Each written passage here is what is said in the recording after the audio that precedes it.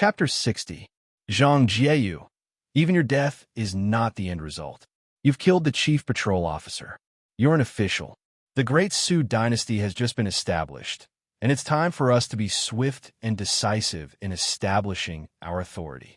No matter how many connections you have, as long as I kill you and bring your head to the authorities, not only will you die, your influence in the county will be uprooted, and even your family will not be able to escape. Hearing Pei Ziyun's words, Zhang Jieyu's face fell. He then thought to himself, "Not good. I've fallen into his trap." In the early stages of Dao arts, the heart was the most important. Now that he had lost his will to fight, the backlash came at him. Pei Ziyun leapt forward, and his sword flashed. In the face of death, Zhang Jieyu rose up, and his blade flashed. He did not retreat, but instead charged forward. "If you want me to die, you die too." In that instant, sparks flew everywhere. The speed of the two of them was blinding. Within a breath's time, the two of them separated. Zhang Jieyu's left rib cage trembled, as if he had been struck by lightning. "No, you can't kill me. I am an inner disciple of Holy Jail Sect. If you kill me, I will be avenged. Save me, I can still be saved." Before he could finish his sentence, the sword flashed and pierced through his heart. Zhang Jieyu spat out a mouthful of fresh blood, as if he wanted to say something. However, he could not finish his sentence and died. Pei Ziyun looked at the corpse and laughed. He then turned around and left. Snail Village. When Pei Ziyun returned to the village, the bandits had already escaped. Those who did not manage to escape were all killed. Corpses were strewn all over the village, and the blood on the ground had already solidified. The stench of blood permeated the air. Archers could be seen inspecting the corpses. Every time they saw a corpse, they would stab it with their sword. Seeing that it was motionless, they would then cut off the heads and pile them together. These were all bandits, and killing them was a meritorious deed. Even these few archers had heavy hearts. The chief patrol officer had died, and half of his brothers had died as well. These were archers who had retired from the army. The villagers were even worse off. After the battle, many of the villagers woke up from their excitement and collapsed onto the ground, their minds blank. Some of the villagers saw that the archers were cutting off their heads, so they ran away. Killing people was one thing, but cutting off people's heads was another. Some of the more cowardly ones couldn't take it anymore, and hid in a corner and vomited. It was as if they were about to vomit out their bile, and their mouths were filled with bitterness. Pei Ziyun looked over and saw that not only were there bandits, but there were also the corpses of the villagers. Some were villagers who could not escape in time. The village chief looked on blankly, as the muscles on his face twitched uncontrollably. It was hard to tell what he was thinking. One of the villagers was severely injured and was on the verge of death. When he saw Pei Ziyun approaching, tears rolled down his cheeks. "Master top scorer, I still have an old mother, wife, and children at home." Pei Ziyun's heart ached as he spoke in a low voice. "Don't worry. As long as I, Pei Ziyun, am here, I will not let them suffer from hunger or cold." When a man heard this, he immediately breathed his last. Before he died, his eyes were filled with the desire to live. Pei Ziyun sighed. A villager was helping Chao Sen bandage his wounds. Chao Sen had been injured in the ambush earlier, but thankfully his injuries were not serious. Seeing Pei Ziyun enter, Chao Sen walked up to him and whispered, "Master Pei, the bandits who escaped were all killed. The two thieves have been killed. Send someone to drag their corpses in, but don't cut off the heads of these two." Pei Ziyun then remembered that Zhang Jieyu's corpse would be of great use, especially the head of the bandits. "Don't chop off his head as well. We'll need to verify his identity in the future." "Zhang Dashan," Chao Sen shouted. He had been there a moment ago, but now he was gone. "Here!" Zhang Dashan came over with a gourd and wiped his mouth. It turned out that he had gone to get some wine. He had just killed a thief, and his hands were still trembling. However, Zhang Dashan was much braver than the average villager. He did not vomit, but he was flustered, so he went to get some wine to calm himself. "Good lad, you have guts. If it was in the past, you would be soldier material. There are two corpses outside. Bring some men and drag them in." Chao San made the arrangements. When he saw Zhang Dashan turn to leave, he shouted, "Leave the wine for me. I want to drink a few mouthfuls as well. It will help with the pain." As he said this, he snatched the wine from Zhang Dashan's hands. Zhang Dashan did not have time to react. Chao Xin kicked him and said, "What are you waiting for?" Only then did Zhang Dashan react. He ordered 2 villagers to drag Zhang Jiayu's body out of the village. Chao Xin drank 2 mouthfuls of wine and felt the pain on his back lessen. He then approached Pei Ziyun and whispered, "Master Pei, so many people have died tonight. What should we do?" I just took a look. The bandits are not ordinary. One of them is a group of monks from Silver Dragon Temple, and the other is a bandit from the prefecture. I saw one of them when I went to burn incense. I've heard that these people have connections with the prefecture and the prefecture. If we kill them, I'm afraid there will be people seeking revenge in the future. After examining the faces of these bandits, Chao San realized that they had connections behind them. If they were to kill them now, there would be trouble in the future. Pei Ziyun could not see his expression clearly under the light of the fire. He did not reply to Chao San, but walked up to him and whispered, "Chao San, these people are here to kill you. How can you not kill them? Forget it. Let's not talk about this. Let me ask you, if the chief patrol officer is dead, are you responsible? Do you wish to be pardoned and even be promoted to the position of deputy chief patrol officer?" Chao San froze and looked around. He then lowered his voice and asked, "What should I do?" Chao San had retired from the battlefield and had a murderous nature. "This matter is not too serious. If the bandits attack a village, we will report it to the authorities. These people will be rewarded with money. Who knows, they might even punish you for failing to protect the chief patrol officer and send you to jail." Pei Ziyan whispered into his ear. Chao San heard this and hesitated. The smell of blood filled his nostrils. He touched his back and clapped his hands. "Master top scorer, I'll do it." After the bandits were killed, the villagers reported the news. Many people came out to look for their family members. 2 men found the old hunter from afar and carried him over. He was not injured much and only had a broken leg. Pei Ziyin recognized one of the women. She had just gotten married, and her husband had joined the village.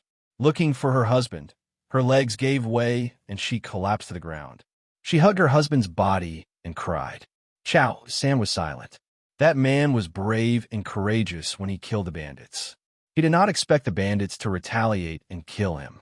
These villagers came out to look for their family members. As they searched, the entire village was filled with cries.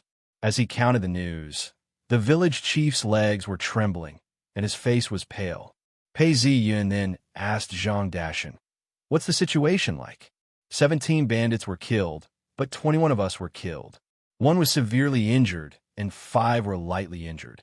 We managed to find over 20 swords, spears, bows, and arrows. We also found over 10 taels of silver on the corpses. Zhang Dashan said in a sorrowful tone, "Half of the dead were women and children. They were killed the moment they bumped into them. These black-robed men were skilled in martial arts and were bandits. Their attacks were ruthless. Once the villagers were hit by them, they would not sustain any injuries. Most of them died." Pei Ziyin was silent for some time before he walked up to the village chief. "Village chief, arrange for someone to buy some good coffins. I will pay for this." The village chief was taken aback. "You can't do that. The villagers died protecting the village, and the village will compensate for it. How can we ask the old master to pay for it? So many people have died today, and I feel bad about it. I still have something for you to do. These bandits have a mastermind behind them, and if we don't get rid of them, the problem will not be solved." Pei Ziyun said coldly. The village chief looked at the basket on the ground and saw that it was filled with human heads. He then agreed. All the men in the village were gathered by the village chief. "It's almost daybreak. Go to the various villages and buy some coffins. Those who have coffins, borrow it first and pay for it later. I believe the villagers will give me face." What many people didn't understand was that in ancient times, coffins and tombs weren't considered taboo. Most rich old people would prepare their own coffins while they were still alive. As for emperors, they would build their own tombs the moment they ascended the throne. According to historical records, In the 14th year of the Ming Dynasty, 1381 AD, Zhu Yuanzhang ordered for a tomb to be built for himself. In the 3rd year of his reign, the emperor of the Sui dynasty ordered for a tomb to be built. Hence, the 20 coffins could be easily obtained by ransacking the surrounding villages. A villager hesitated. Village chief, who would sell coffins now? Everyone is already asleep. Why don't we sell them tomorrow morning? Before he could finish his sentence, the village chief looked at him. This man was a gangster in the village. He loved to steal chickens and dogs, and was a lazy person. "Ha!" The village chief slapped him across the face, catching him off guard. He had used a lot of force and almost fell to the ground. This man wasn't happy. The village chief looked at him coldly. When the bandits came, this man ran away. Now he wanted to be a burden. How could there be such a stupid person? Capture him and beat him up, as long as he doesn't die. The village chief shouted angrily. One of the villagers pounced on him and held him down. He then tied him up with a rope. He laughed. "Zhang Ping, you still dare to be stupid at this point. You're asking for death." The villagers had just killed the bandits and were filled with killing intent. They glared at the man, and he didn't dare to speak anymore. The villagers didn't dare to argue and took the money and left. A coffin was worth 5 taels of silver. Since 21 people had died, that would be 100 taels of silver. He then turned to the village chief and said, "So many people have died. We can't leave them in the village. Let's bring them to the Earth Temple." The village chief and the families of the deceased discussed and agreed. Bring them to the temple. With the gods around, there won't be any trouble. Earth Temple within the village, there was an Earth Temple. There was a shrine, and it looked very old. The village chief walked up to it and lit some incense. He then kowtowed a few times and cried, "Lord Earth, today my snail village has suffered a great calamity. We shall leave the villagers here temporarily. When the calamity is over, we shall kill the pigs as a sacrifice." After burning the incense, the village chief then arranged for the corpses to be carried into the temple. He placed them down and covered them with a white cloth. He then arranged for people to keep watch. Some of the family members of the deceased entered the temple and cried. The village chief couldn't stop them and could only let them be. Seeing that everything was done, the chief patrol officer's horse was still in the village chief's backyard. Pei Zi-yun entered the yard and mounted the horse. He pulled on the reins and drank a mouthful of wine. He then smashed the bowl on the ground and shouted, "Jia!" The sound of the horse galloping could be heard as it galloped out of the village, disappearing into the night. Chapter 61. The bright moonlight shone down from the sky, bringing with it a hint of red. Pei Zi-yun could still smell the scent of blood on his body. From time to time, he would urge his horse to run as fast as he could towards the county town. At a fork in the road, he could reach Peach Blossom Origin's monastery. Looking at it from afar, Yi Suer's face appeared in his mind. He did not wish for Peach Blossom Origin's monastery to do such a thing, but now was not the time to be calculative. He rode his horse towards the city. In the city, Tang Zhen had just been thrown out of a brothel. An ox cart was waiting for him by the side of the road. Seeing his young master rushing out in a drunken state, the boy's servant felt his heart ache. Ever since his young master had participated in a scholarly meeting, he had gotten into such a state. His old master did not care, but his old master's heart ached. From time to time, he would try to persuade his young master. The ox cart rumbled along the streets of the city. The ox cart stopped at the entrance and climbed up the steps. The boy's servant alighted and knocked on the door. A voice came from inside. "Who is it?" "Young master is back. Open the door." The boy's servant shouted. "Young master? Which young master?" The gatekeeper stuck his head out. "Of course, it's young master Tang Zhen. Young master is at the door. Open the door." The boy's servant shouted. "Old master said that it's Tang Zhen who did such a shameful thing and was stripped of his scholarly title. How dare he come back?" He crawled in through the hole. The gatekeeper frowned as he spoke. He then yawned and went back to sleep. He did not care about the boy's servant knocking on the door. "Brother Hu, please go through the back door. I will ask Granny who to open the door." The boy's servant spoke to the ox cart driver as the ox cart arrived at the back door. The boy servant opened the curtains and shouted, "Young master! Young master!" Tang Jun was still asleep in the ox cart. His face was pale, and he looked haggard. In his dreams, he would mumble, "Don't catch me, I was framed." As he mumbled, his eyebrows were furrowed.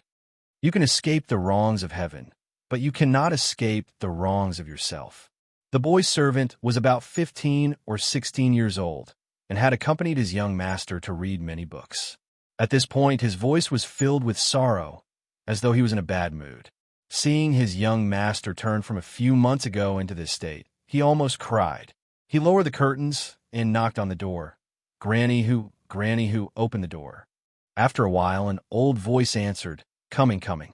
"Who is it?" shouting at the door in the middle of the night. "Granny who, it's me. Young master was drunk, so I called an ox cart to bring him back." "Granny who, please open the door." "Young master, you're back. I'm here to open the door. Please wait a moment." After a while, an old woman in her 50s opened the door. With the help of the moonlight, one could see clearly that there was an ox cart and a servant waiting at the back door. This servant was the little servant beside Tang Jun.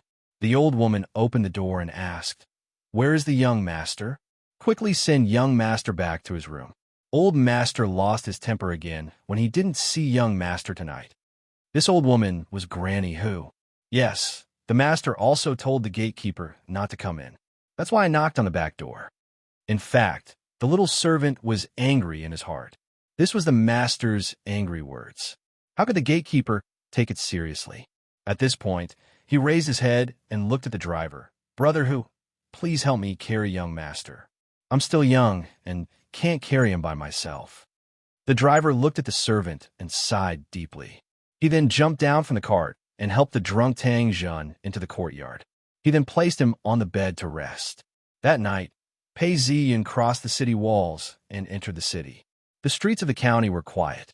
The lights in the houses had already been extinguished. Some houses were still lit, but the lights were dim. On the streets and alleys, the night watchman carried a small lantern and struck a gong. Everything was quiet. Occasionally, there would be a constable patrolling the streets with a cup of tea. Pei Ziyun walked stealthily along the narrow alleys. Dogs were startled and barked, but he didn't care. As long as the dogs didn't stop, no one would go out to check on them. They all thought it was the night watchman. This was Tang Jun's house.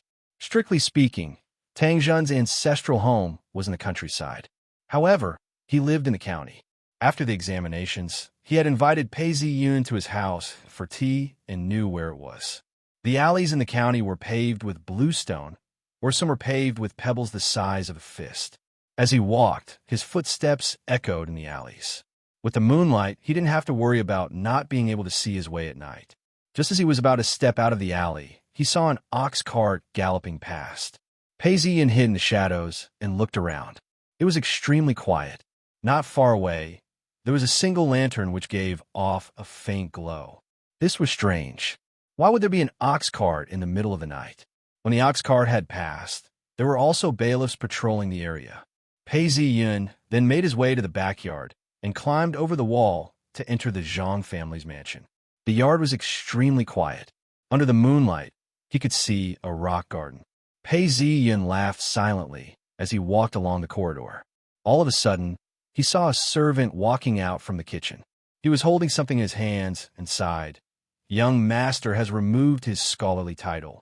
These days, he's been so dispirited. Even the old master doesn't want to see him anymore.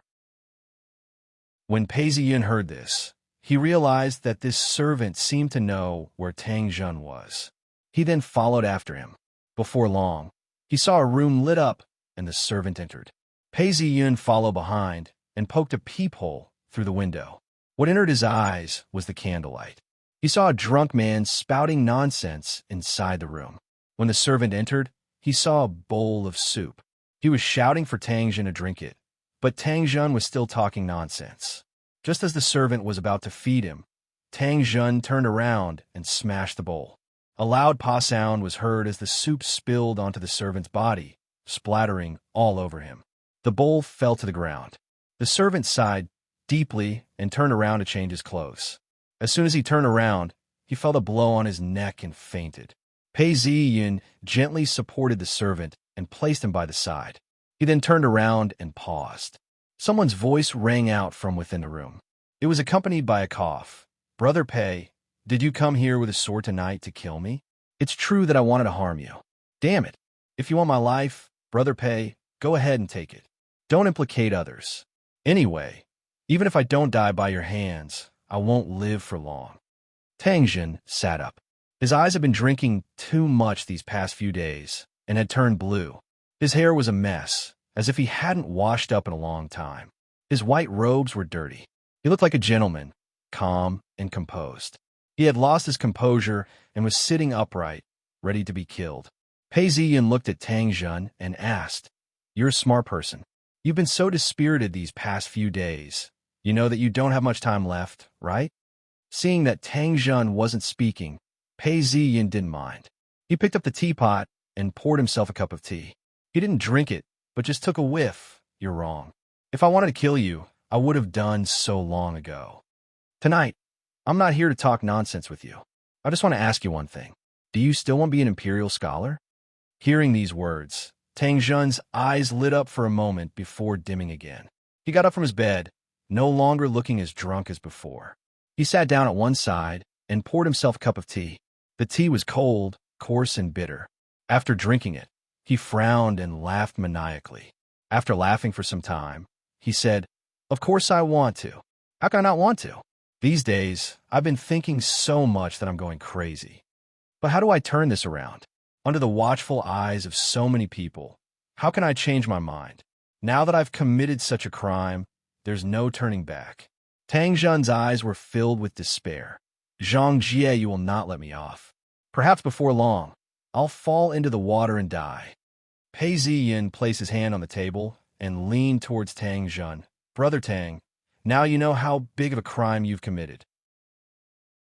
If I had fallen for it, I would be in a worse state than you are now. Your Tang family is after all an aristocrat. At most, you'll fall into the water and die. Your Tang family is fine. You still have your younger brother. But if something were to happen to me, what would happen to my Pei family? What would happen to my mother?" Tang Jun was silent for some time before he raised his head. His eyes were bright and clear. "Brother Pei, has something big happened?" "You're right. Tonight, Zhang Jie, you brought the monks from Silver Dragon Temple and the men from the Luo gang to kill me. I've killed them all." Pei Ziyun said coldly, "Now that Holy Jail Sect has no leader in Dong'an Prefecture, I have a plan. It might not be able to help you regain your status, but it might be able to help you regain your qualifications for the imperial examinations. Do you want to do it?" Tang Jun looked at Pei Ziyun. Pei Ziyun's clothes were covered in dust, and there were traces of blood on his body. The stench of blood permeated the air. Tang Jun hesitated for some time before standing up and pacing around. He then made up his mind and gritted his teeth. "I'll do it. Brother Pei, just tell me what to do." Pei Ziyin leaned close to Tang Jun's ear and whispered into it. Tang Jun nodded his head from time to time, and his eyes were filled with vigor. County City early in the morning, little birds chirped and jumped on the branches of trees for time to time. An old man was sprinkling water on the street to sweep the road. At the entrance of the county town, 2 soldiers were standing lazily at the city gate, yawning. A few pedestrians were passing by in front of them. All of a sudden, one of the soldiers was jolted awake and asked, "Did you hear some funeral music?" "Nonsense. If someone were to pass through the city gates, they would definitely inform us beforehand. Otherwise, it would be too unlucky. Aren't they afraid that we would cause trouble for them?" Another soldier said impatiently. The next moment, his mouth fell open as he stared at the road. On the road, a group of people could be seen. At this point, they were beating drums and playing funeral songs. They were waving white flags as they got closer and closer.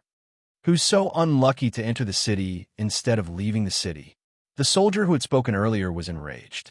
He raised his spear and looked over. When he saw what was happening, his teeth started chattering. There were about 80 to 90 people carrying a coffin. In front of them, there were about 10 women dressed in mourning attire. As they walked, they were crying and throwing paper money around. Seeing this scene, a brave passerby stepped forward. "Who are you people? How dare you trespass into the city like this?" Aren't you afraid that the magistrate will punish you? A quick-witted bailiff had just walked out of the door when he saw the group of people. He saw Chao San and a few other soldiers dressed in mourning attire. They were carrying 2 baskets. Behind them, a few people were carrying a coffin. Several men in black were tied to the coffin. The bailiff was shocked. Just as he was about to stop them, Chao San shouted, "Get lost.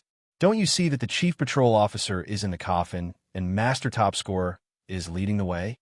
The bailiff recognized Chao San, but didn't recognize the top scorer. As soon as he heard Chao San's words, he looked up and realized that there was a group of people leading the way. He was dressed in the robes of a high scholar. His heart skipped a beat. Something big had happened, and he didn't dare to stop them. He turned around and ran back into the city to report the situation. Chapter 62.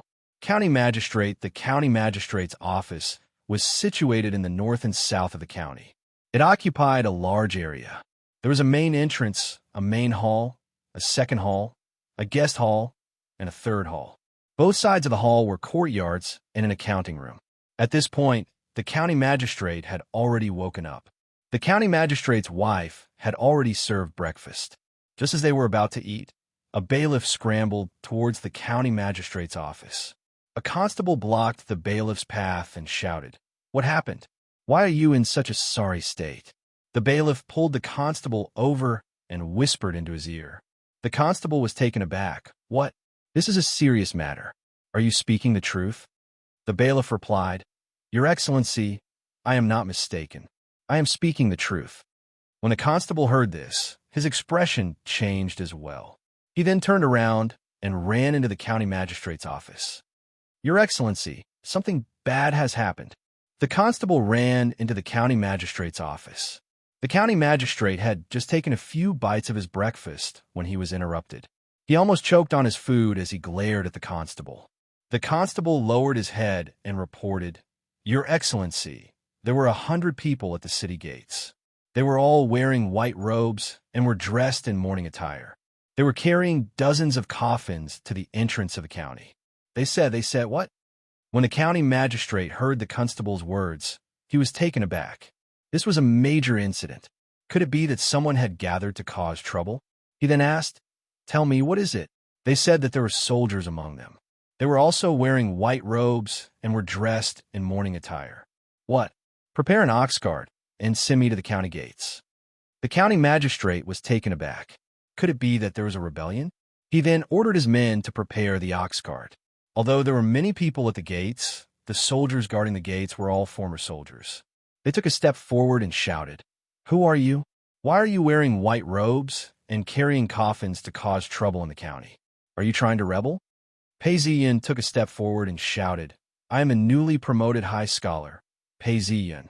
Last night my village was attacked by bandits, and dozens of people died. I am here to complain, and you dare to stop me? Master Top Scorer?" The soldiers trembled, and their expressions changed as they looked at Pei Ziyan. Pei Ziyan's face was ashen, and he was dressed in the robes of a high scholar. At this point, Chao San took a step forward and shouted angrily, "Li Si, are you blind? You can't even recognize Master Top Scorer. Furthermore, the chief patrol officer is dead. Let me tell you, something big has happened today. Get out of the way. If not, you won't be able to bear the consequences." Pei Ziyan led the villagers and took a step forward. The soldiers retreated, not daring to block their way. This group of people went straight into the county, playing mournful music along the way. The streets were still quite lively, but as soon as the mourning procession entered the city, there was a moment of silence. Only the mournful music and the crying of women and children could be heard. Many people came to watch, and the children were also squeezed in, waiting for the adults to scold them. The county magistrate's ox cart had just been prepared, but it didn't take long before it stopped. A bailiff shouted, "Constable Wong, where are you going? Don't go, the roads are blocked." Master Top Scorer is leading a group of people carrying a coffin, saying that they want to lodge a complaint. We have to hurry and report this to the county magistrate. Things are getting serious. The constable's face fell, and was about to speak when the county magistrate opened the curtains and asked, "Tell me in detail, what's the situation now?" The county magistrate heard the bailiff's report and only spoke a few words before his face fell. He then ordered the constable, "Go back and make preparations." Before long, they arrived at the county magistrate's office. Pei Ziyin saw that the county magistrate's office was facing south and had a huge signboard with golden words written on it. The first half of the building had a drum, which was meant for the commoners to beat and complain about their grievances. Pei Ziyin walked up and started beating the drum, pung pung pung. The sound of the drum shook the heavens. One of the bailiffs had just started his morning shift and didn't know what was going on. He stuck his head out and asked, "Who's beating the drum? What's the matter?" The bailiff swept his gaze across the area and saw that the coffins had blocked the entire street. The morning procession had crowded the entrance of the county magistrate's office, and he sucked in a deep breath. "Open the court." At this point, 2 rows of bailiffs had arrived and entered the county magistrate's office in a single file and started beating the ground with their batons. The county magistrate was seated high above, and a signboard was hung high above him. Pei Ziyin led the village chief and Chao San into the main hall. The moment the village chief entered the hall, he fell to his knees and cried, "Your Excellency, please help me redress my grievances. Last night, an elementary scholar Zhang Jie led a group of bandits into the village and killed 23 villagers. Luckily, the chief patrol officer was in Snail Village at that time and led the soldiers to kill the bandits. Unfortunately, the bandits were cruel, and even the chief patrol officer died in battle. However, the bandits didn't have it easy either. Chao San and several other villagers chased after the bandits and finally managed to kill them all. Chao San, who was standing by the side, also knelt down and shouted, "County Magistrate, this lowly official is a military official from the patrol department. I followed the chief patrol officer to patrol the village and didn't want to be attacked by the bandits. This Zhang Jieyu is most likely a sorcerer. Not only is his martial art strong, but he also uses sorcery. The chief patrol officer must have been affected by his sorcery and was killed by the bandits. Amongst the attackers were the bandits from the Water Division and the monks from Silver Dragon Temple. This lowly official managed to capture a few of the bandits alive." As he spoke, Chao San waved his hand, and 4 archers brought up 4 men in black. These men in black were all injured and were forced to kneel in the hall. They tore off their scarves and masks, revealing a monk with several scars on his face. The other 3 looked like ferocious bandits. The county magistrate's legs turned to jelly. He had heard of the Silver Dragon Temple and the Water Division. They were extremely powerful and had connections with many high-ranking officials and nobles. If this case were to be reported, it would be a big one. He then heard the beating of the drum for redress of grievances. As the bailiff brought the complaint in, a man with disheveled hair and a few elementary scholars followed behind him. The man rushed forward and cried, "Your Excellency, save me. Your Excellency, save me." The county magistrate saw the disheveled-haired man barging in and slammed the gavel on the floor. Silence. The scholar raised his head and saw Tang Zhun crying, "Your Excellency, I have been wrongly accused. I am Tang Zhun, who has been stripped of his elementary scholar title. However, I am not being ridiculous. I have an inside story. In the past, there were a few elementary scholars who were framed by this man. They fell for Zhang Jieyu's evil plot. If they don't obey, they will die." Behind Tang Zhun, a few elementary scholars rushed forward, crying out loud. Just as the few elementary scholars were crying, a few old women came in. The women were beating the drum, and as soon as they came in, they cried, "Your Excellency, we are here to seek justice." The county magistrate then asked, "Why aren't you women at home? Who are you here to sue?" "County magistrate, I am the mother of elementary scholar Zhang Quan. A year ago, Zhang Quan drowned in the river. Before he died, he left behind a letter saying that he was being coerced. If something happened to him, someone must have caused his death.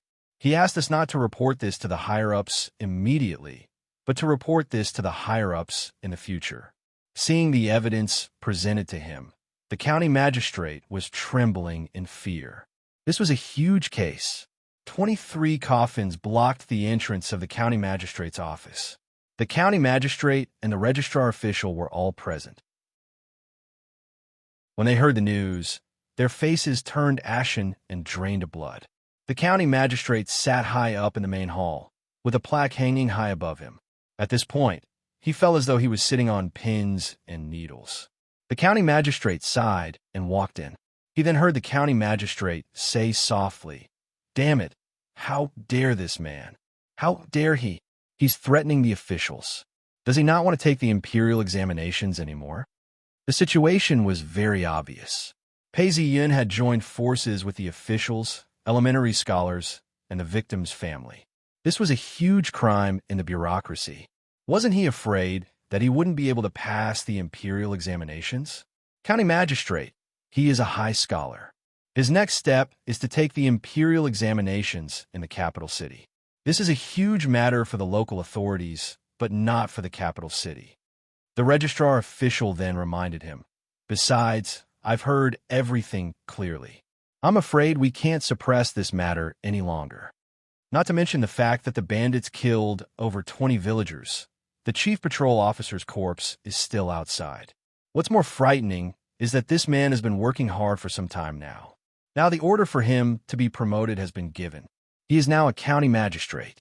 He has been promoted from a 9th rank official to a 9th rank official. This is the rank of an official. The dynasty has just begun, and yet he was killed by bandits. This matter cannot be suppressed." The county magistrate trembled as he followed the registrar official and whispered, "But now that something like this has happened, all of our examinations are over. Not to mention demotion, it will be difficult for us to retain our positions. My dear county magistrate, it's no longer a question of whether or not we can retain our positions. It's a question of whether or not we can keep our positions." The registrar official rolled his eyes and came up with a plan. He then lowered his voice and said, "County magistrate, the only thing we can do now is to investigate this case.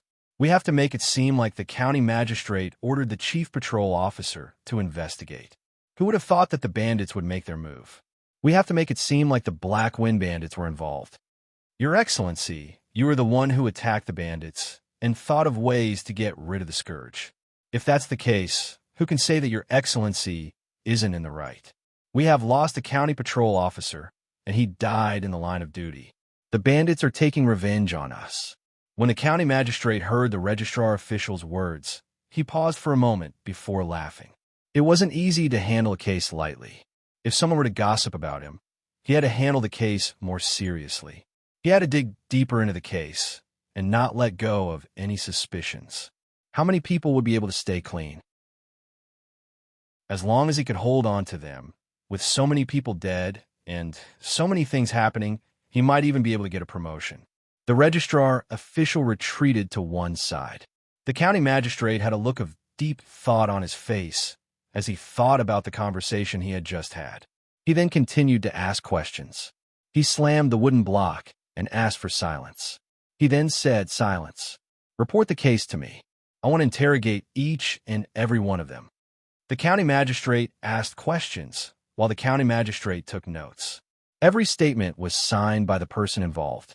Tang Jun looked at the statements, and his face turned ashen. He thought about the sufferings he had suffered over the past few days and pressed his hand down on the paper. The officials, soldiers, women, and children all signed their names as well. The bailiffs then handed over their statements to the magistrate. The magistrate looked at the statement and said, "I have already heard of this case. Everyone go back. I have long heard of this thief and ordered the chief patrol officer to investigate in secret. Who would have thought that this thief would attack Snail Village in the middle of the night and kill the chief patrol officer and the villagers?" The county magistrate stood up and said with a strong sense of righteousness. After everyone had left, the county magistrate turned to Pei Ziyun and said, "This time, I have implicated High Scholar Pei. I didn't expect this demonic man to be so savage. We had just started investigating, and this demonic man took advantage of the chief patrol officer's absence to kill him. I will definitely report this to the imperial court and punish him accordingly. For those who do not obey the imperial court, the the law states, demonic men are the same. Pei Ziyin couldn't help but feel suspicious. Why did the county magistrate say this? But since it was beneficial to him, he cupped his hands and thanked the county magistrate profusely. The county magistrate then entered the inner courtyard and called the county magistrate to discuss the matter with the county magistrate. When he entered the inner courtyard, he said, "County Magistrate Lee, although we have fought against each other before, this matter concerns our positions. What do you suggest we do?" The registrar official and the county magistrate stared at each other. County Magistrate Lee sat down and seemed to be deep in thought. After some time, he raised his head, and his eyes were filled with killing intent. He then said, "This matter must be confirmed. After this, we could discuss it again." Chapter 63. Prefecture City Yueqiu Shan's High Scholar Yu's house was decorated very simply.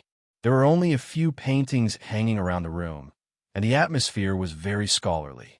At the side of the room, there was a teapot brewing tea. After pouring away the first 2 batches of tea, the 3rd batch of tea was brewed. Just then, a man came knocking on the door. "Master, something bad has happened." Yu Qiushan was somewhat displeased and scolded. "What is it? Tell me in detail. Don't panic.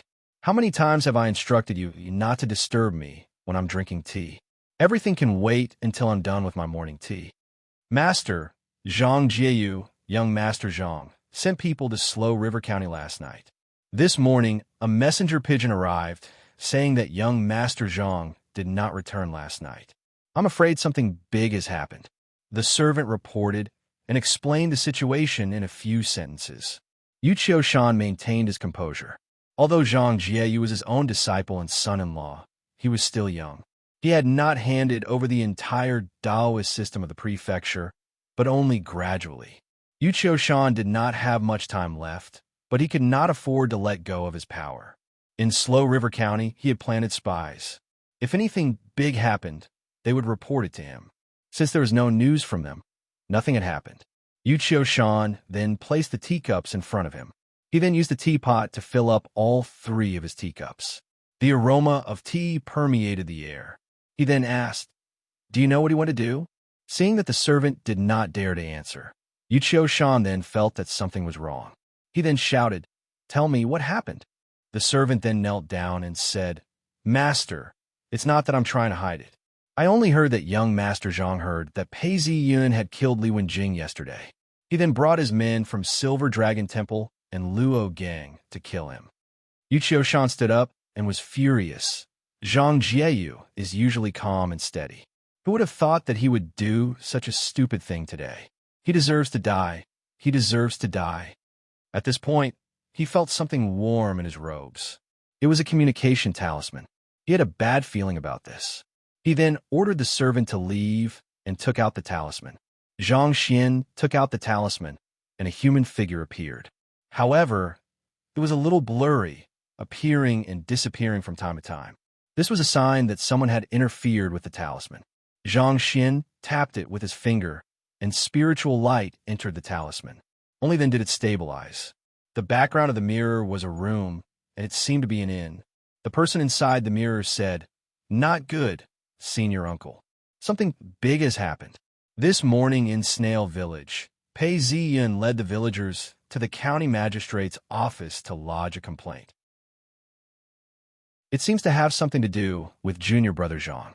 They said that junior brother Zhang plotted to murder an elementary scholar and was a demonic person. He has already been killed. I was quite a distance away and couldn't hear clearly. As soon as the Taoist finished speaking, he pointed at the mirror and an image appeared on it. In front of the Slow River County Yamen, there was a huge crowd of people. They were all wearing white headscarves and were dressed in mourning attire. They were gathered in front of the county yamen, and there were many coffins placed around. Yu Qiushan was a high scholar of the previous dynasty, and he found it hard to breathe. The disciple who had taken over his position in Dong and Prefecture had died, just like that. He was enraged. There was a purple teapot on the table, and it was High Scholar Yu's favorite. High Scholar Yu picked up the teapot and smashed it on the table. There was the sound of a pigeon flapping its wings as it landed on the window. The Taoist grabbed the pigeon from the window and removed the letter from the pigeon's leg. He took a look and couldn't help but cry out, "Senior uncle, it's a disaster as big as the heavens.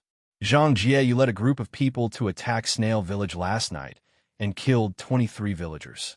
He even killed the patrol officer. In the end, he was killed instead. Now that the corpses and heads are all here and the plot against the elementary scholar has been exposed, the victims have all gathered. This is a disaster. This pigeon was sent out by a spy that Holy Jail sect had planted within the county yamen.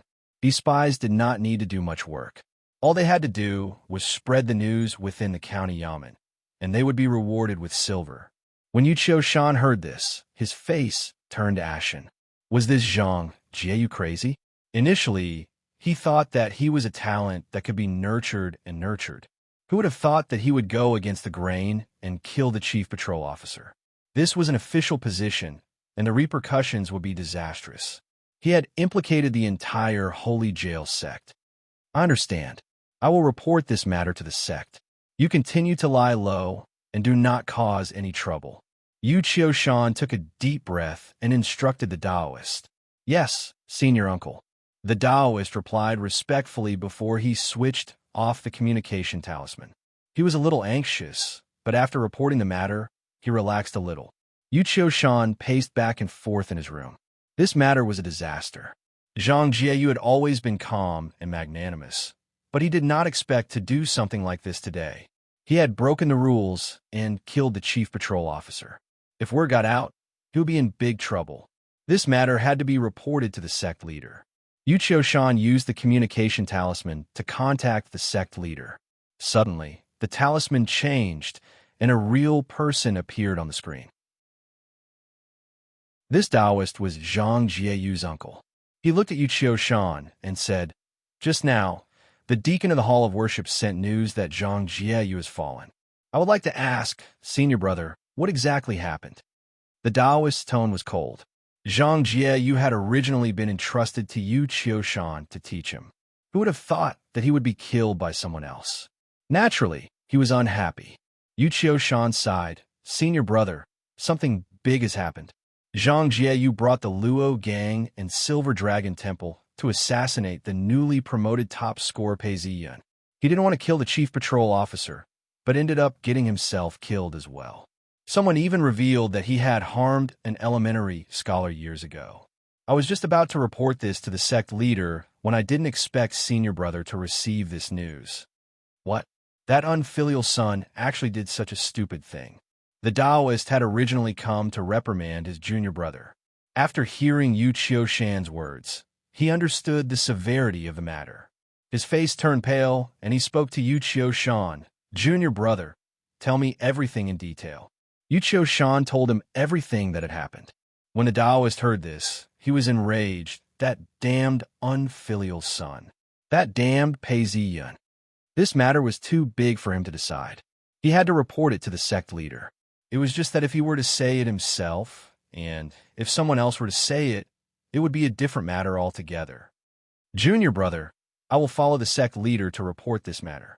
In a while, I will send a message to the sect." As soon as he finished speaking, he hurriedly switched off the communication talisman and went to look for the sect leader. Yu Qiushan could not help but sigh. Years ago, if he had been diligent in his Tao arts and broken through the gates of heaven, he would have become a core disciple. Perhaps today, he would still be cultivating in the mountains and would not be plotting against the sect leader. Now that he was old and dying, his senior brother was still a middle-aged man in his 40s. However, when he thought about it again, he realized that the inner sect was poor. Although there was a difference between the outer sect and the inner sect, the power of the outer sect was much greater than that of the inner sect.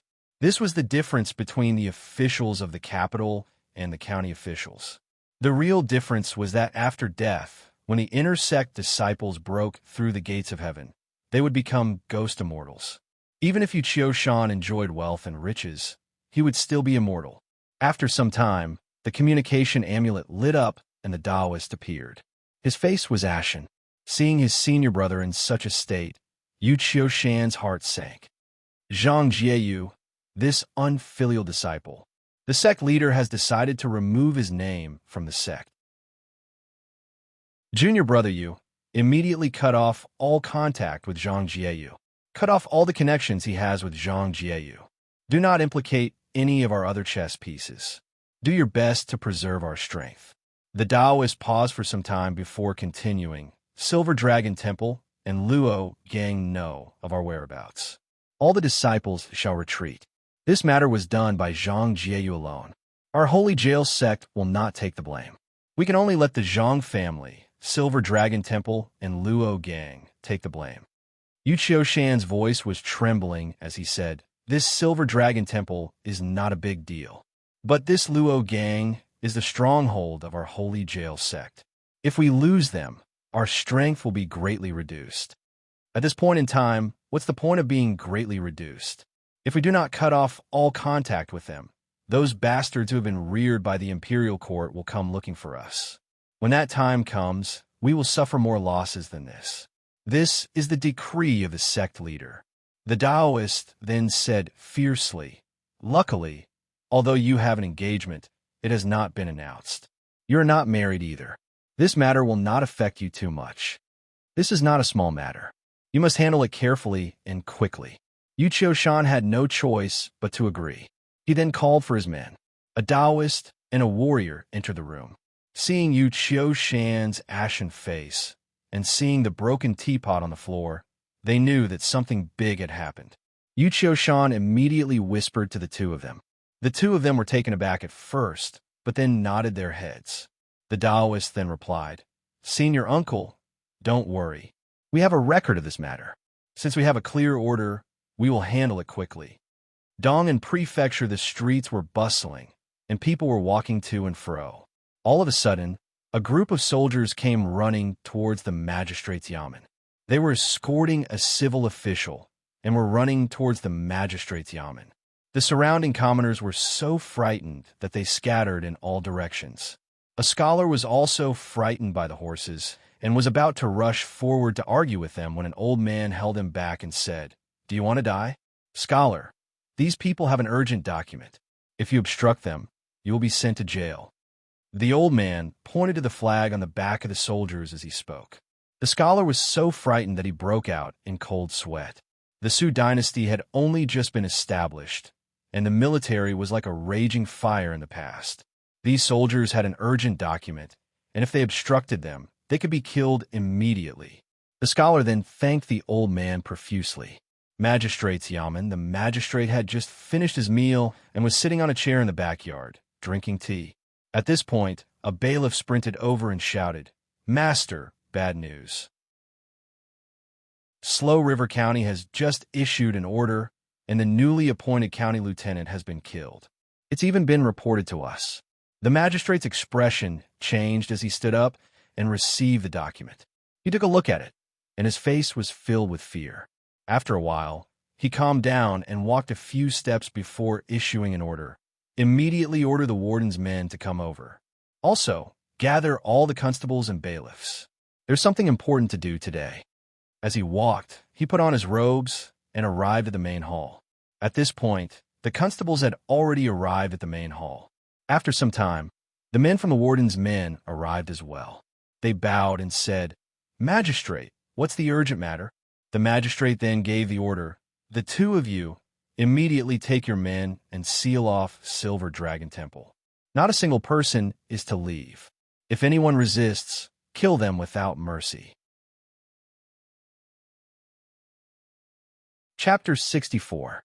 Silver Dragon Temple. It was in the afternoon, and a few worshippers were walking up the mountain with umbrellas, as if nothing had happened. In one of the rooms, a few monks had an urgent look on their faces. They were half kneeling on the floor in a flurry, using a fire starter to burn the documents. Because they were too close, they did not dare to wipe off their sweat. With pale faces, they hurriedly said, "Quick, quick, burn all these account books." These were the accounts recorded by the monk, the amount of money that was exchanged. At this point, a junior disciple walked in with a pigeon. "Senior brother, it's bad. There are soldiers at the foot of the mountain. Let's go. If not, we won't be able to leave." This was a messenger pigeon sent by a spy at the foot of the mountain. The leader of the group stood up and said, "Fellow brothers, this is too slow. I shall fetch some oil and burn it. This evidence must not be left behind. Once we burn the room, even if the officials know something is wrong, they will be helpless. Senior brother, what about the others? Should we bring them along?" One of the monks asked. "We shall burn the room and leave. We shall not bring anyone along. Although we are from the outer sect, we are disciples after all. Hence, we have to take care of them. The rest of them are just outsiders and do not know what's going on. If they are arrested, even if they are all beheaded, the case will be closed. If we bring them along, let's not talk about whether we can escape. Even if we manage to escape, we would still be wanted by the imperial court. That would only make things worse. If not, why would I kill them? If they don't die, how can they be our substitutes?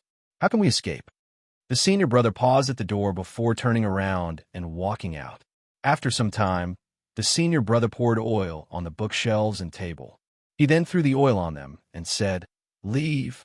He threw the torch onto the bookshelves, and the oil started to burn. The few of them then took off their monk robes and left through the back door. Not long after they left, they heard cries for help from within Silver Dragon Temple. "Quick, put out the fire. Senior brother's room is on fire. Put out the fire." In less than 15 minutes, the soldiers came up from the foot of the mountain and surrounded the temple. A monk came out and shouted, "Who are you people?" Before the monk could finish speaking, an arrow pierced through his throat. With a pu sound, he fell to the ground. The commander of the warden's office shouted, "Soldiers, arrest the thief. Whoever dares to resist, kill without mercy." The worshippers who had just come out of the door trembled in fear. They prostrated themselves on the ground, not daring to make a sound. The officers and constables swarmed in. There were a few monks in the temple who took out their sabers to resist, only to see the sabers chopping down on them. Some of the martial artists struggled for only a moment before they were shot dead by the arrows. The rest knelt on the ground. The commander of the warden's office and the constable looked at each other and laughed. "Search. These monks must have hidden a large amount of gold and silver. Find them all. These are all stolen goods." These soldiers and bailiffs tied up the monks one by one. The rest of them then swarmed in and started searching for money. One bailiff was overjoyed and ran out shouting, "Commander, constable, I've discovered a secret passage." The bailiff led the commander and the constable into the main hall. The bailiff slapped the wall and a secret passage opened up. Several monks and women could be seen trembling inside. When the commander saw the few naked monks and women captured, he couldn't help but laugh contemptuously. A den of thieves. He then looked at the naked women. One of them looked familiar and was using her hands to cover her face. The commander's face changed as he grabbed the woman and pulled her hands away. His face turned red. This woman was his concubine. Recently, she had said that she was devoted to Buddhism. She had come to the temple many times. The commander was enraged as he drew his saber and shouted, "How dare you?" The saber pierced through the woman's heart, and fresh blood splattered everywhere. The surrounding women screamed in fear. The commander then kicked the corpse aside and said, "Kill all these thieves. Don't leave a single one alive." Luo Gang headquarters, as far as the eye could see, there was a courtyard in the middle of a forest of pine trees. The courtyard had an intimidating air about it, as it overlooked the waterway. The courtyard took up a large area. At this point, in one of the rooms, a Taoist was burning a pile of accounts. These were all related to Holy Jail sect and had to be settled. The Taoist priests, 2 serving girls, were burning the accounts as well. Their faces were filled with fear as they didn't know why the Taoist priest was doing this. Their hearts were filled with suspicion, but they didn't dare to go against the Taoist priest's authority. After burning the accounts, the Taoist priest's face relaxed. He then turned to the 2 serving girls and said, "I have some matters to attend to. Wait here, I'll be back soon." When the Taoist priest left, the 2 serving girls looked at each other. One of them then said, "Something's not right. He's burning the accounts. He must be trying to escape. Let's hurry and inform the vice sect leader." The serving girl was about to rush out of the room, but before she could open the door, a hand reached in and twisted her neck. Her entire head spun around as she fell to the ground. Seeing that her companion had died, the other serving girl begged for mercy. Taoist leader, I've served you for so long. Please don't kill me. Please don't kill me. The Taoist priest sighed. This Luo gang is finished. Seeing that you've served me for so long, I wanted to give you a chance. But I didn't expect that you would betray me.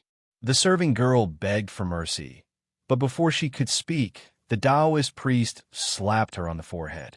She fell to the ground, blood flowing out of her orifices. The Taoist priest dragged the two serving girls onto the bed and covered them with a blanket before leaving. Speaking of the Luo gang, the sect leader was Yang Kuan and the vice sect leader was Su Lu. He was a capable and loyal man. If not, he wouldn't have been able to become the vice sect leader. At this point, he paced up and down the hall, feeling that something was amiss. The sect leader has gone out, and there's still no news of him. The few Taoists in the gang all left in a hurry. What's the reason? Just as he was thinking, he heard a shout from outside, "Kill!" Immediately after, the sounds of killing could be heard. Who was it? Who dared to attack the Luo gang? Su Lu hadn't even left the hall when one of the Taoists ran towards him. He was covered in blood as he shouted, "Vice sect leader, run! The officials are here. They've surrounded us. We brothers are no match for them." What? The officials are here? That's impossible. I've been dealing with the prefecture government for a long time. I've even given them enough silver. Why would they still attack us? Su Lu hesitated as he walked out of the hall. When he looked outside, his face turned pale. He saw a huge group of people charging towards him. It was the soldiers. Just as he thought about it, an arrow pierced through the door and pierced right into his ear. His face turned pale as he turned around to leave. Only newcomers would fight with the soldiers. The first reaction of the veterans would be to leave and investigate later. Thinking up to this point, Su Lu leaped over the wall and left. The headquarters wasn't far from the river. Not far away was the riverbank, where a boat was anchored. As soon as he ran over, he saw a familiar-looking constable smiling at him. He was both happy and surprised.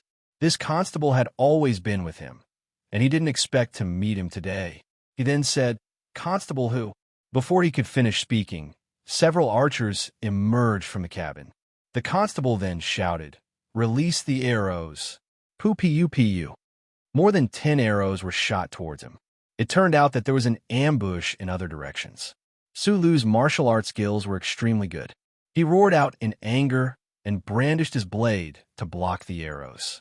However, he wasn't able to block the rest of the arrows. The sound of arrows piercing through his body could be heard. He wasn't dead, yet as he glared at the constable looked at him and said, "You've run out of luck." As he said this, he took out an arrow and shot it at Su Lu. A pu sound was heard as the arrow pierced through Su Lu's head. Su Lu was dead. After killing Su Lu, the constable pulled the boat to the riverbank. The archers disembarked from the boat, and a middle-aged man emerged from the cabin. This middle-aged man was dressed in a green robe and was an elementary scholar. He then spoke to the constable. "We've finally killed him.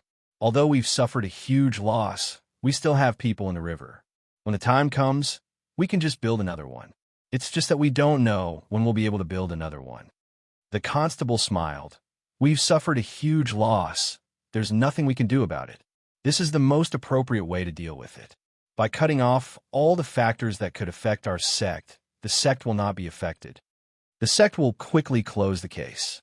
The longer this matter drags on, the more troublesome it will be.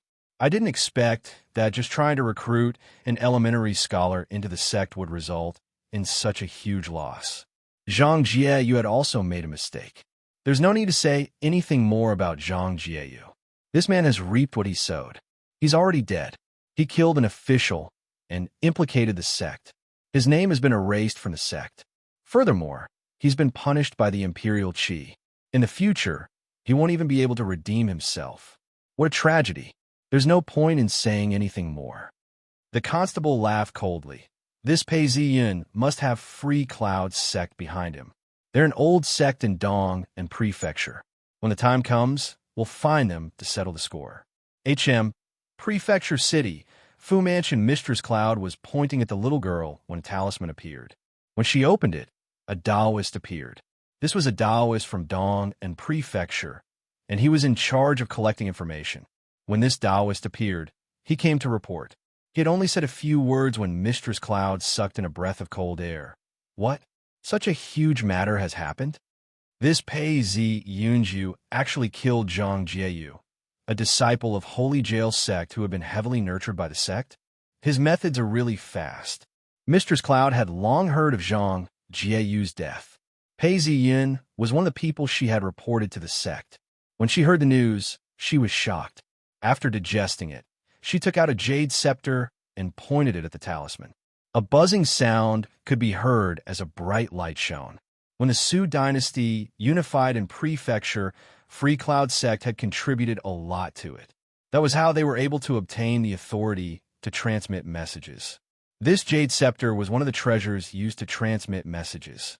Mistress Cloud used her finger to point at the talisman, and before long, a shadow appeared. This person's face was blurry, and behind him was a layer of mist. Mistress Cloud wasn't surprised. She then reported everything to the sect leader and explained everything clearly. When the person heard this, he was taken aback. He then said, "Junior Sister Yun, please wait a moment. I shall report this to the sect leader and await his punishment." Before long, a bright light shone, and a Taoist appeared. He had several wrinkles on his forehead. When Mistress Cloud saw this person, she knelt down. "Sect leader, why have you come personally?" "Mistress Cloud, I've checked on this disciple. He has a connection with our sect. Your senior brother, Zhao, has already mentioned this to me.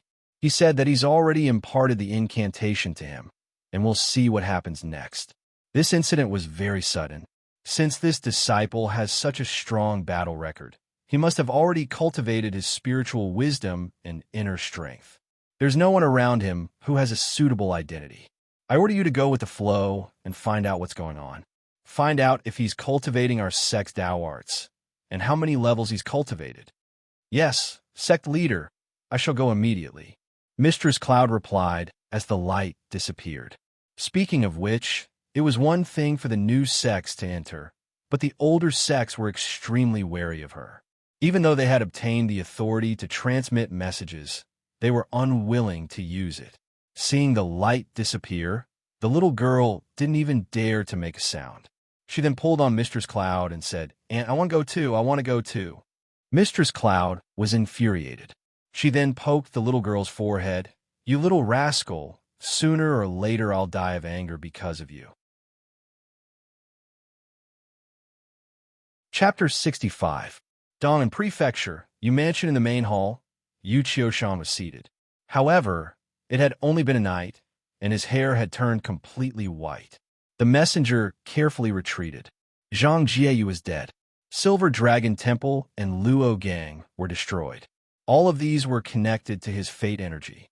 Most of his hard work had been wiped out. After a long time, the communication talisman lit up. Yu Qiushan took it out and the real person appeared in the talisman. The two of them looked at each other in silence. After some time, Yu Qiushan finally opened his mouth to speak. His voice was weak and carried a hint of lethargy. "Senior brother, the matter has been settled. Silver Dragon Temple and Luo Gang have only left some seeds. The rest have been killed. Yes, we will follow this matter here. The sect has already sent people to Anzhou to deal with this matter. We don't need to worry about it anymore. The sect has already made a decision. Junior brother, you have to be prepared. The sect may choose another disciple to take charge of the Dong and Prefecture. I will also have to go into closed-door training for 3 years." His disciple had done such a big thing and ruined Holy Jail sect's reputation in Dong and Prefecture. As the master, he was responsible for it and had to pay the price. "I got it." Yu Qiushan's face darkened. He knew that this matter was unavoidable. Slow River County, Lu River, the great Su dynasty did not forbid the trading of goods. Moreover, the Lu River was an important thoroughfare. Although the country had not been established for long, there was an endless stream of carps swimming along the river. An inconspicuous wooden double-decker ship was sailing along the river. The autumn rain pattered down, stirring up little splashes on the river. The little lowly jumped onto the deck and skillfully weaved left and right. She took out a bamboo pole and threw it out, try to fish in the torrential river. Yin Yang looked at little Lolita. The autumn rain was beautiful and the mountains were picturesque, but she was in a daze. Although the sect leader didn't say it out loud, the phrase "it seems to be related to the fate of the sect" had revealed her true intentions. She was thinking about how to convince Pei Ziyun. This man had the talent to become a jinshi. He also had martial arts skills. He was decisive in killing, and he also had stratagems. In the future, even if he joined the army, as long as there was a war, it was not impossible for him to be bestowed the title of Marquis. Even now, it would not be difficult for him to become a jinshi, an official, and get rich. Although he had a faint desire to become an immortal, there was no guarantee that he would succeed. In reality, the wealth of the Taoist sect was far inferior to that of the imperial court. The only thing that the Taoist sects had that was superior to the imperial court was their cultivation of Dharma. They were able to ascend the ranks of human immortal, ghost immortal, earth immortal, and heaven immortal. However, her status in the sect was different. She was already determined to be one of the 5 to enter paradise, so she naturally knew the inside story. Officials of the 7th rank and above can all receive blessings after death. Officials of the 5th rank and above are more likely to be conferred posthumous titles after their death. Officials of the 3rd rank and above are qualified to be conferred titles, which are even better than land immortals. It's just that once the dynasty is destroyed, the conferment of titles has mostly faded away. That's why Taoism has the soil for cultivation. For those who can't become officials, and for those who can become high-ranking officials, the Taoist sect is very attractive. But for a genius like Pei Ziyun, it's hard to tempt them. Just thinking about it gave him a headache. The little girl was the only one who was not worried. She pulled the fishing rod upwards, but there was nothing. She threw the hook again and tried to fish in the river. Mistress Cloud looked at the pier and smacked her forehead. "You're still playing. Hurry up, we're almost there. Let's go ashore and meet your big brother." Okay. Little Loli threw down the fishing rod. Li Chu, Pei family, the autumn rain continued to fall, bringing with it a sense of coldness. The bailiff bowed and smiled. "Then I shall take my leave. Go on." He gave the bailiff a piece of silver, which was worth a tael of silver. The bailiff's smile became more genuine as he took his leave. He then walked along the wet road. Pei Ziyun watched as the rain got heavier and heavier, and the skies darkened. He sat down on the porch and held on to the verdict of the case that the bailiff had just delivered. Such a huge case had been settled in just 4 days. It had been concluded that the elementary scholar Zhang Jieyu had colluded with the bandits of Silver Dragon Temple and the pirates of the Luo gang to assassinate the elementary scholar and kill a high scholar. Pei Ziyun held on to the verdict of the case in his hands and felt a chill run down his spine. He then sighed. "I didn't expect Holy Jail's sect to be so decisive. Like a lizard cutting off its tail, they even pushed the higher-ups to close the case. This is such a quick conclusion. I'm afraid of the power behind this." He then squinted his eyes and looked up at the dark clouds in the sky. He thought to himself, the bandits of Silver Dragon Temple have all been executed. The Luo gang had resisted arrest by the officials. After investigation, they have all been exterminated. The leader of the bandits, Zhang Jieyu, has been stripped of his elementary scholar title. His property has been confiscated and he has been exiled. This meant that Zhang Jieyu, Silver Dragon Temple, and the Luo gang had all been abandoned. Pei Ziyun was also on Holy Jail's sex hit list. Based on Holy Jail's sex methods, they might not do anything to him. However, if they did, they would definitely kill him. There was also a notice that was delivered by the bailiff. Chao San has been promoted to Deputy Chief Patrol Officer. Tang Zhun has been rewarded for reporting the incident. The last time, he was framed and did not regain his elementary scholar title. However, he has been allowed to sit for the examinations. Although he will have to start all over again, it's a happy ending. I'm afraid that I have inadvertently caused trouble. There are 2 causes of trouble. The first is the county magistrate. I've caused him a lot of trouble. However, the county magistrate is just a low-ranking official. He won't be able to hold his position for long. Besides, I'm a top scorer. In the future, I won't be under his jurisdiction. But this holy jail sect is like a venomous snake. Once it strikes, it will take my life. My plan now is to become a grand scholar and become more closely connected with the Imperial Chi. Then, I will receive more blessings from the Imperial Chi and will be safe. If I become a third-grade Imperial Scholar and above, I will be given a posthumous title after I die. I have nothing to fear. But once I become a Grand Scholar, I will no longer be able to cultivate in this world. But if I don't become a Grand Scholar, I will have to quickly find a sect to support me.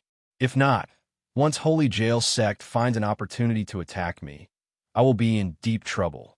Just as he was deep in thought, someone knocked on his door. Pei Ziyan opened the door and was startled. He saw an adult and a child looking at him from under an umbrella. The adult and the child had their hair combed into two buns. One was calm, the other was smiling. He had seen them before in Fu Mansion. One was Mistress Cloud, the other was a little girl. They were both from the same sect in his previous life. Come in. The two of them entered the courtyard and shook the umbrella dry. They then leaned against the wall along the corridor. Pei Ziyan noticed that there wasn't a single speck of mud on their feet. Their footsteps were light and gentle.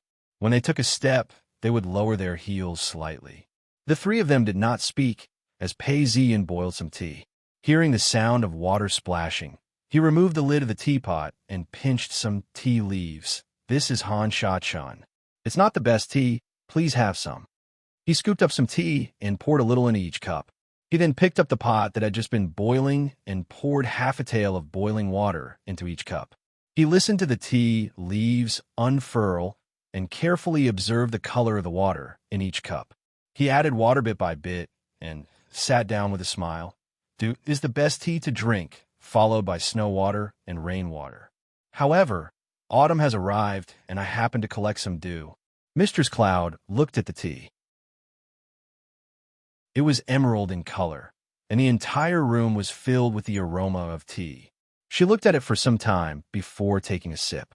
It was drizzling outside the window, and nobody spoke for a long time. Finally, she raised her eyes and looked at him. What are you thinking about? I was hoping that Master Zhao would come. When the little girl heard Pei Ziyan's words, she raised her head and looked at him. Her eyes were wide open and filled with curiosity. Mistress Cloud didn't know whether to laugh or cry. She then shook her head. It's a pity that I'm the one who came, but there's not much difference. After pausing for some time, she then said, Human affairs are complicated. Do you know why I'm here? Before Master Zhao left, he told me that I've learned the incantation and that I can still enter a sect. I've asked around and found some clues. Besides, I'm not familiar with you. If you really wanted to kill me, you could have done so in Fu Mansion. You're not from Holy Jail Sect. Since you're not from Holy Jail Sect, you must be from Master Zhao's sect. This was just an excuse, but it made perfect sense to say it at this point. Hearing Pei Ziyan's words, the little girl's eyes widened in shock. Mistress Cloud had a suspicious look on her face. This person was really intelligent. He had only been looking for a few clues, and he had already found his way here. Mistress Cloud took a sip of tea and thought about what to say. She then smiled and said, I'm sure you've guessed it. I'm an elder of Free Cloud Sect, and I'm your Master Zhao's junior sister. Although Master Zhao accepted you as his disciple, you're not a true master and disciple. Pei Ziyan raised his head and looked at her. Please explain. Cultivating in Dao Sect is like sailing a boat against the current. If you don't advance, you'll fall behind. You're master and disciple, but you're merely teaching Confucianism. Her eyes were cold and stern as she spoke. A true master and disciple, in this world, are connected by fate. How can you do as you please? Furthermore, there's a limit to the number of slots. Unless Senior Brother Zhao is willing to sacrifice someone else, you won't be able to do anything. Let's talk about this later. It's still early. At this point, Mistress Cloud frowned and changed the topic. She looked at Pei Ziyan and said, Do you know that you're in a dangerous situation? Zhang Jieyu was a disciple of Holy Jail Sect. Although your methods have caught Holy Jail Sect off guard and forced them to cut off their tail, you've only damaged the outer perimeter of Dong and Prefecture. The true disciples are unharmed. Besides, you've cultivated Tao arts. I'm afraid it'll be difficult for you to become a grand scholar in the future. Even if you manage to become a grand scholar, your foundation will be ruined. Since you've already cultivated our sect's rudimentary Taoist technique, you can officially enter our sect. Senior Brother Zhao and I can definitely protect you and your family. Hearing these words, Pei Ziyun stood up and bowed deeply. Dare I ask for your name? Mistress Cloud paused before replying. My name is Yu Yun Jun, and my Buddhist name is Yun Jingzi. The original owner knew this in his previous life. Pei Ziyun, who had inherited the memories, knew this as well. It was just that he couldn't say it out loud. He then kowtowed, Master, please accept a bow from your disciple. Yu Yunjun looked at Pei Ziyun kowtowing and sighed in her heart. This disciple of hers was firm and decisive. She accepted the bow and said, Since you've become my disciple, you and I are a family. It's just that since you've entered the sect, you shouldn't be overly obsessed with the riches and glory of the mortal world. All riches and glory are but a dream. The only thing that matters is your own cultivation. Mistress Cloud thought for some time, It's just that for now, I can only accept you as an outer sect disciple. This is the rule of free Cloud sect. All disciples have to start as an outer sect disciple. In the future, when you have a certain level of cultivation or contributions, you could be promoted to an inner sect disciple or even a core disciple. But for now, Pei Ziyin, you have to go to the main monastery within the prefecture to confirm your identity before you can officially enter the sect. Pei Ziyin took a step forward and clasped his hands. Yes, master. The little girl giggled as she walked up to Pei Ziyin and tugged him. HM, junior brother, I'm now your senior sister. From now on, I'll guide you well. The little girl had left a deep impression in the original owner's memories. She was senior sister Chu Xia from Songzhan sect. She was very intelligent, and the original owner had been teased by her many times. Eventually, he was killed by her sword. Seeing the little girl in such a state, Yu Yunjun patted her head affectionately. Pei Ziyun, you should quickly settle your affairs in the mortal world. I'll introduce you to the Tao Manual. As long as you're willing to work hard and cultivate, all these will be easy for you. Chapter 66. Now that the big picture had been decided, all that was left were the details. Pei Ziyun and Yu Yunjun had to discuss. Pei Ziyun did not have to become a monk, but Pei Qianshi needed to be comforted. Late at night, Pei Qianshi was preparing food and wine for Yu Yunjun and the little girl. She looked at the both of them with a strange expression. It was not a good thing for a lady to stay in a man's house. If it wasn't for the fact that this lady was from a rich family, Pei Qianshi would have questioned her. Pei Qianshi served the both of them as they ate. After the meal, she helped Yu Yunjun and the little girl settle down. Pei Ziyun then entered his room and spoke to Pei Qianshi. The moment he entered her room, Pei Qianshi sighed. Son, are you thinking of entering the Tao this time? Mother, why do you say that? Pei Ziyun saw Pei Qianshi's hesitation. You don't have to hide it from me. You didn't have any martial arts in the past. The last time the bandits attacked, you single-handedly killed them. I thought it was because you were smart and relied on the soldiers to kill them. This time, after the bandits attacked, I found out that you have martial arts. These martial arts cannot be mastered in a day. All these years, besides learning from Master Zhao, you have no one else. Only Master Zhao can teach you. Pei Ziyin was about to explain when Pei Qianshi's expression changed to one of relief. All these years, I've been forcing you to take the elementary scholar exams because of your father and grandfather. When I first married you, I heard your grandfather talking about how he hoped that one day his grandson would become a high scholar. Now that you've become a high scholar, I'm satisfied. If I don't take the high scholar exams, I won't be able to gain a foothold. If I do, I'll continue my career. I'm worried about the dangers of becoming a high scholar. I grew up in an official's family and have seen it all. You wish to enter the Tao. That's a good thing. At least you'll be able to enjoy the riches of the county and live a peaceful life. Who knows? You might even become an immortal. That would make me happy. Pei Ziyin had thought that Pei Qianshi would be difficult to pass, and didn't expect it to be so easy. He was astonished. In the blink of an eye, he understood. In his own world, Taoists could not manifest their divinity. In the 5th year of the Qianlong Emperor, Mei Wencheng said, Taoists are lowly and should not be used as court officials. Thereupon, Reverend Jingyi's pilgrimage ceremony was stopped. 17 years later, Reverend Jingyi was promoted to 5th grade and was not allowed to request for a title. He was openly despising the Taoists. However, in this world, although the Tao techniques were not all-powerful, they could still show their divinity a little. Naturally, their status was different, and it was also a good future. Naturally, they were relatively open-minded. Pei Qianshi then said, Today, this lady came over, and she had the same aura as Mr. Zhao. She came so suddenly, there must be a reason. I'm afraid she's here to fetch you. I'm quite open-minded about such matters. That lady from the Yi family, ever since the Black Wind sect attacked, she has disappeared. I'm not sad to see you. I'm afraid she's gone to a place that you can rest assured of. If not, she wouldn't be here. It's just that, if you're truly devoted to cultivation, you must leave a branch for the Pei family.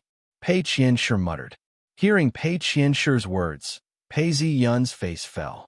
He knew that he had revealed too much of himself these past few days. He could explain it to others, but to his mother, who had raised him, it was hard to explain. Luckily, she only thought that he had received Mr. Zhao's teachings. Mother, I will take note. Mother, don't worry, Pei Ziyun said. Outside the window, it was raining. The leaves rustled, and the candlelight flickered. In another room, the little girl was jumping up and down, looking around. Yu Yanjun smiled and patted the little girl on the head. Little Xia, don't be naughty. The little girl leaned over and said, Aunt, what do you think this junior brother of mine will tell his mother tonight? He's here to bid farewell. Will he cry, or will he tell the truth? If he tells the truth, my junior brother's reputation will drop by a lot.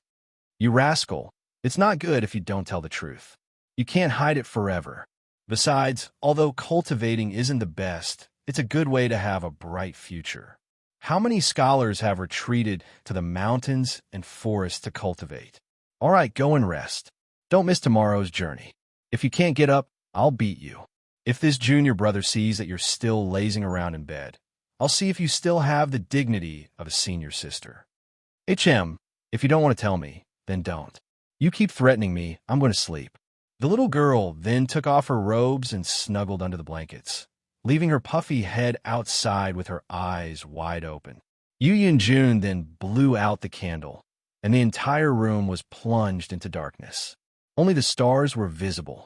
The little girl then asked, Today, both of you were very straightforward. In the past, when I accepted a disciple, I would always observe him. Aunt, what kind of person do you think my junior brother is? Mistress Cloud thought for a moment. He's not simple. We've only met once, and I can tell that he's not someone who's easily convinced. Look at the way he does things. He's resolute and decisive. You could even say that he's quick and ruthless. Such a person, do you think it's easy to persuade him? At this point, Mistress Cloud paused for some time.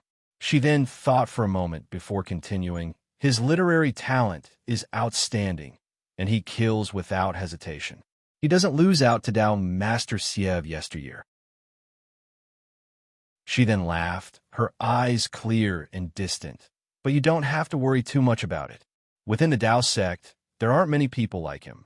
In fact, there have been many of them throughout the generations. Actually, the sect leader has already decided to accept this person into the sect. It's just a matter of who accepts him. Morning. Pei Ziyin swept his gaze across his belongings and looked around to see if there was anything else he wanted to take. When he passed by a study table, he saw a manuscript. He picked it up and looked at it. It was yellowed and very old, and he felt a sense of melancholy. This was the manuscript he had received from Master Zhao. It was the work of an old elementary scholar from the previous dynasty. If it weren't for this manuscript, he wouldn't have been able to become an elementary scholar. Looking at this manuscript, he decided to make use of this opportunity to pay a visit. The old elementary scholar's house was about 7 kilometers away from Snail Village. The village was close to Great Water Town, and was usually patrolling the area. Hence, it was relatively peaceful. Today, an ox cart had come to the village. It was Master Top Scorer from Snail Village. When he arrived at the village, he explained the purpose of his visit to the village chief. The village chief gave a long sigh and bowed. Master Top Scorer is too polite. I didn't expect Master Top Scorer to still remember the favor of writing a book for me. That's very kind of you. The thatched cottage in front belongs to the high scholar's daughter and son-in-law. The old village chief led the way and pointed to a thatched cottage as he spoke. Mistress Cloud and Chu Xia carried an umbrella as they followed behind. The village chief didn't think much of them. It was obvious that they were from a noble family, or perhaps they were relatives of Master Top Scorer. Pei Ziyin looked at the thatched cottage. Although it was a thatched cottage, it was rather spacious. There were 4 rooms, which was considered average for a village. A woman was busy working in a vegetable field, while a scholarly-looking man was hoeing the field, preparing to plant some vegetables. "Hey, look who's here to see you today." The village chief saw the 2 of them working and shouted, "Master Top Scorer from the neighboring village is here." The 2 of them looked up and saw a young man following behind the village chief. Was this a high scholar? The 2 of them thought to themselves. Seeing a high scholar visiting, they were at a loss as to what to do. Seeing the 2 of them, Pei Ziyin bowed. The 2 of them were taken aback and said, "You can't do that. You can't do that. A high scholar would not dare to bow to me." "You can do that. You can do that." Pei Ziyin retrieved a scroll from within his robes. "I once obtained a manuscript written by your father and learned a lot from it. It can be said that your father and I have a master-disciple relationship." A master of a manuscript is also a master. When the woman saw the manuscript, she recognized it. She paused for a moment before her eyes turned red. Her father had immersed himself in the sea of books. Before he died, he ordered him to sell the manuscript for 10 copper coins. Her father's face and voice were like yesterday's. She held it in for a moment before crying out, "Father, do you see this? Your disciple has learned from your manuscript and became a high scholar. Your wish has finally been fulfilled." The woman could still remember her father's wish before he died. It was to become a high scholar. That was his lifelong wish. Now that someone had learned from her father's manuscript and became a high scholar, she was both sad and happy. The son-in-law of the old elementary scholar looked at his wife, crying, and tears welled up in his eyes as well. Years ago, the old elementary scholar had taught him many things. It was a pity that he was useless and could not become a high scholar. The old village chief looked at the 2 of them crying and felt a sense of sorrow in his heart. He knew what had happened years ago. It was a pity that the previous dynasty had fallen, and the old elementary scholar had died with a heart full of hatred. Pei Ziyin then said, "Both of you, please bring me to the tomb in the real world. Let me pay my respects." "That's easy, it's nearby." Pei Ziyin then retrieved some incense sticks and a bottle of wine from the ox cart. It turned out that the tomb was only half a mile away from the thatched hut. The woman pointed to an old poplar tree. Her expression was melancholy as she said, "It's here. I planted this tree myself, and it's grown up in a blink of an eye." Pei Ziyin followed her and saw a lone grave amidst the tall grass. It was noon, and the sun was shining brightly. Not far away, the water was clear as jade, and the sound of flowing water could be heard. Pei Ziyin's heart was in a state of chaos. The old elementary scholar's life came flooding back to him. He did not want to speak and felt that there was nothing he could say. "After so many years of hard work, all I have is a lone grave. Mister, I am your disciple and also your bosom friend. I've come to see you today." Pei Ziyin squatted down and plucked the grass. He then lit the incense sticks and the paper. He then said, "That year when the eminent monk came to visit, you asked him if he was lucky or not. Then you said with tears in your eyes that even though there were no more examinations in this chaotic world, studying was the only thing you loved." As he said this, he poured the wine over the grave and bowed. At this point, the old elementary scholar's daughter was sobbing uncontrollably as she knelt down and bowed to her father. "Mister and I were fated to meet each other. Today, I finally have something to show for it." Pei Ziyin did not try to be unreasonable. He then stood up and said to the woman, "This is for your cultivation. Please accept it. We shall part ways today." There were 20 taels of silver and the title deed for 5 mu of land. The old elementary scholar's daughter rejected it profusely. "Master top scorer, this gift of yours is too much. I don't dare to accept it." Pei Ziyin smiled and said, "A teacher for a day, a teacher for life. This is for me, a high scholar. Don't tell me this is not worth it."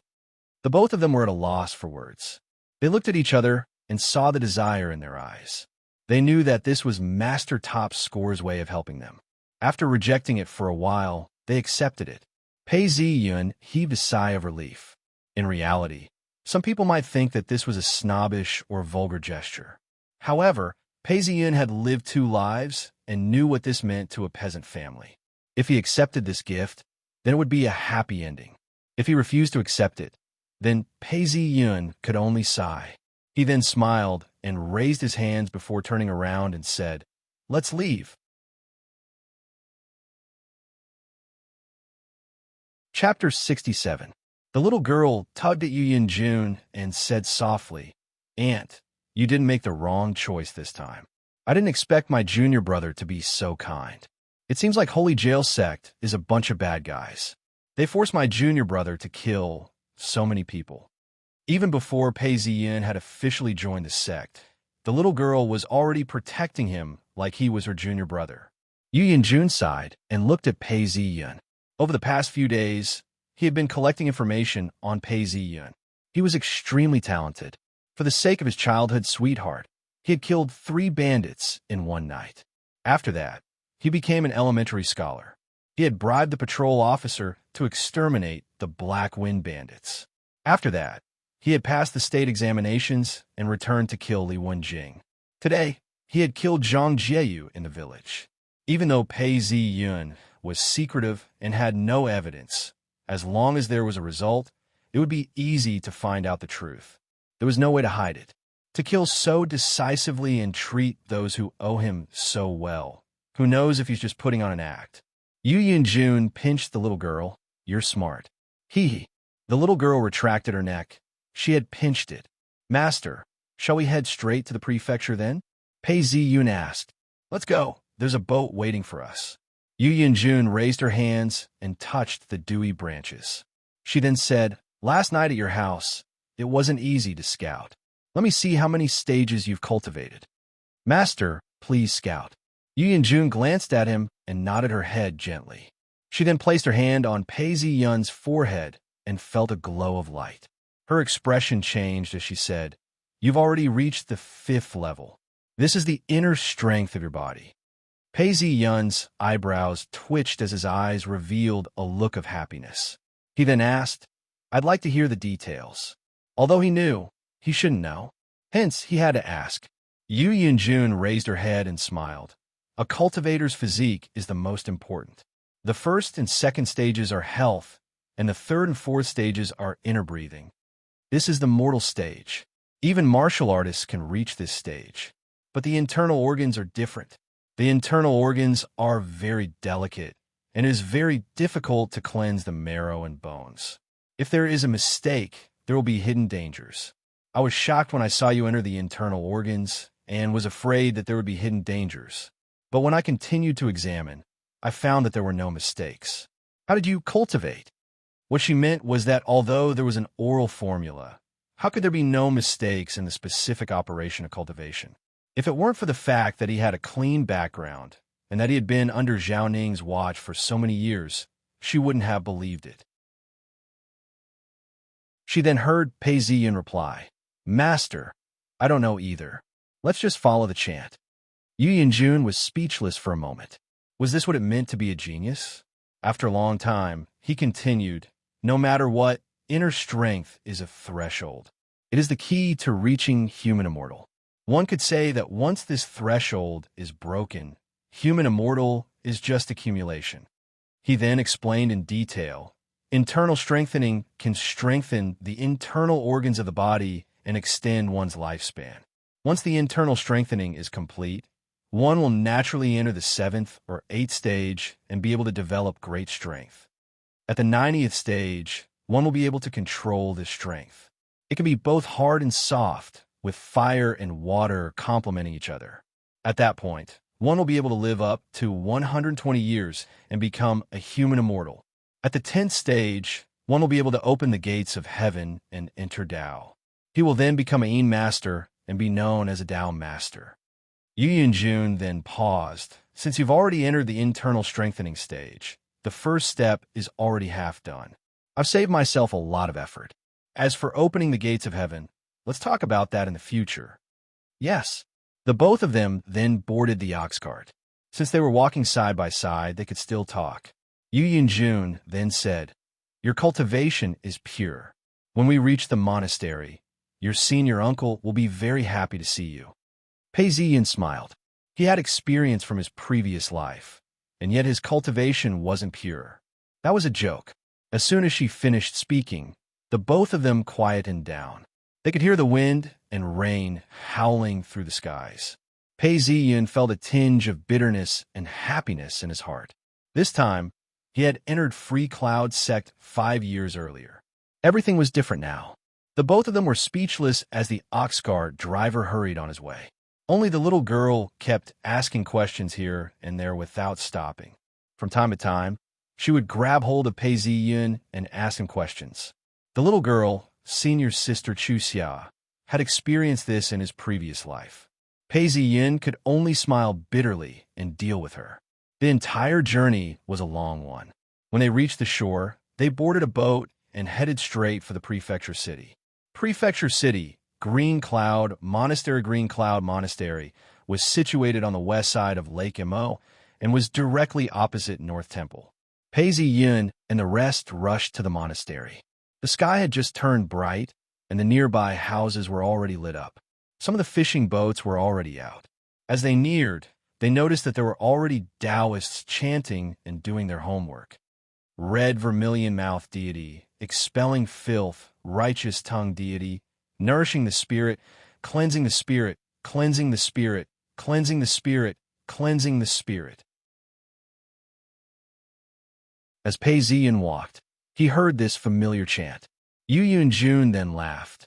This is a morning lesson. Within the Tao sect, the inner disciples do not come out. The outer disciples all have their own tasks. These Taoists are not even considered disciples. They are only here to clean up the place. Pei Ziyin nodded his head.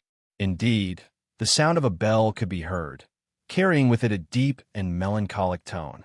Green Cloud Monastery was situated in the north, facing south. There were 3 paths in the middle, left and right, as well as a rear courtyard.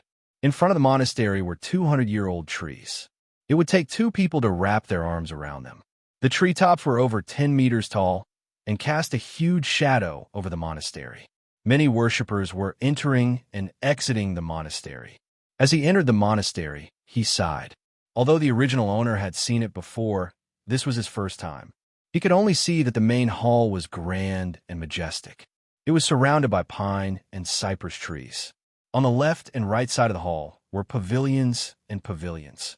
Although it was still early, there were already worshippers offering incense. Yu Yunjun followed behind the little girl Chu Xia. Chu Xia's eyes were wide open, and nobody knew what she was thinking.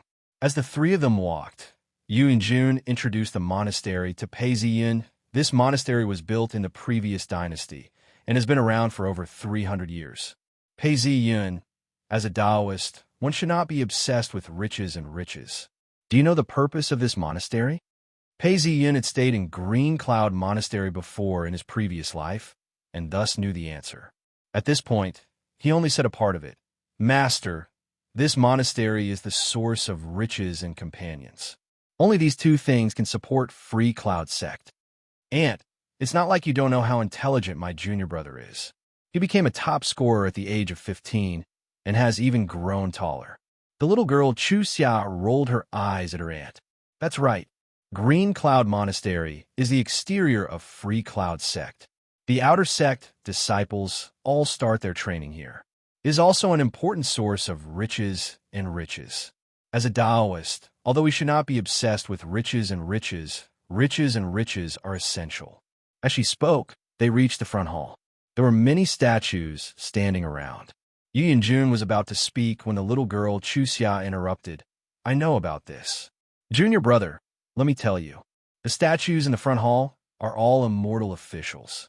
Below the steps is the altar of merit and virtue. Oh, it's also called the icy forest altar. Devotees pray for blessings and blessings in the front hall. It's said that it's very effective. However, that's only for ordinary people. The little girl Chu Xia was like a little bird as she spoke. Yu Yanjun looked at her dotingly. Pei Ziyin was very familiar with this. The original owner had a deep memory of this. The middle hall is for the 2 Dao monarchs. The back hall is for the patriarchs of a sect. There were outer sect disciples living in the back hall. Pei Ziyun's memories of coming to the monastery surfaced clearly in front of his eyes. I'm here. Pei Ziyun walked in and saw that the entire courtyard was made of bricks. The ginkgo trees were so thick that one could hug one's arms. Everything was so familiar. At this point, a middle-aged Taoist walked out. He had a scholarly air about him.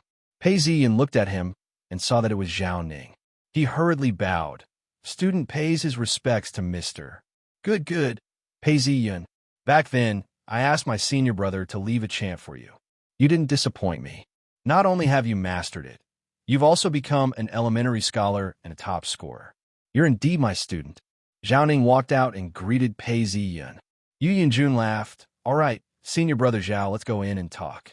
Today, I brought Pei Ziyun into the sect. I've already accepted him as my disciple. Now that he's your junior disciple, don't you think you should prepare some gifts for him? Greetings, senior aunt. It's been a long time since we've met. You become even more handsome. Zhao Ning saw that it was the little girl Chu Xia who had spoken and laughed. Someone who is unaccountably solicitous must be hiding evil intentions. Little Chu Xia, what have you taken a fancy to this senior uncle of yours? After laughing, he then said, You've sent a letter back. The monastery has long been prepared. The people who should be here are already here. As he spoke, 2 young men walked towards him. The first was his senior brother, Songji. The other was a young master. He was tall and slender, dressed in light robes. His steps were calm and collected. The aura of a young master was much stronger than that of a Taoist. Pei Ziyun recognized him. He was the 3rd young master of Jibei Ho. Seeing Songji, Pei Ziyun's heart was filled with anger.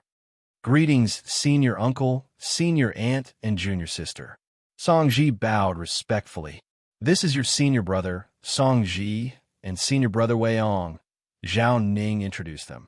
Hearing this, Pei Ziyun froze as he looked at Songji.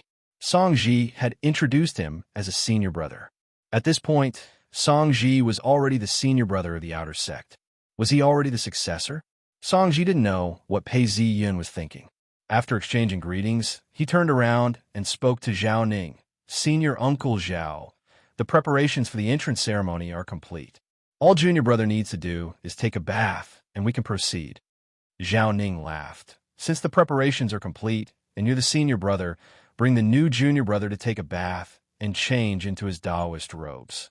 Your senior uncle and I shall wait in the main hall. Yes. The both of them bowed their heads. Songji led the way and led Pei Ziyun into the backyard. Hot water had already been prepared, and a new set of Taoist robes was laid out beside him. Pei Ziyun took a bath and changed his clothes. When he came out, Songji, who was guarding outside, praised, What a handsome Taoist. He led him to the back of the hall and saw Yu Yanjun sitting in the middle. Chu Xia had changed into a new set of Taoist robes as well. When she saw Pei Ziyun walking over, she winked at him. First bow to Dao monarch. Second bow to patriarch. Third bow to master. The ceremony was simple and very solemn. Yu Yanjun sat upright and accepted the greetings. She then said, Bow to senior uncle. Pei Ziyun stepped forward and bowed. Disciple Pei Ziyun pays his respects to senior uncle. Zhao Ning stroked his beard and smiled before nodding his head. He then stretched out his hand to help Pei Ziyun up. There's no need for formalities. Get up. Congratulations to junior sister for accepting a good disciple today. I prepared a small gift for you. Zhao Ning said as he received a box from a Taoist disciple. He then retrieved a sword and handed it over. This is a small gift from Senior Uncle. Thank you, Senior Uncle. The little girl, Chu Xia, pouted her lips. Yu Yin Jun smiled and said, Come over here. I'll give you a Tao manual and a Tao manual. Keep it well. This Tao manual is called Free Cloud Guiyuan Manual, Part 1. There are 23 different types of Tao manuals. However, cultivating Tao is still dependent on fate. Even if 100 people practice it, there might not be a single person who is compatible with it. How many types of Tao manuals one can master and how far one can go will depend on your luck.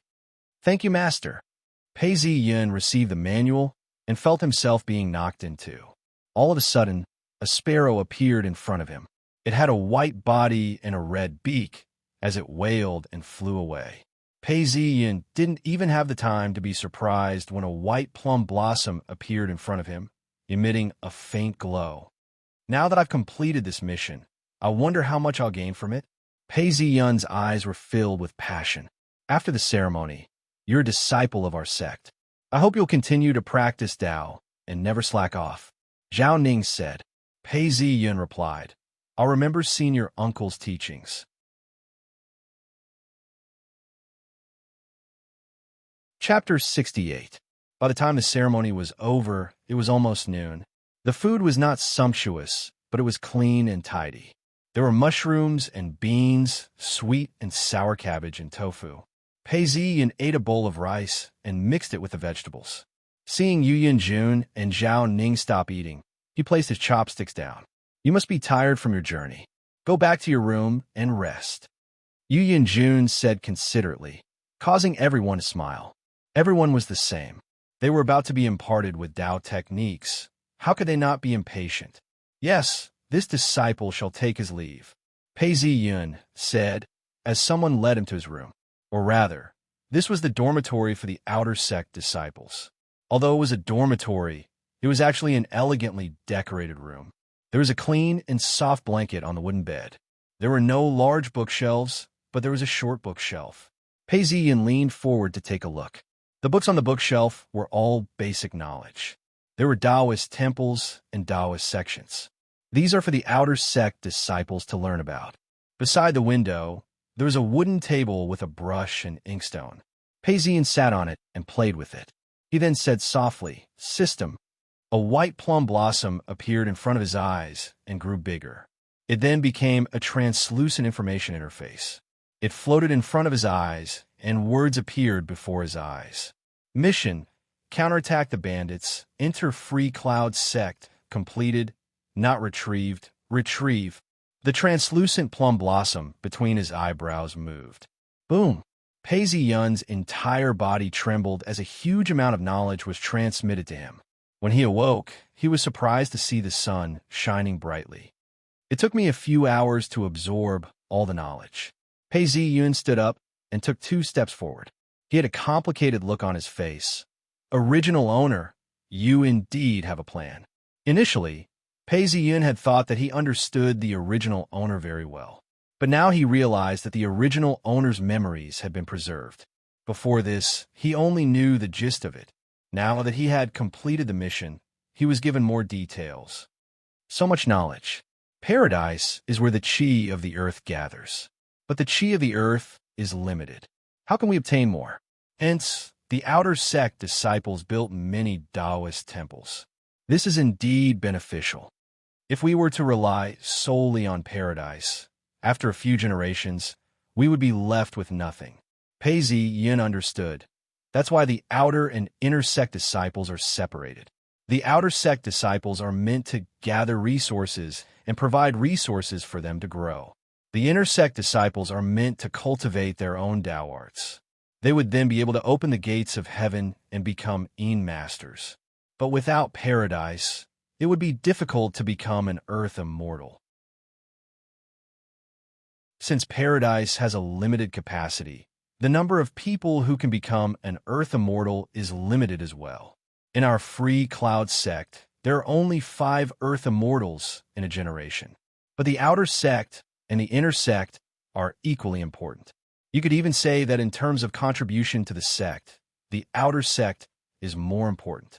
That's why the head disciple is one of the 5 spots, but he must have made great contributions.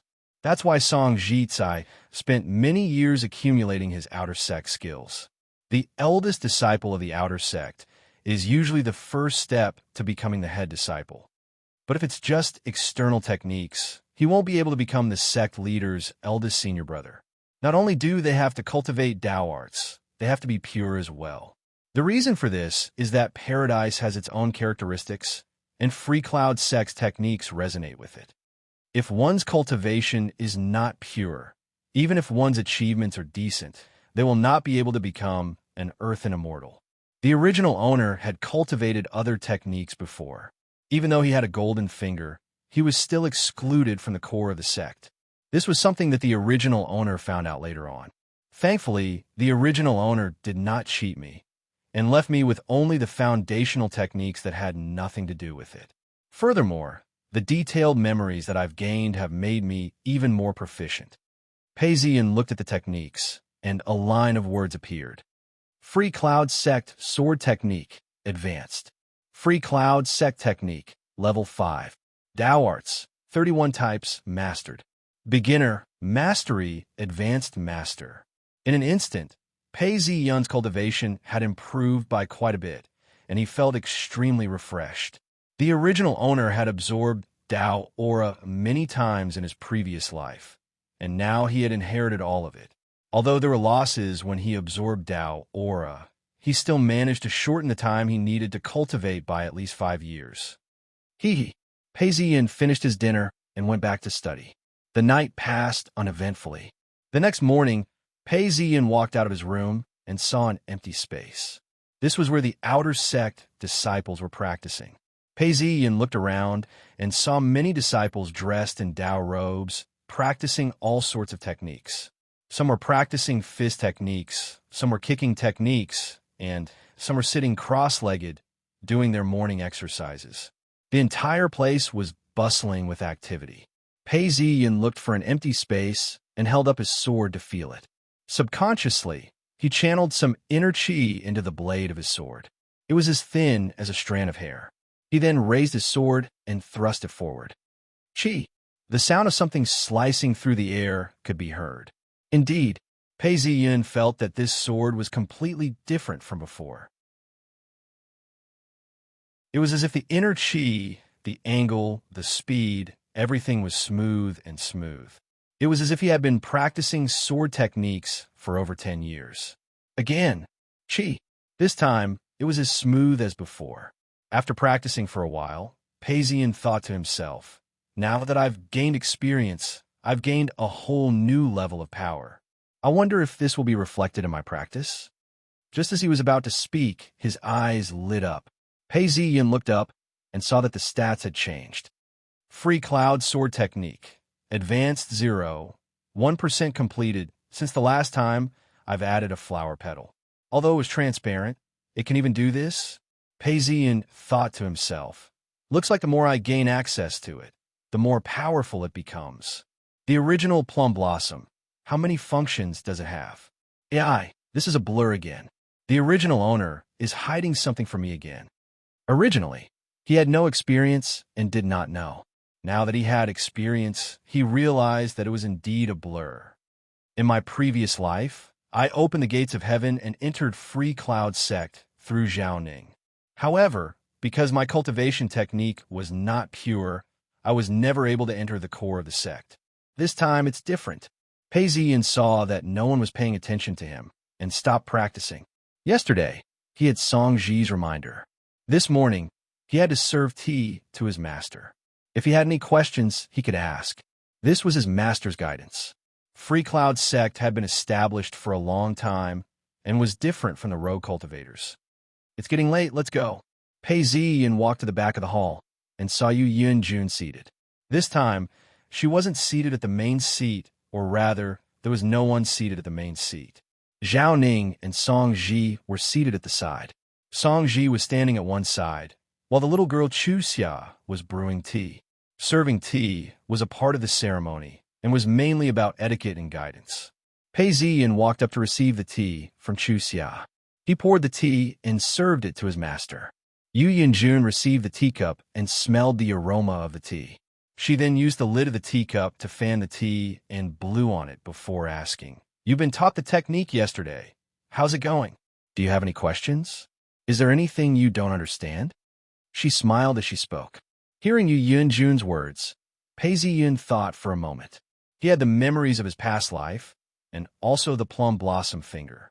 If he were to hide his abilities, his rapid rise in cultivation would cause others to suspect that he had obtained a magical treasure. That would cause others to covet him.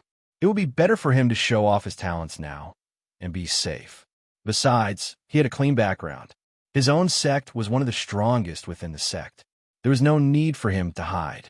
In fact, the stronger he became, the better.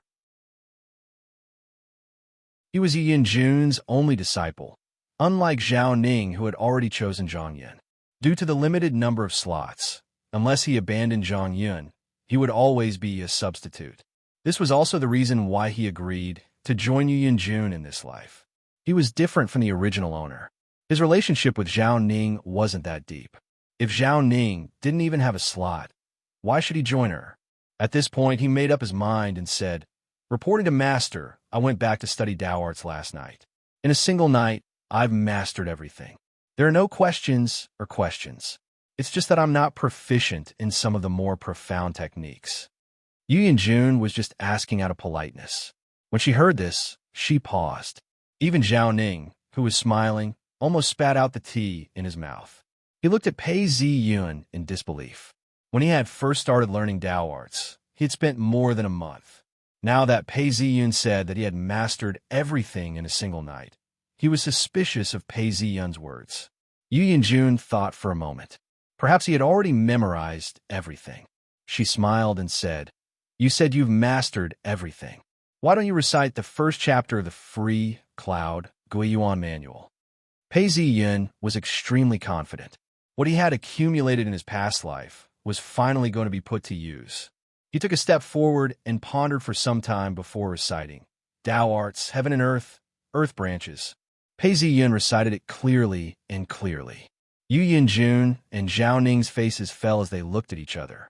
Song Ji, who was standing at the side, clenched his fists tightly. He had been taught the Tao arts and had spent 5 months memorizing it. He didn't expect Pei Ziyun to have mastered it in a single night. With such talent, how was he going to get along with his senior brother in future? When Yu Yunjun heard Pei Ziyun recite the first chapter, she felt that it was a coincidence. She waited for him to finish reciting the first chapter before she said, "Recite the 7th chapter." "Yes." Pei Ziyun immediately started reciting it. Every single word was clear, without a single mistake. Yu Yunjun was taken aback and didn't regain her composure. Seeing Pei Ziyun like this, Song Ji paused for some time before asking, "You've finished learning it. Since you can recite it, I wonder if you can cast the incantations?" Pei Ziyun laughed. "Since I've finished learning it, I can cast it."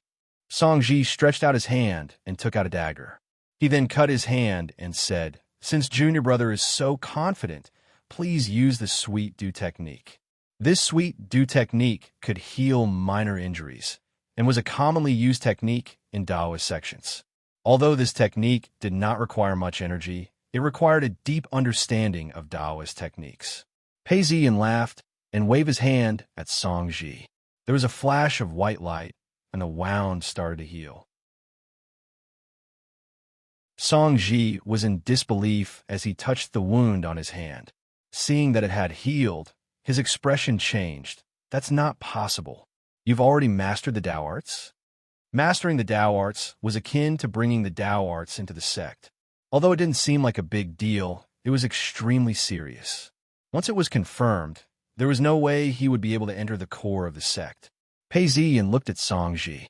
The original owner could have said so, but he wasn't. Before he could say anything, the little girl looked at Song Ji with disdain and said, "My junior brother is gifted. How could he cultivate other Tao arts? Besides, my junior brother has always been studying under Senior Uncle Zhao. Are you suspecting Senior Uncle Zhao?" As soon as she said this, Song Ji's expression changed. When Zhao Ning heard this, his face turned cold as well. "I've watched Pei Ziyun grow up. Don't spout nonsense about you bringing the Tao arts into the sect." His tone was firm and decisive. What a joke. He had watched Pei Ziyan grow up. How could he be a spy? Zhao Ning turned around and smiled at Pei Ziyan. How far have you mastered the 100 Beast dance? Why don't you show it to me? He had heard that Pei Ziyan had battled Zhang Jieyu in the middle of the night and even managed to kill him. At first, he thought that it was just an exaggeration. Now that he saw his level of understanding, he was shocked. Could it be that he had missed out on a genius? Yes, senior uncle. Pei Ziyan saw that Zhao Ning was protecting him and almost called him by the wrong name. At this point, he had already entered the sect and knew that he was Yu Yun Jun's disciple.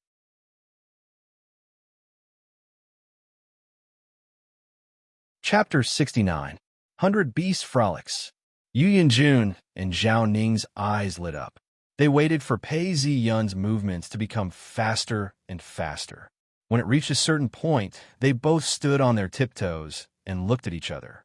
That's impossible. That was what they were thinking. A normal person would need at least 10 days to half a month to learn any technique. And this was just to learn the basics. To master the basics, it would take at least a year and a half, or even 3 to 5 years to master it. Geniuses, no matter how complicated the technique was, would be able to understand it in a single glance. But right now, Pei Ziyan's movements were neither fast nor slow, and he maintained a steady pace. This caused the two of them to be stunned. Grandmaster? No, close to being a grandmaster. At this level of mastery, one could say that if one didn't train in anything else and just relied on the basics of the 100 Beast Frolics, over time, one would be able to fuse the chi and spirit of one's body into one and become an immortal. Amongst the mortals, there would only be one such person every few hundred years. This was what it meant to use martial arts to enter the Tao.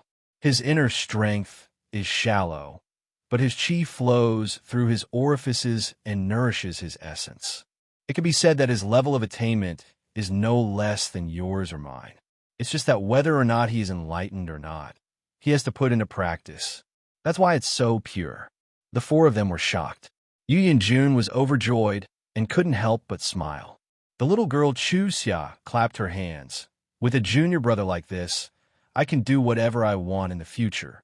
Yu Yunjun stretched out a hand and tapped her forehead. Do you intend to become a crab? Little Xia. Zhao Ning's expression changed as he looked at Pei Ziyan once more.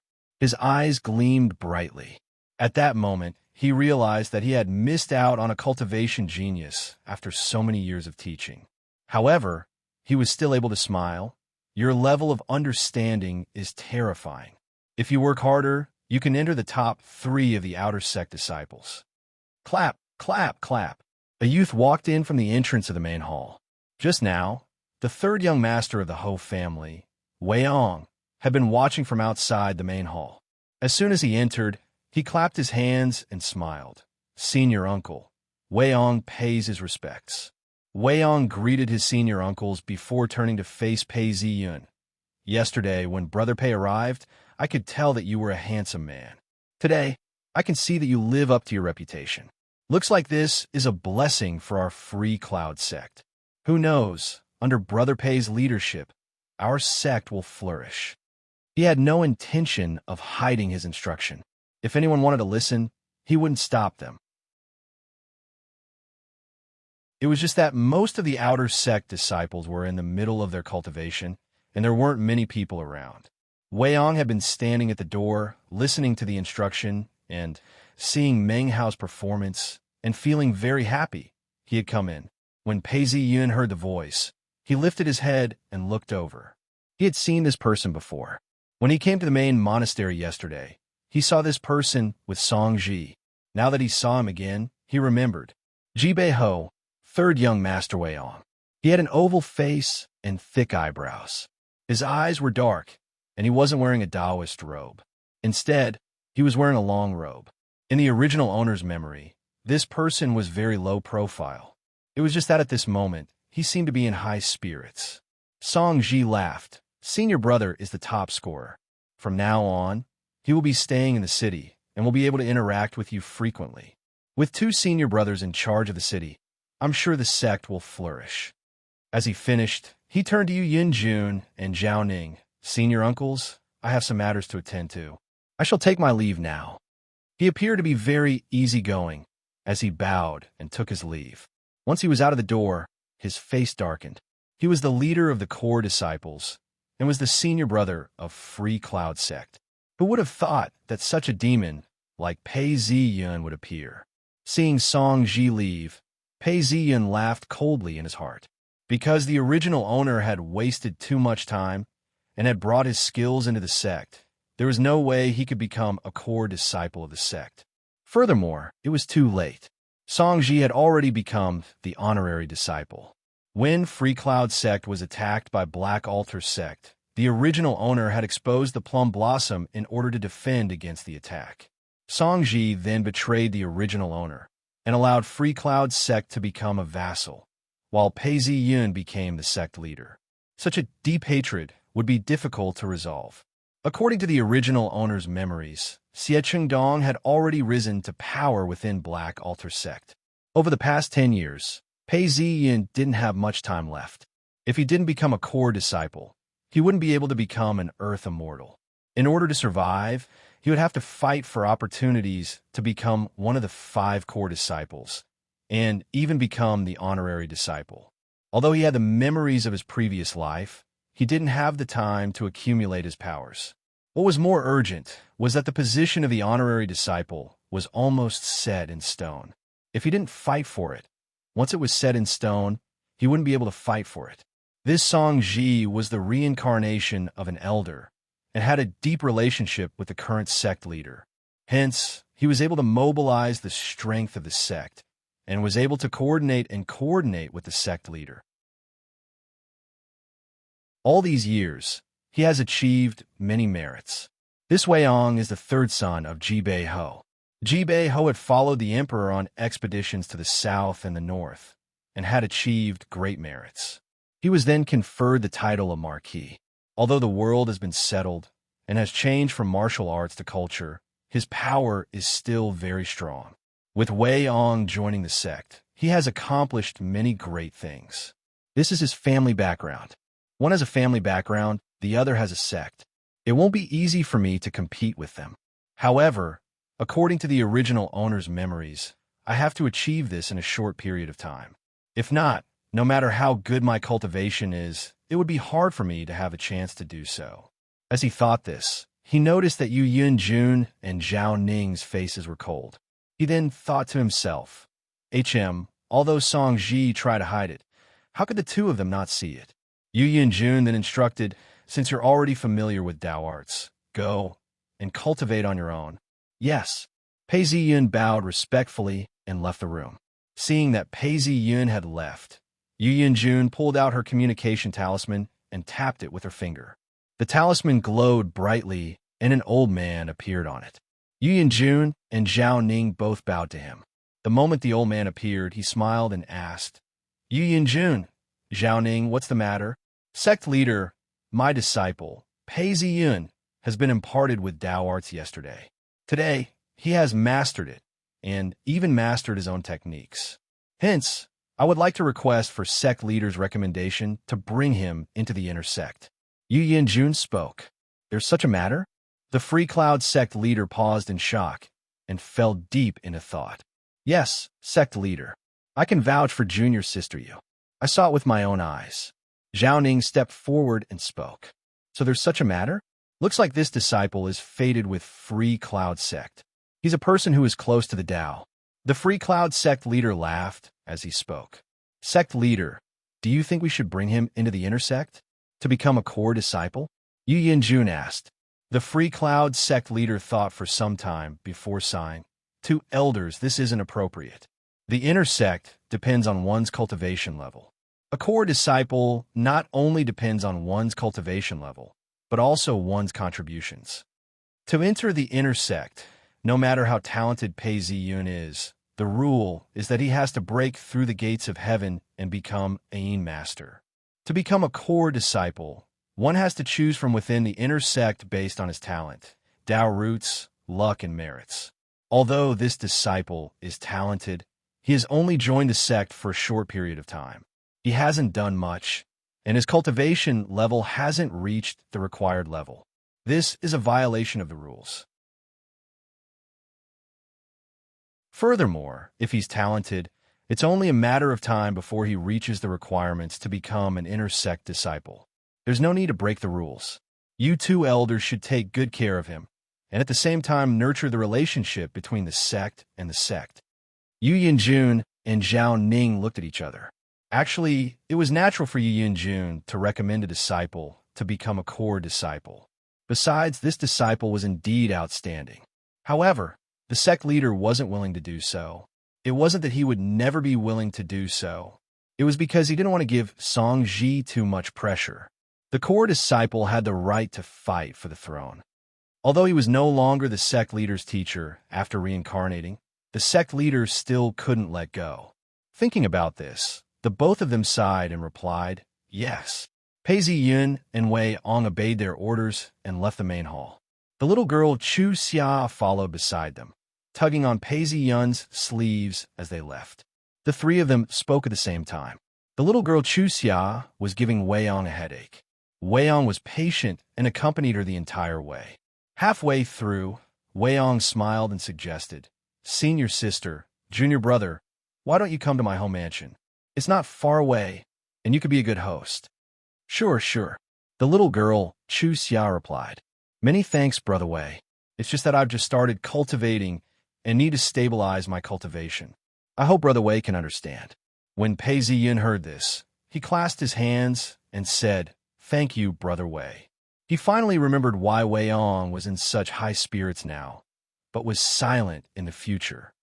If I remember correctly, this Ji Bei Ho was involved in a huge case and was sentenced to death.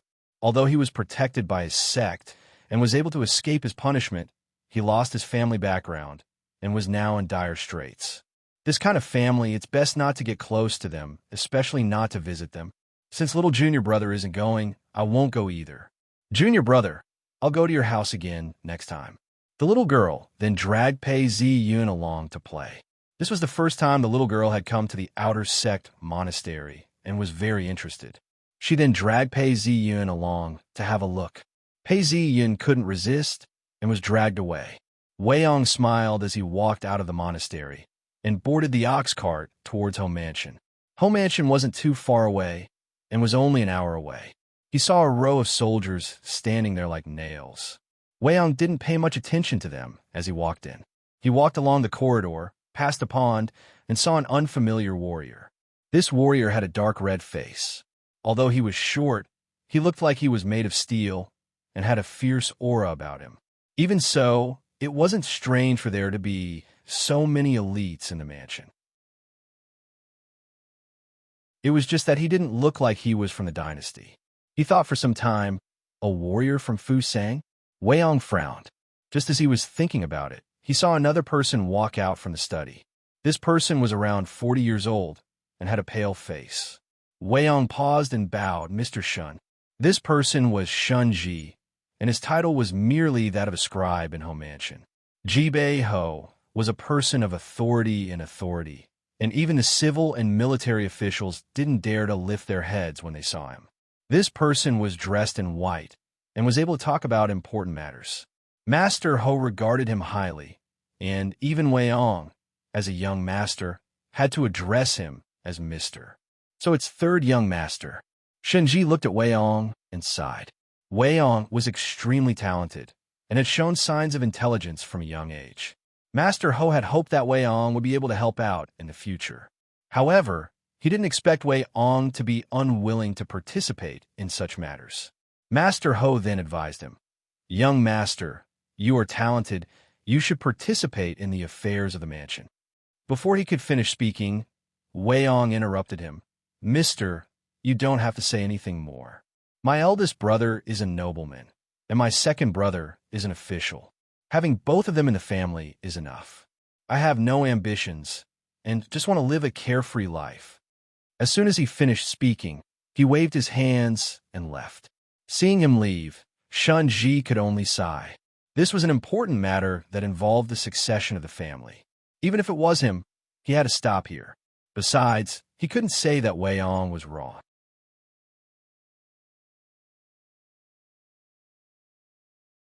Chapter 70.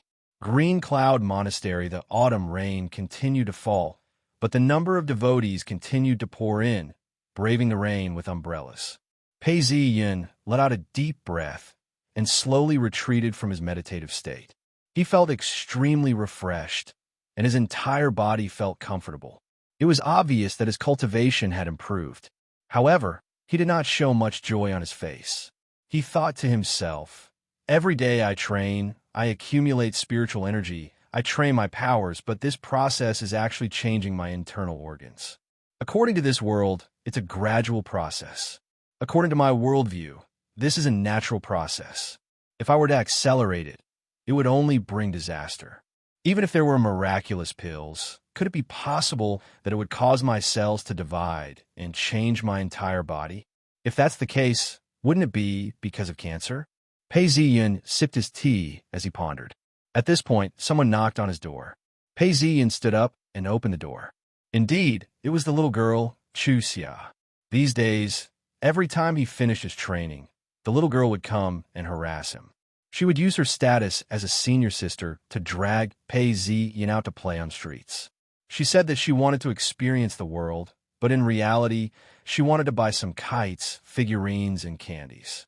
Sometimes, Chu Xia would even drag Pei Ziyin out to play with other disciples. The little girl was very mischievous. In the original owner's previous life, she had played a prank on him as well. Thinking back to when she was killed, Pei Ziyin could not help but feel a sense of tenderness. Many times, when he was with her, he felt like a naughty child. From time to time, there would be people from the monastery who would complain about him, causing chaos. Even Pei Ziyin fell in love with Yu Yunjun's scolding. "What do you intend to do today?" Pei Ziyin laughed. "I'm not playing anymore. There's nothing much to play in this monastery anyway. Let's go back to Fu Mansion. Aunt said that you're already familiar with the basics, and there's no point in staying here any longer. Besides, your high scholar class is about to start, and you still have to go back to the academy to receive guidance."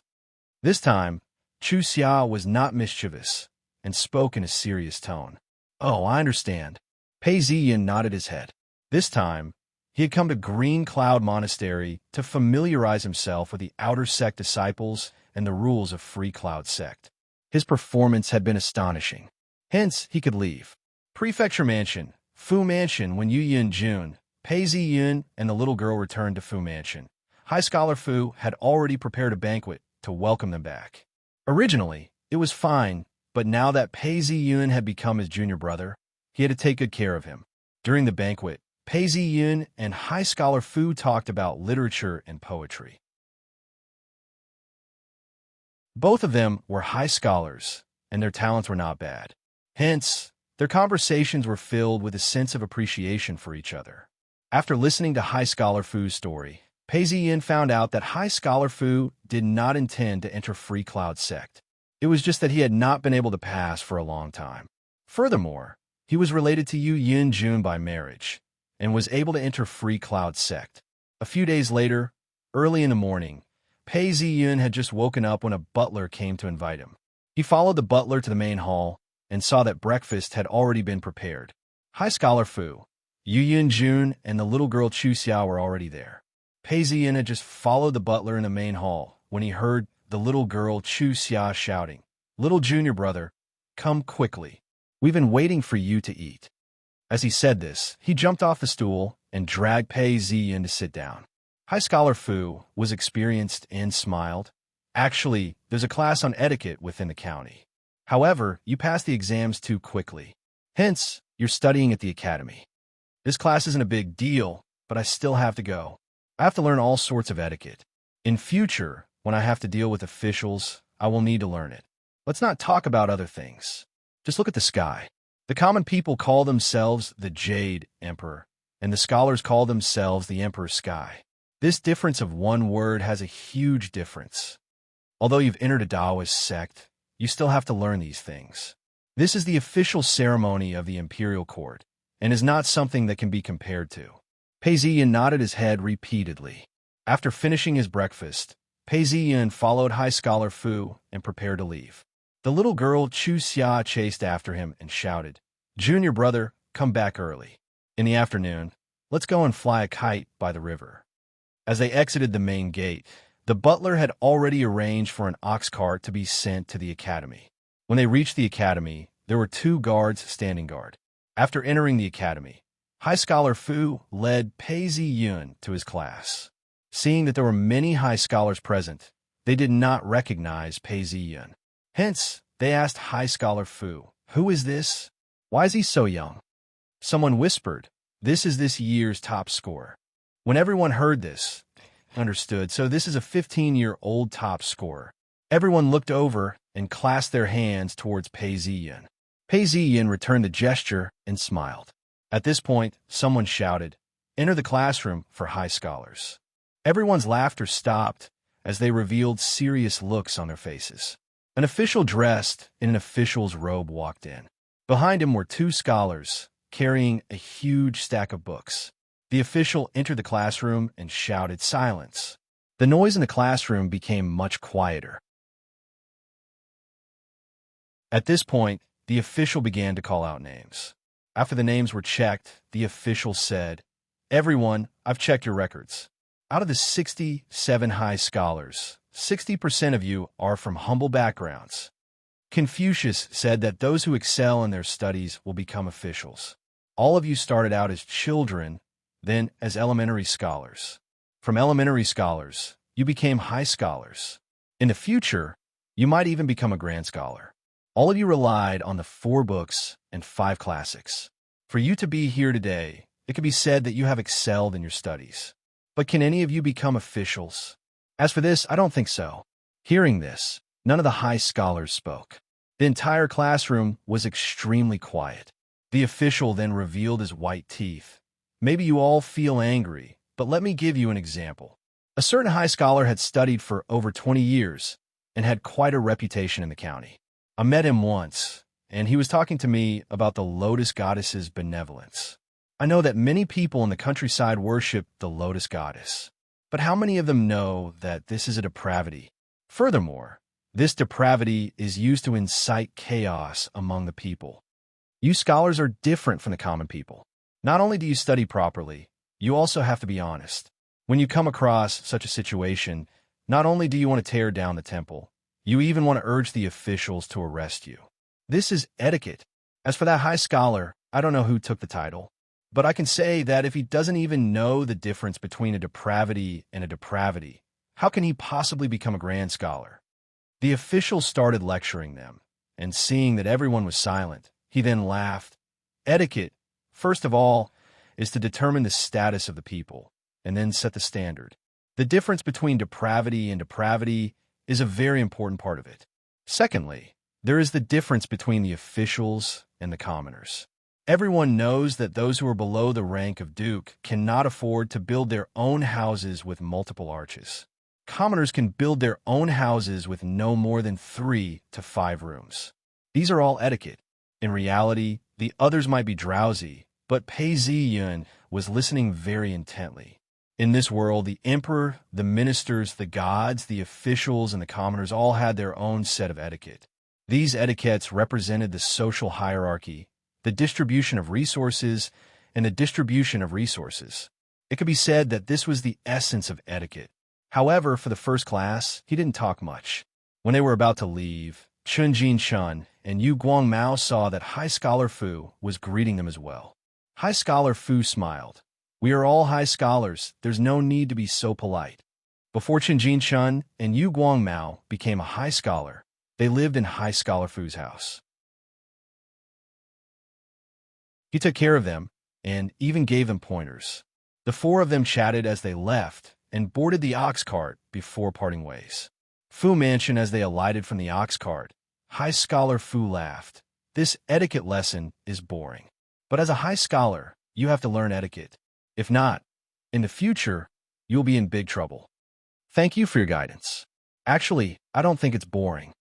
Pei Zi-yun had studied the hierarchy of the country in his previous world. He was very clear that every country had a ruler and a ruler. Although the hierarchy of the country seemed simple, it was how a country operated. Even in the modern world, who was the real master and who was the real servant was the essence of politics. It could be said that the 10,000 scriptures he had read today could not even compare to what he had heard today.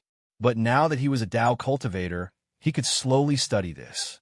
He then asked, "It's just that I have some doubts. I have some doubts about the imperial court conferring titles on my sect. Please enlighten me." Just now, when the ceremonial officer was talking about etiquette, Pei Ziyun couldn't help but think of his sect.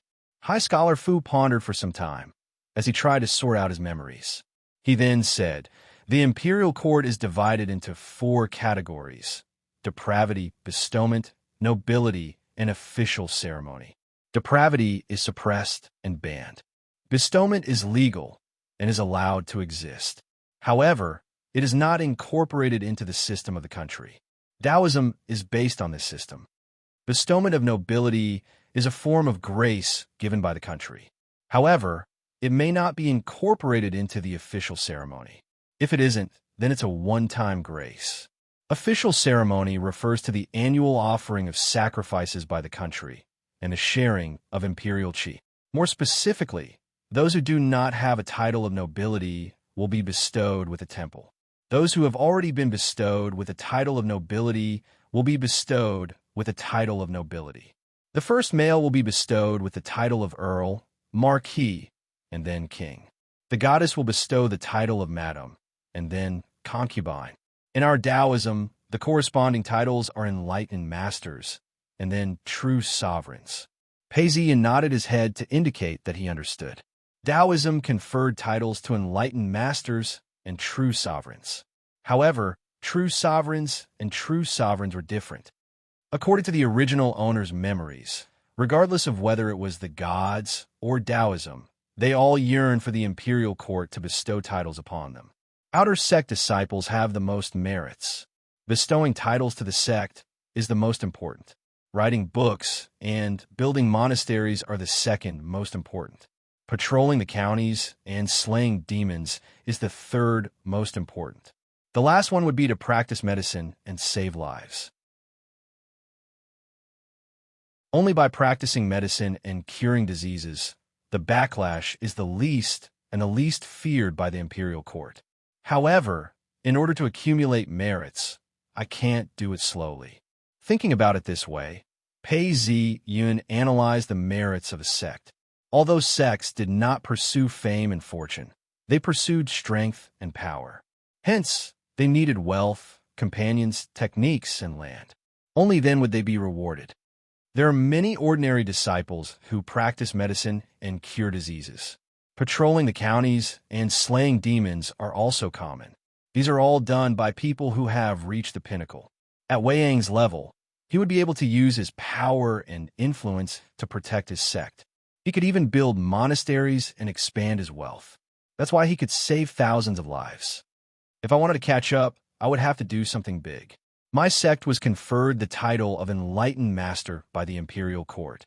According to the original owner's memories, after the death of the emperor, many other sects were fighting for the throne. My sect was only Enlightened Master and occupied a famed mountain.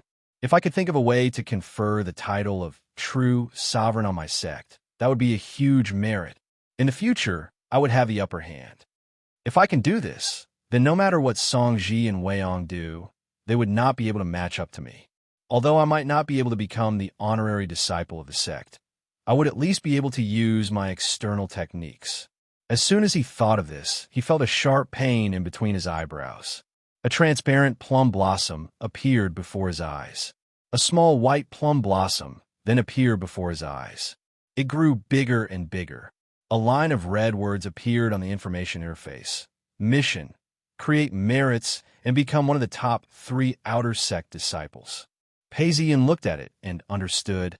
I have to create merits in a short period of time. I have to compete with Song Ji and Wei Yong and become a core disciple of the outer sect. But how is he going to achieve this goal? Pei Ziyan paced around a few steps as he came up with a plan. In order to achieve this goal, he had to make a name for himself. Since he had been recorded in the Taoist records, he could not become an official. The best way was to compose poems and write books. This way, he would be able to make a name for himself. Only then would he be able to make a name for himself. In his previous life, he was the best at this.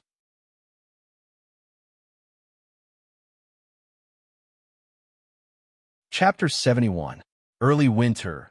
Drizzle Pei Zi Yun sat in front of the window, listening to the drizzle.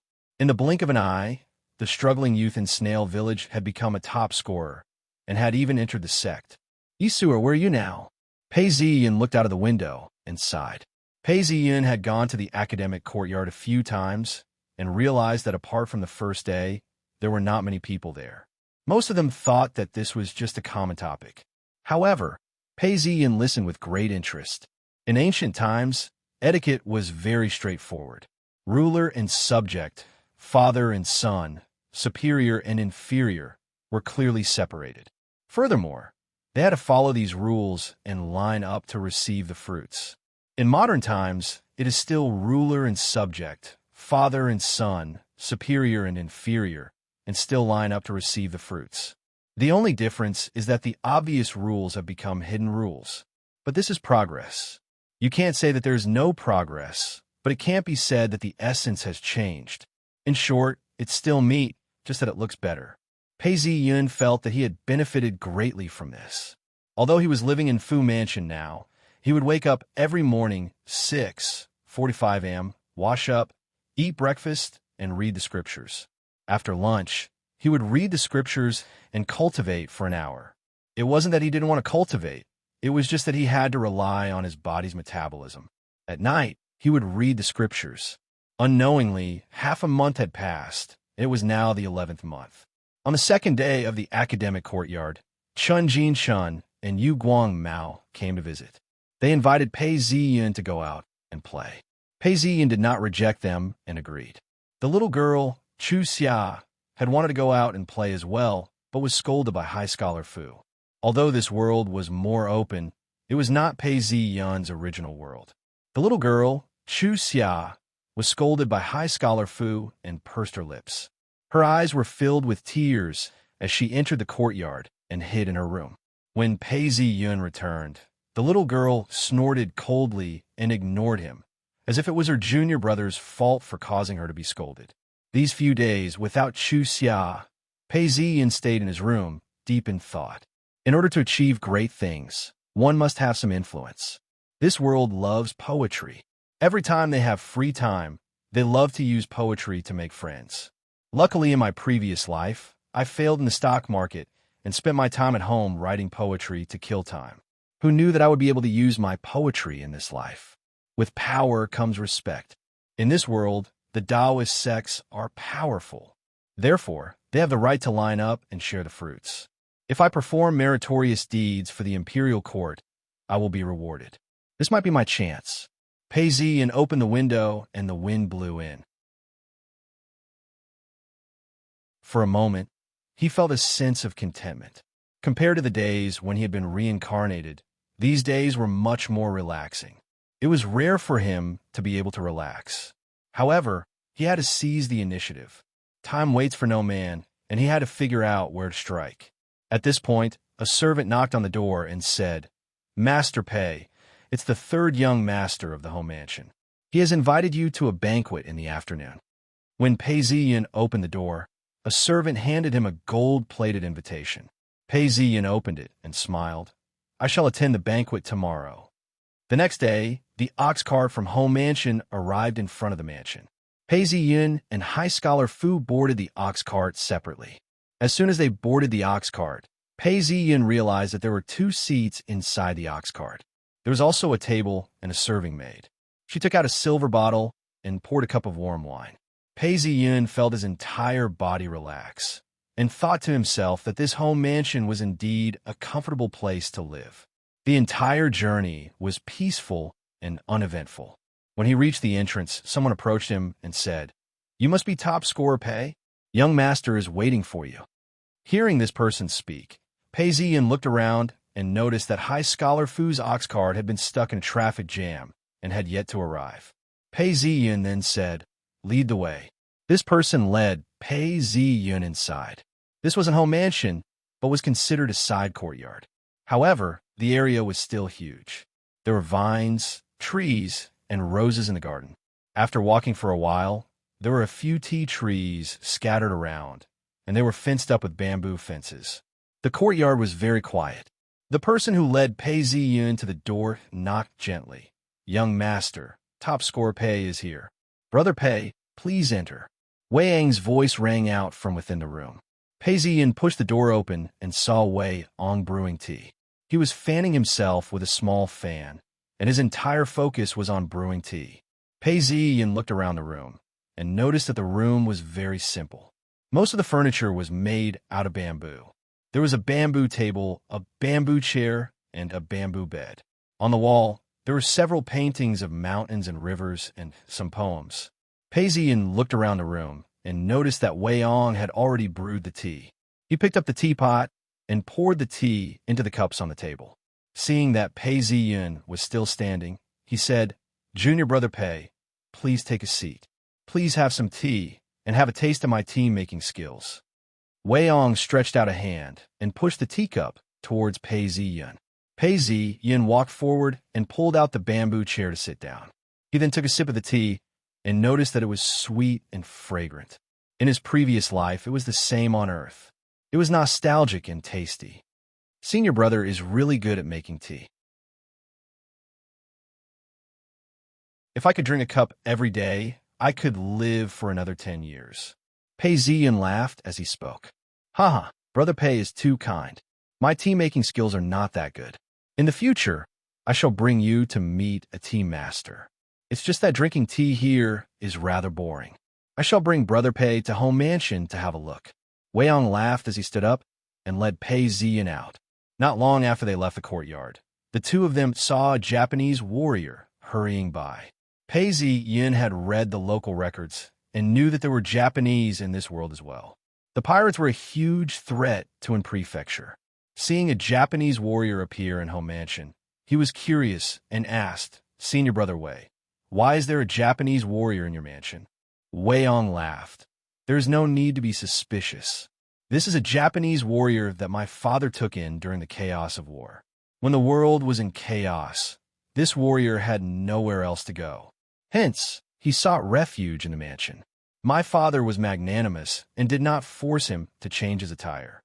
Hence, he stayed in the mansion and listened to his orders." Seeing the Japanese warrior, Pei Ziyun had some thoughts, but did not say anything. Home mansion was huge. As he followed Wei Ang around, they passed by different courtyards. There were all sorts of flowers and plants, as well as rocks and rocks. It was different from the way they came. Before long, they turned a corner and passed through a door. A small lake appeared in front of them. There was an island in the middle of the lake and a pavilion on the island. Wei Ang led the way as they walked up the stone path to the island. The island wasn't very big, only about 7 meters wide. There were a few willows planted on the island. The two of them sat down and chatted for a while before a serving maid rushed over. Young master, the banquet is about to begin. The housekeeper has ordered us to hurry and find you." Wei Ang did not mind the serving maid and laughed. "The banquet is about to begin? All right, brother Pei, and I shall head over now."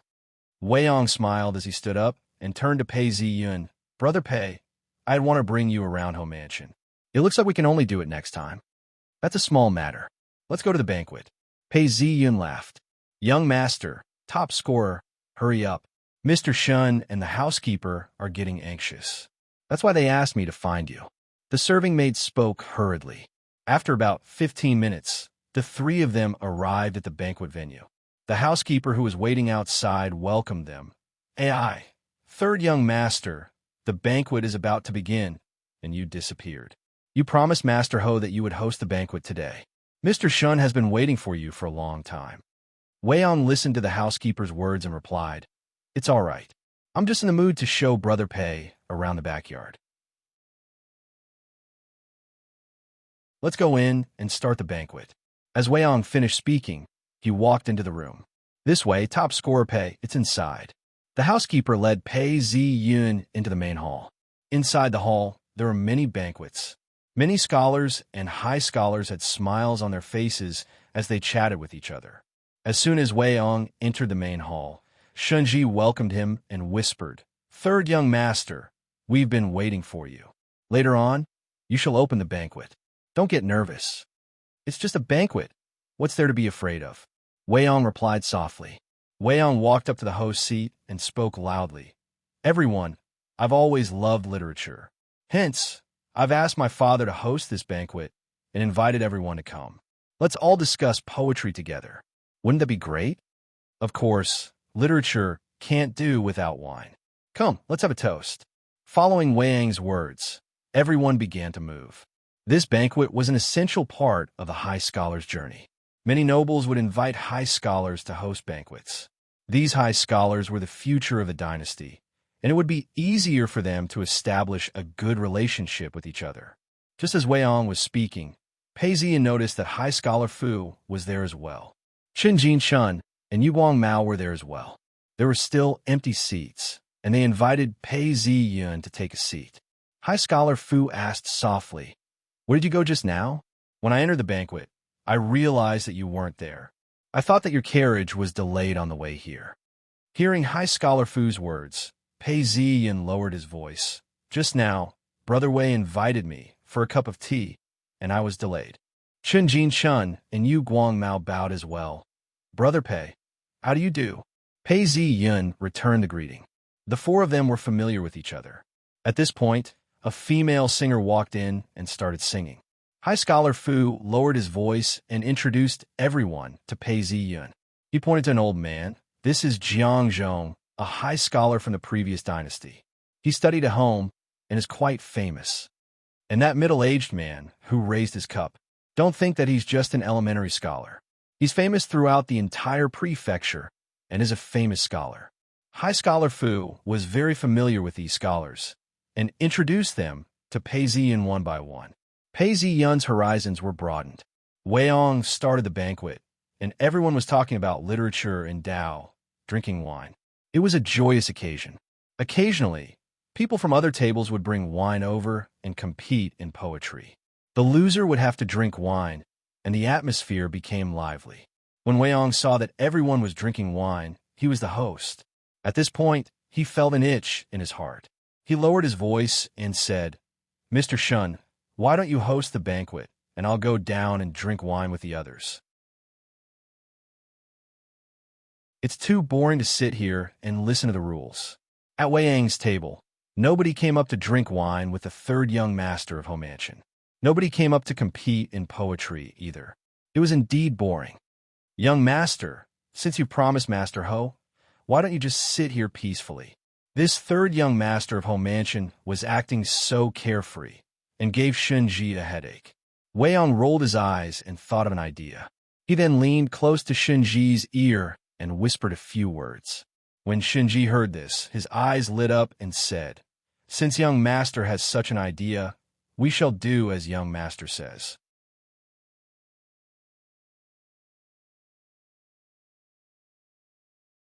Chapter 72. Pei Ziyan clinked his cup with High Scholar Fu's. Qin Jinshun and Yu Guangmao knew that Pei Ziyan was talented and thus did not approach him. At this point, Shunji walked over to Pei Ziyan's table with two servants. One of them was holding a wine pot, while the other was holding a brush, ink, and paper. Shunji poured a cup of wine and accompanied Pei Ziyan's table. He then smiled at Pei Ziyan and said, "Shunji has long heard of top scorer's talent. Since I'm able to meet you today, I have a presumptuous request. I would like to ask top scorer to compose a poem for me, so that I can witness his prowess." Pei Ziyan was chatting with High Scholar Fu, Qin Jinshun, and Yu Guangmao. Seeing that Shanji had come to invite him, no one was surprised. Pei Ziyan had always been talented and had even won the title of top scorer. These few days, his essays had been published, and it was indeed very interesting. Originally, Sherlin still had some opinions. Once the book was published, even if some people were not satisfied, they could not say it out loud. Everyone had the ability to judge. It was possible to misrepresent a deer as a horse, but you had to have the authority to do so. Ordinary elementary scholars and high scholars would only be looked down upon by others. Pei Ziyan looked up and saw Wei-Yong standing beside Shinji. When he saw Pei Ziyan looking over, he winked at Pei Ziyan, giving him a signal. Pei Ziyan then realized that Wei-Yong was giving his junior brother a chance to spread his fame. This was exactly what he wanted. Pei Ziyan stood up and smiled. Composing a poem is a small matter. However, it is not right for Mr. Shun to invite me to compose a poem empty-handed. If Mr. Shun is willing to serve me 3 cups of wine, I shall compose a poem. Shunji was also a famous scholar and was famous for a period of time. Asking Shunji to serve him wine was a little too much. At this point, everyone was unhappy. Even Weiyong, who had instructed Shunji to ask him to compose a poem, was taken aback. When Pei Ziyun saw Shunji's invitation, he had a plan. To be famous, he had to be talented. He would not be a high scholar in the future, so he did not have to worry about being famous. There was no need to be humble. Shunji was also a famous scholar. If he were to serve him wine, it would mean that he was better than Shunji. As long as he could compose a poem, he would be famous, and the first step would be accomplished. Everyone was silent.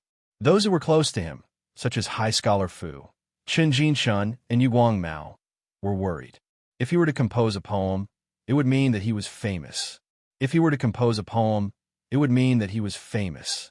However, if he were to compose a poem, it would mean that he was a scholar. If he were not, it would be. Although Shunji was only an elementary scholar, he had followed Jibei Ho for a long time. With a wave of his brush, he had generals following him, who would dare to treat him as an elementary scholar.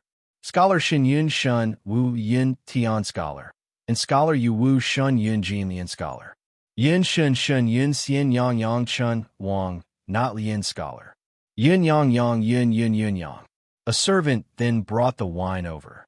Shunji took the wine and poured it into 3 cups. He then carried the tray with both hands. Those who were close to him, such as High Scholar Fu, Qinjin Shun, and Yuguang Mao, were worried. If he were to compose a poem, it would mean that he was famous. If he were to compose a poem, it would mean that he was famous. Pei Ziyin took the bottle of wine and drank 3 cups in a row. He then felt a surge of heat in his stomach as he shouted, "Good wine, bring me a brush." Behind Shinji, a servant brought over a brush, ink, and paper. Pei Ziyin picked up an empty table and placed it on the table. Weiyong then took the ink and said, "Brother Pei, it looks like you are going to compose a poem. Let me grind the ink." Weiyong then took the ink and started grinding it gently. When he was done, Weiyong then pushed the ink aside and looked at Pei Ziyun with interest. Pei Ziyun took the brush and started writing, "Pour in the wine. Do you not see? The yellow river flows from the heavens to the sea, never to return. Do you not see? The bright mirror in the sky grieves with white hair, like fine black hair in the morning, like snow in the evening. Do you not see? The golden goblet is empty to the moon. There was a yellow river in this world as well, and it was a famous river." Pei Ziyun usually buys famous pour in the wine. Every time Pei Ziyun wrote a sentence, Weiyong would read it out loud. After just 3 sentences, everyone's faces changed. The hundreds of people present were all listening intently, and the entire hall was silent. "Master, why do you say that you are short of money? You can drink it. A 5-flower horse, a coat of 1,000 gold. I will give it to you in exchange for good wine. Together, we will share the sorrow of eternity." As soon as this sentence was read out, the entire hall fell silent. Weiyong, Shunji, High Scholar Fu, Chunjin Chun, and Yuguang Mao all looked at Pei Ziyun in disbelief. Shunji carried the cup of wine and sighed. "Initially, when top scorer Fu asked me to pour 3 cups of wine, I wanted to watch him make a fool of himself. Who knew that today I would realize that you are a genius? You are like an immortal from the heavens and an immeasurable sea. I shall punish myself by drinking 3 cups." As soon as he finished speaking, he downed the wine in his cup and said, "I've read your essays. You are indeed a genius. Since you've entered a Taoist sect, you might as well return to the secular world. In the future, you will definitely be able to pass the examinations." Pei Ziyun then said, "Life is short, and we have to pass the examinations day and night. The reason I became a high scholar was to comfort my family. Now that my family is safe and sound, I wish to roam the 4 seas and live a carefree life. When Shinji heard this, his eyes gleamed as he watched Pei Ziyun leave. He then exhaled deeply and turned around. What a pity. Fu Mansion, although the streets were quiet, and most of the lights in the houses had been extinguished, some of the bigger houses still had their lanterns lit up. After the banquet ended, everyone returned to their own homes. Although most of them were drunk, many of them were still thinking about drinking more wine. When High Scholar Fu returned home, he saw a lantern hanging on the main door. When he saw the ox cart returning home, he walked forward to welcome him. Master is back. Help young Master Pei in, and give him some soup to sober him up. Pei Ziyun had composed this poem, and it shocked everyone present. Whether it was out of respect, jealousy, or hatred, everyone came forward to toast him. Even though he had cultivated his inner strength, he could only return home drunk. High Scholar Fu still had some semblance of sobriety, as he instructed. As he spoke, he walked along the corridor and entered a building. He saw that Yu Yin-jun had already returned to her courtyard, and her room was lit by candles. High Scholar Fu sighed and pushed the door open. Yu Yin-jun was writing her poem, and the little girl Chu Xia had already fallen asleep on the bed. Hearing the door open, Yu Yin-jun raised her head and smiled. So it's brother-in-law. Yin-jun, take a look at this poem, High Scholar Fu said as he handed the poem over to her. Yu Yin-jun was somewhat surprised. All these years, although she had been living in Fu Mansion, her brother-in-law had never visited her at night in order to avoid arousing suspicion. This time, he had made an exception. She took the poem and read it under the candlelight. Good poem. She then turned around, her eyes lit up. Whose poem is this? High Scholar Fu then said, This is your disciple's poem today. You've never seen the scene before. Hundreds of high scholars and scholars were all stunned, speechless. It was a sight to behold. Weiyang even took the Rui scepter that Ji Bei Ho had given him and gave it to your disciple.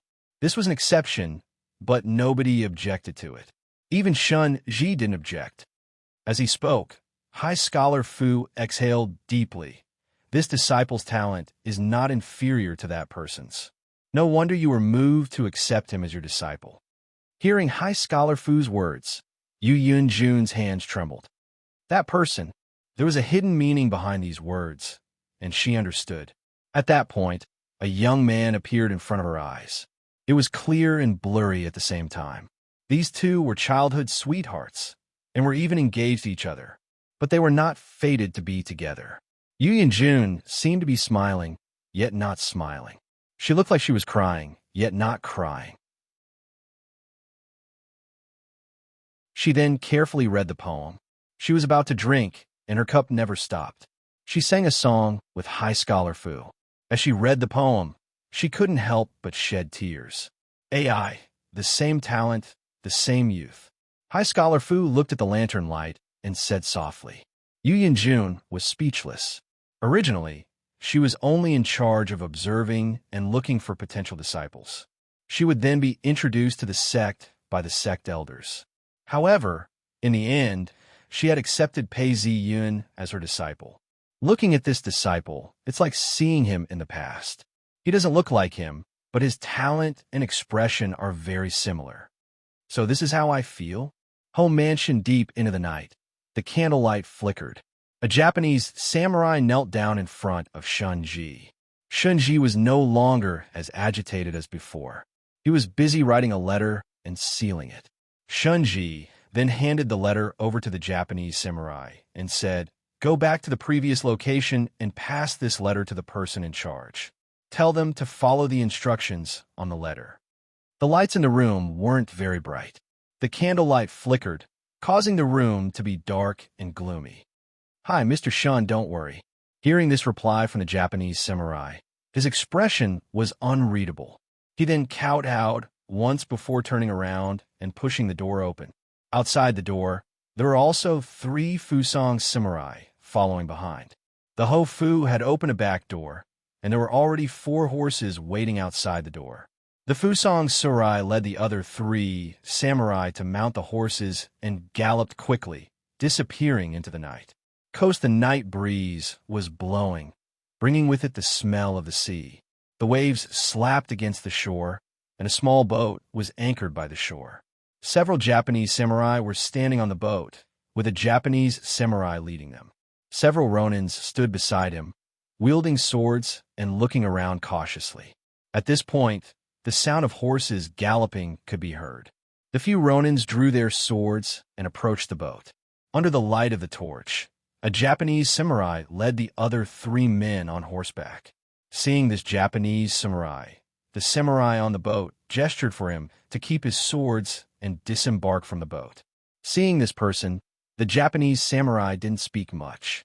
He took out a letter and said, "This is what Mr. Shun wants you to do. I hope you will do it as soon as possible." The samurai on the boat received the letter and started reading it. When he was done, he burned the letter with a poker face and turned around. "Hi, tell Mr. Shun not to worry. I will cooperate." "Hi, please." The Japanese samurai bowed as he spoke. The samurai on the boat didn't speak much as he boarded the boat. With a wave of his hand, the boat sailed away with the wind.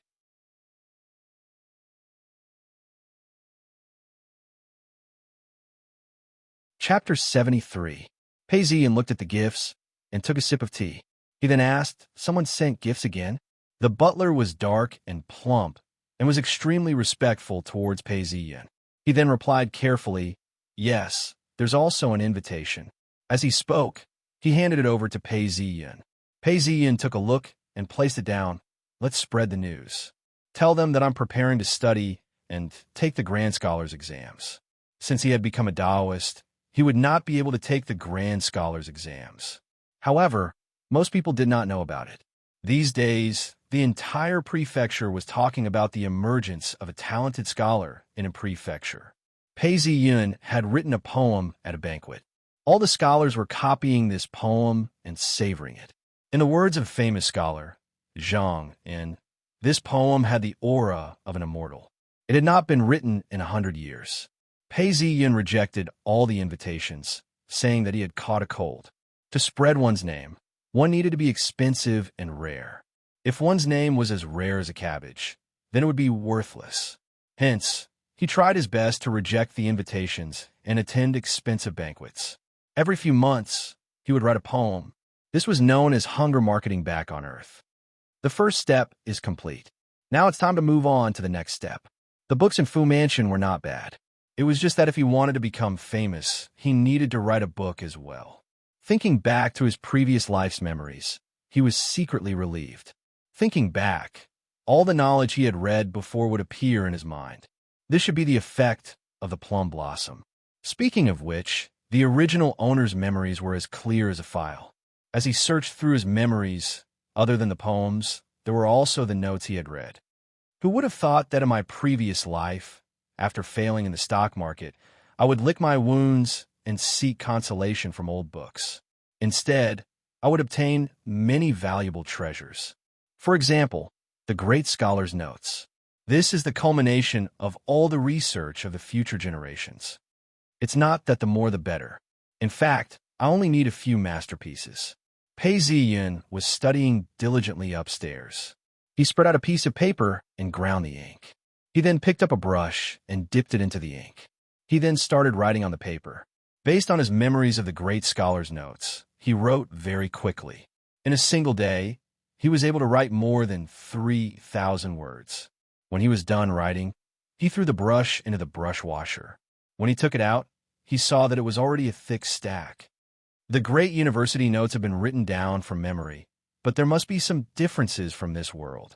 If I want to create a mountain monster in this world, I have to obtain more words to compare and polish. As he thought about it, he left the study room to look for High Scholar Fu. High Scholar Fu was currently sunbathing in a pavilion in the courtyard, reading a book. Pei Ziyan saw him and asked him for advice.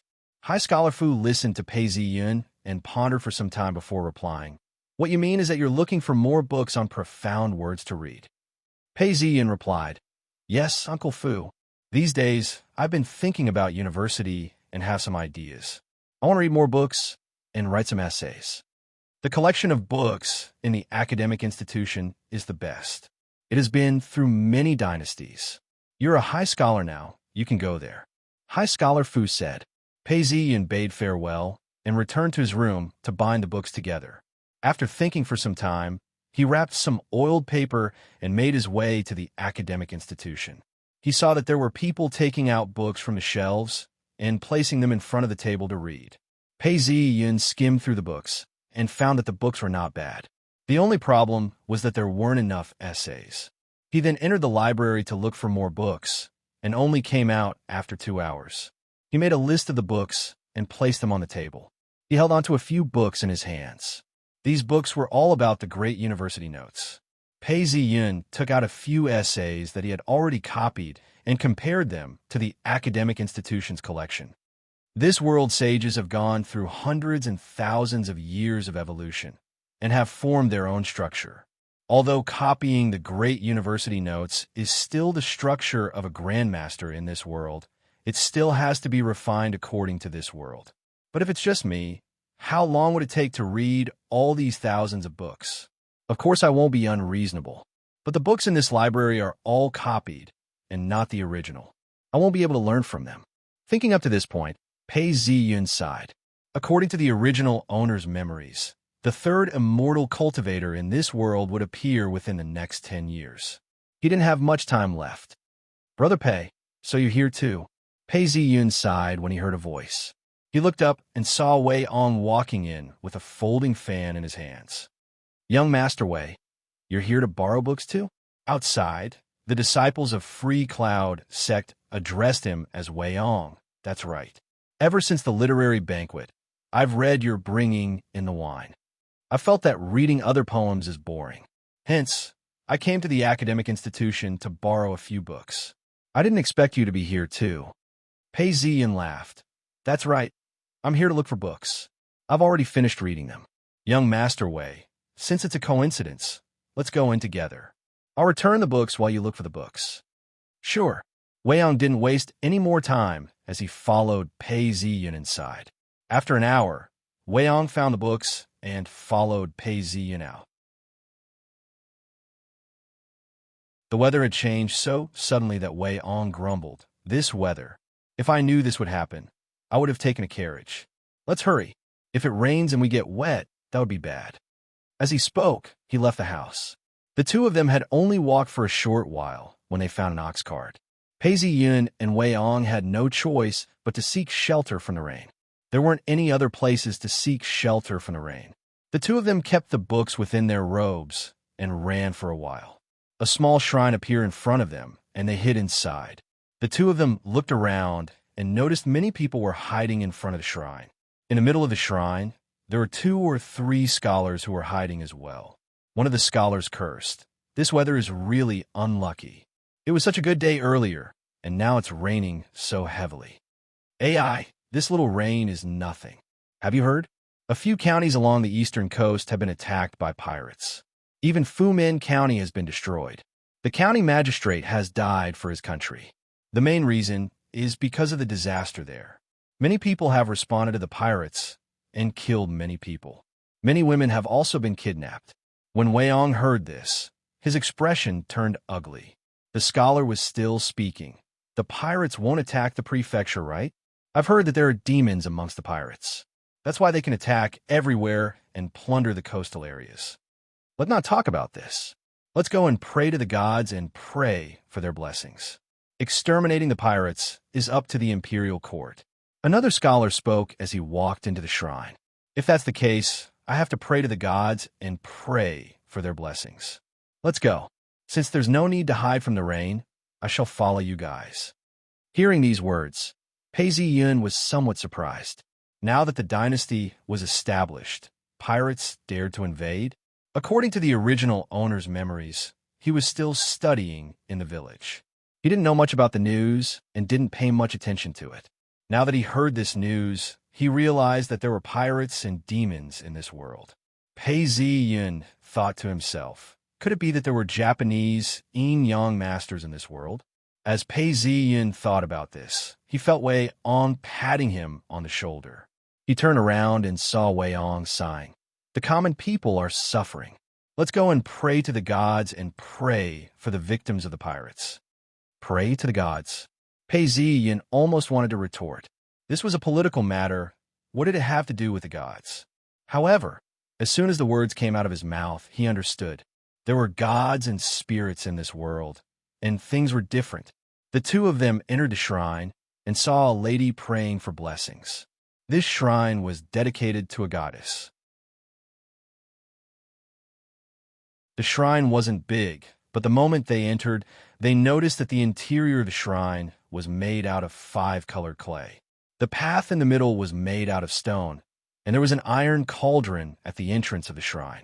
The incense was burning brightly, and the smoke of incense could be seen everywhere. It was raining, and it was rather dark.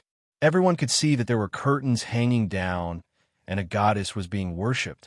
The lady was praying, "May the goddess bless my father, so that he can avoid the pirates' attacks and escape safely.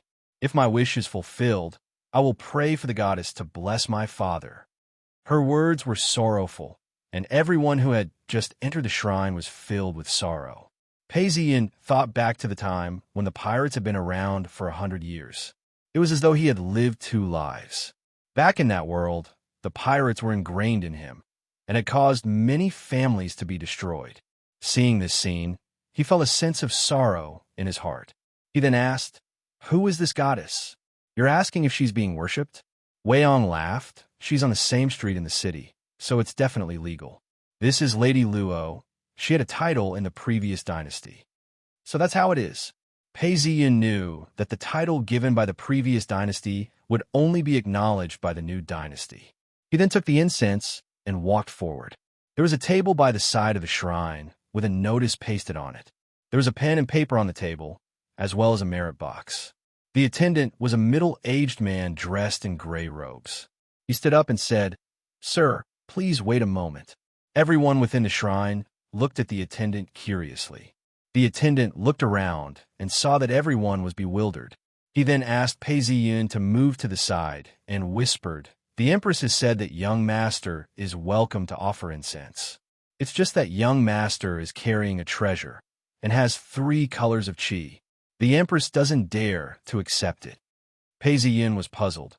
"I only have 5 taels of silver with me and a few banknotes. What treasure do I have? Young master is holding this in your hands. It's just a book." The attendant was referring to the book wrapped in oil paper. He then said, "If young master really wishes to greet the Empress, please place this book at the side." Hearing these words, Pei Ziyin was deep in thought. In both of his lives, he hadn't learned the technique of observing qi, and thus couldn't see qi. The attendant was usually a spiritual person and could sense the spirits of the gods. Hence, he was chosen to be the attendant. It seemed like the attendant had seen something strange and was thus obstructing him. Pei Ziyin had no choice but to let it go. He then had an idea. It seemed like even if this book wasn't changed, it would still be useful in this world. Weiyang had finished offering his greetings. Seeing that Pei Ziyin had returned, he placed the book at the side and said, "Let me hold it." As he said this, he took the book from Pei Ziyin. Pei Ziyin didn't mind. These books were meant to be published. He had known Weiyang for a period of time and knew that he wasn't a bad person. He then walked up to offer incense to the gods. In his previous life, Pei Ziyin didn't believe in gods, but in this life, he was seeking immortality. With the memories of the original owner, offering incense was not a problem. Weiyang was standing at the side, flipping through the book out of boredom. At first, he was just casually flipping through it, but as soon as he saw it, his eyes widened and he started flipping page after page. Pei Ziyin turned around and saw Zhang Jieyu looking at the manuscript for some time before asking, "This book, was it written by you?" "Of course it was. It's just that this book isn't perfect enough. It's not perfect yet. I need to polish it a little more before it can be considered complete."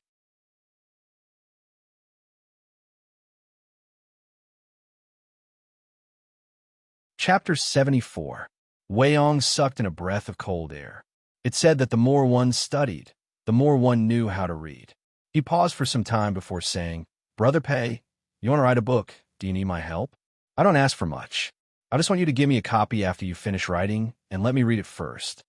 Pei Ziyin thought for some time. "I have to thank Brother Wei. I do need Brother Wei's help with something. This is a collection of notes on the Great Learning Academy. It's not complete yet, and I need someone who specializes in great learning. There are many copies in the Tribute Academy. It's not rare, but I need the handwriting of a famous master. I want to learn from it and gain enlightenment so that I can forge it into a masterpiece. When Wei-ong heard Pei Ziyun's words, he nodded his head profusely and sighed. With Brother Pei's talent, your name will spread far and wide. I can only look forward to it. I'll help you with your request. Don't worry. After some time, the rain outside the hall finally stopped. Wei-ong bade farewell to Pei Ziyun and hurried back to home mansion. When he reached the mansion, the guard at the entrance greeted him. Young master. Wei-ong nodded his head in return. When he entered the courtyard, the maidservant coincidentally came out with an umbrella. The moment she came out, she said, Young master, you're back. I was worried that the rain would continue and was about to go to the examination hall to look for you. I didn't expect you to come back. I'm already a grown man. Do you still need to worry about me? I'm fine. Ask Mr. Shun to come to my courtyard later. I have something to talk to him about. Wei-ong returned to his seat, took out a cup of cold tea, and drank it. Yes, young master. I'll go and invite Mr. Shun. The maidservant walked away. Mr. Shun was usually in the study, so it was easy to find him. Seeing that she had gone to call for someone, Wei-ong took out a brush, ink, paper, and inkstone, and began to grind the ink. Not long after, footsteps could be heard, and a maid's voice could be heard in front of the door. Young master, teacher has arrived. Please come in, Wei-ong said while grinding the ink. The door was pushed open, and a maid led Shun-ji into the room. Wei-ong looked at Shun-ji and said, You can leave first. I have something to say to Mr. Yes, young master. The maidservant replied obediently. She turned around and closed the door behind her. Wei-ong casually asked, Sir, what have you been doing recently? Shun-ji didn't reply. Instead, he smiled and asked, Has young master thought it through and decided to participate in the affairs of the residence? Wei-ong rejected. I prefer to read my own books and comprehend my Tao. Mister, please do not be agitated. I have something important to discuss with you. Today, I went to the academic hall with Pei Ziyun and saw that he had written a book. Although it was only a rough draft, I flipped through a few pages and realized that it was very convincing. His words were clear and incisive, and the meaning of his words were clear and incisive. Young master, if you're talking about poetry, I would believe you. But you're saying that he wants to write a book now? I don't believe you. Writing a book is the three most important things. Pei Ziyun is only 15 years old. Even if he became a high scholar and wrote the book, it's hard to imagine him writing a book now. Shun-ji replied. Wei-ong laughed. Mister, don't be anxious. You know that I've been intelligent since I was young. Although I don't have a photographic memory, I only need to read it once, and I can remember it. This book is very profound, and I can't remember everything, but I can remember a few of them in a short period of time. Let me write it down for you, and you'll understand. Wei-ong picked up a brush and started writing. He used a small brush on the rice paper and wrote very quickly. In less than a quarter of an hour, he had finished writing. He blew the ink off the paper and started reading it. He then sighed. Every word in this book is very profound. Mr. Shun, take a look and you'll understand. Shun-ji picked up the paper and looked at it before sighing. Young master's words have improved. I don't even need to read the book. Just by looking at the words, it's good for my eyes. As he finished speaking, he continued reading. He didn't think much of it at first, but then his expression changed as he became serious. Who? Shun-ji read it once and exhaled deeply. He didn't speak and continued reading it once more. After reading it for the third time, he placed it down. His face was extremely serious. Third young master, you still don't know how powerful this book is.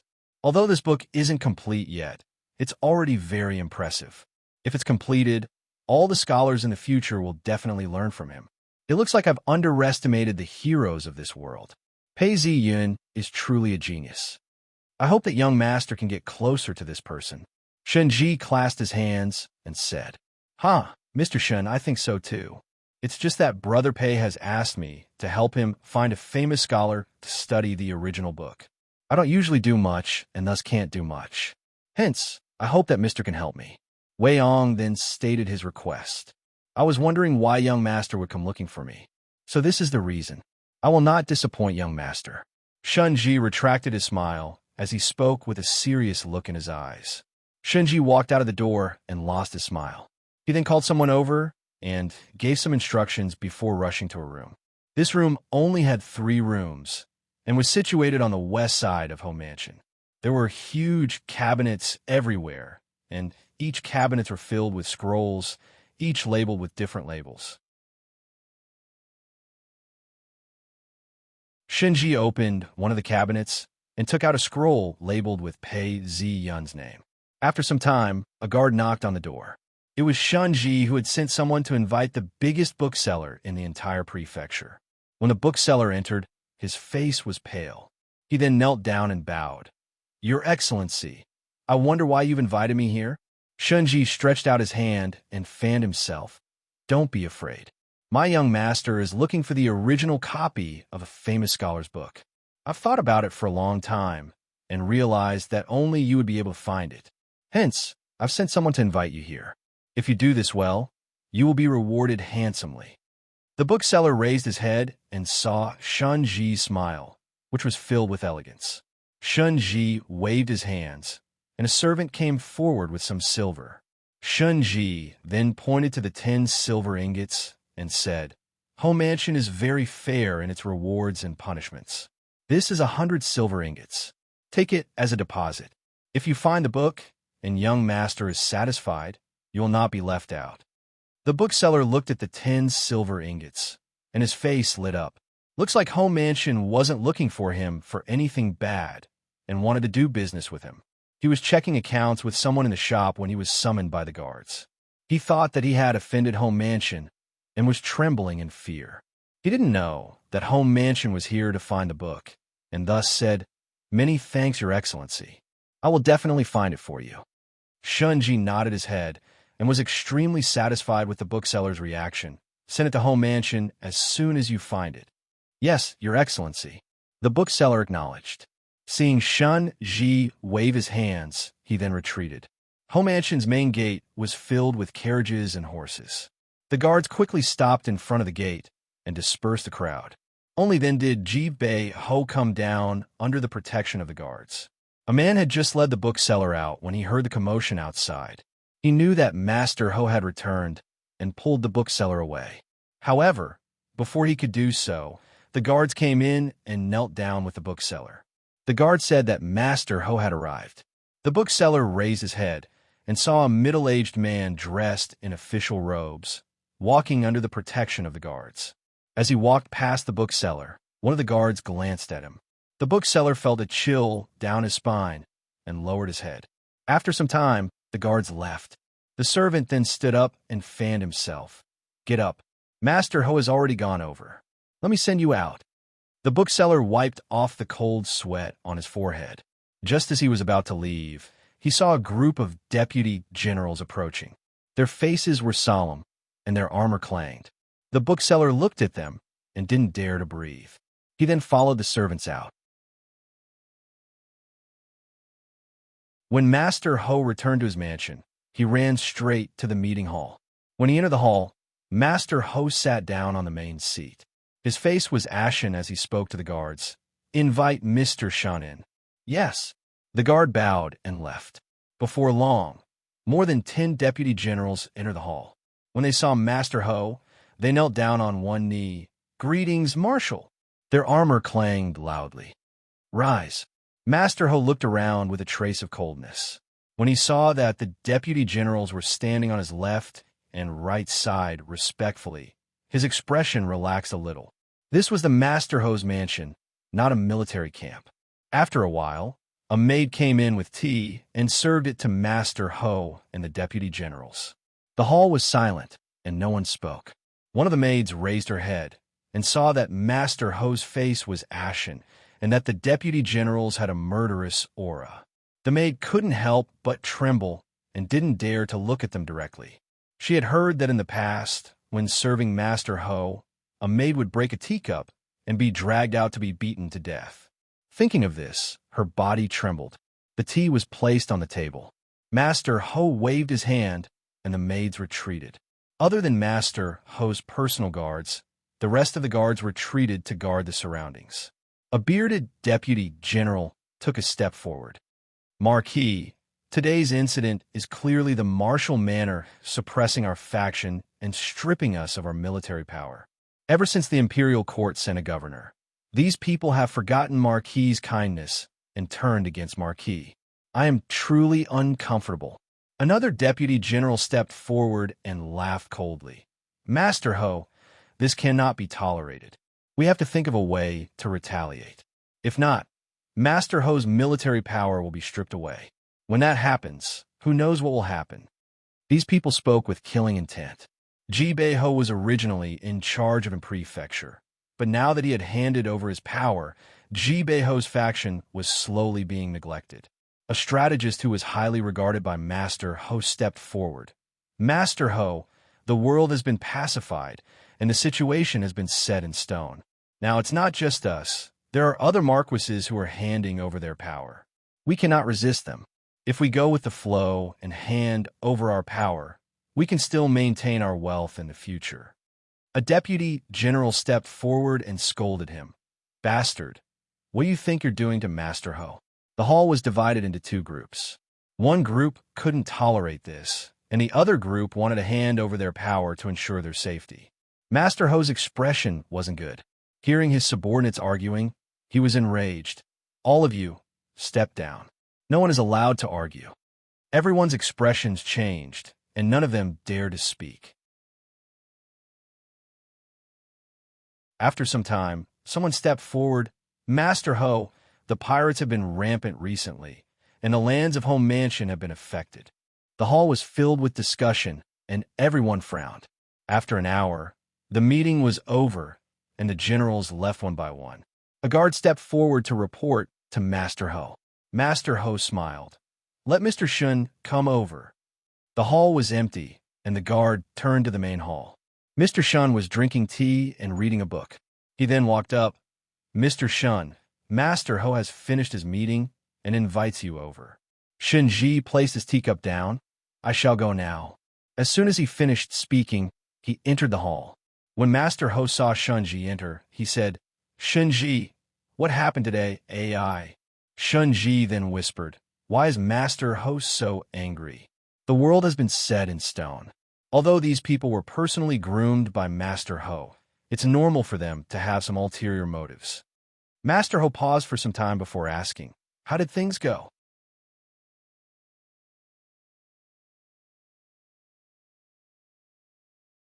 Chapter 75. Shunji laughed coldly and said, Master Ho, the pirates' plan is a success. Attacking the county is a small matter. I've already recruited the pirates to assassinate the governor.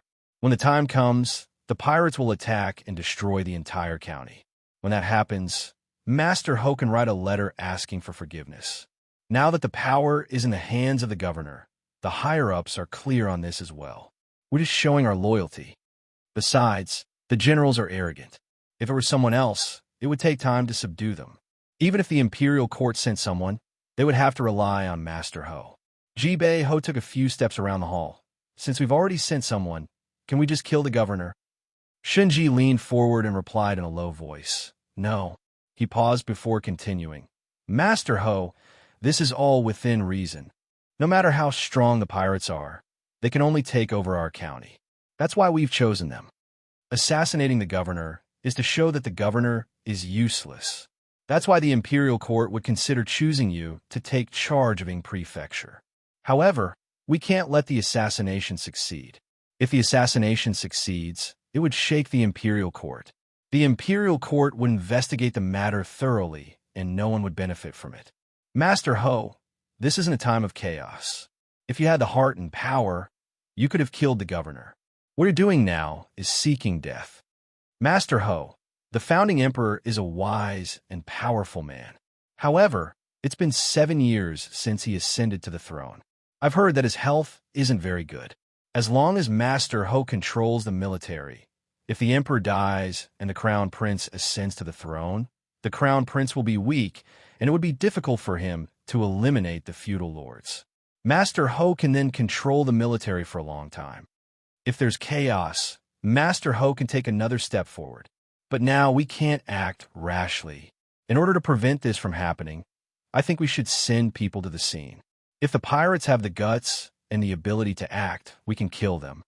Jibei Ho's eyes were gloomy, as though he was deep in thought. After some time, he sighed. Mister, you've worked hard. I relied on you these days. If it weren't for your plan, I don't know how long it would take for me to control the military. Shunji bowed and said, Master Ho, I've been your man since I was born.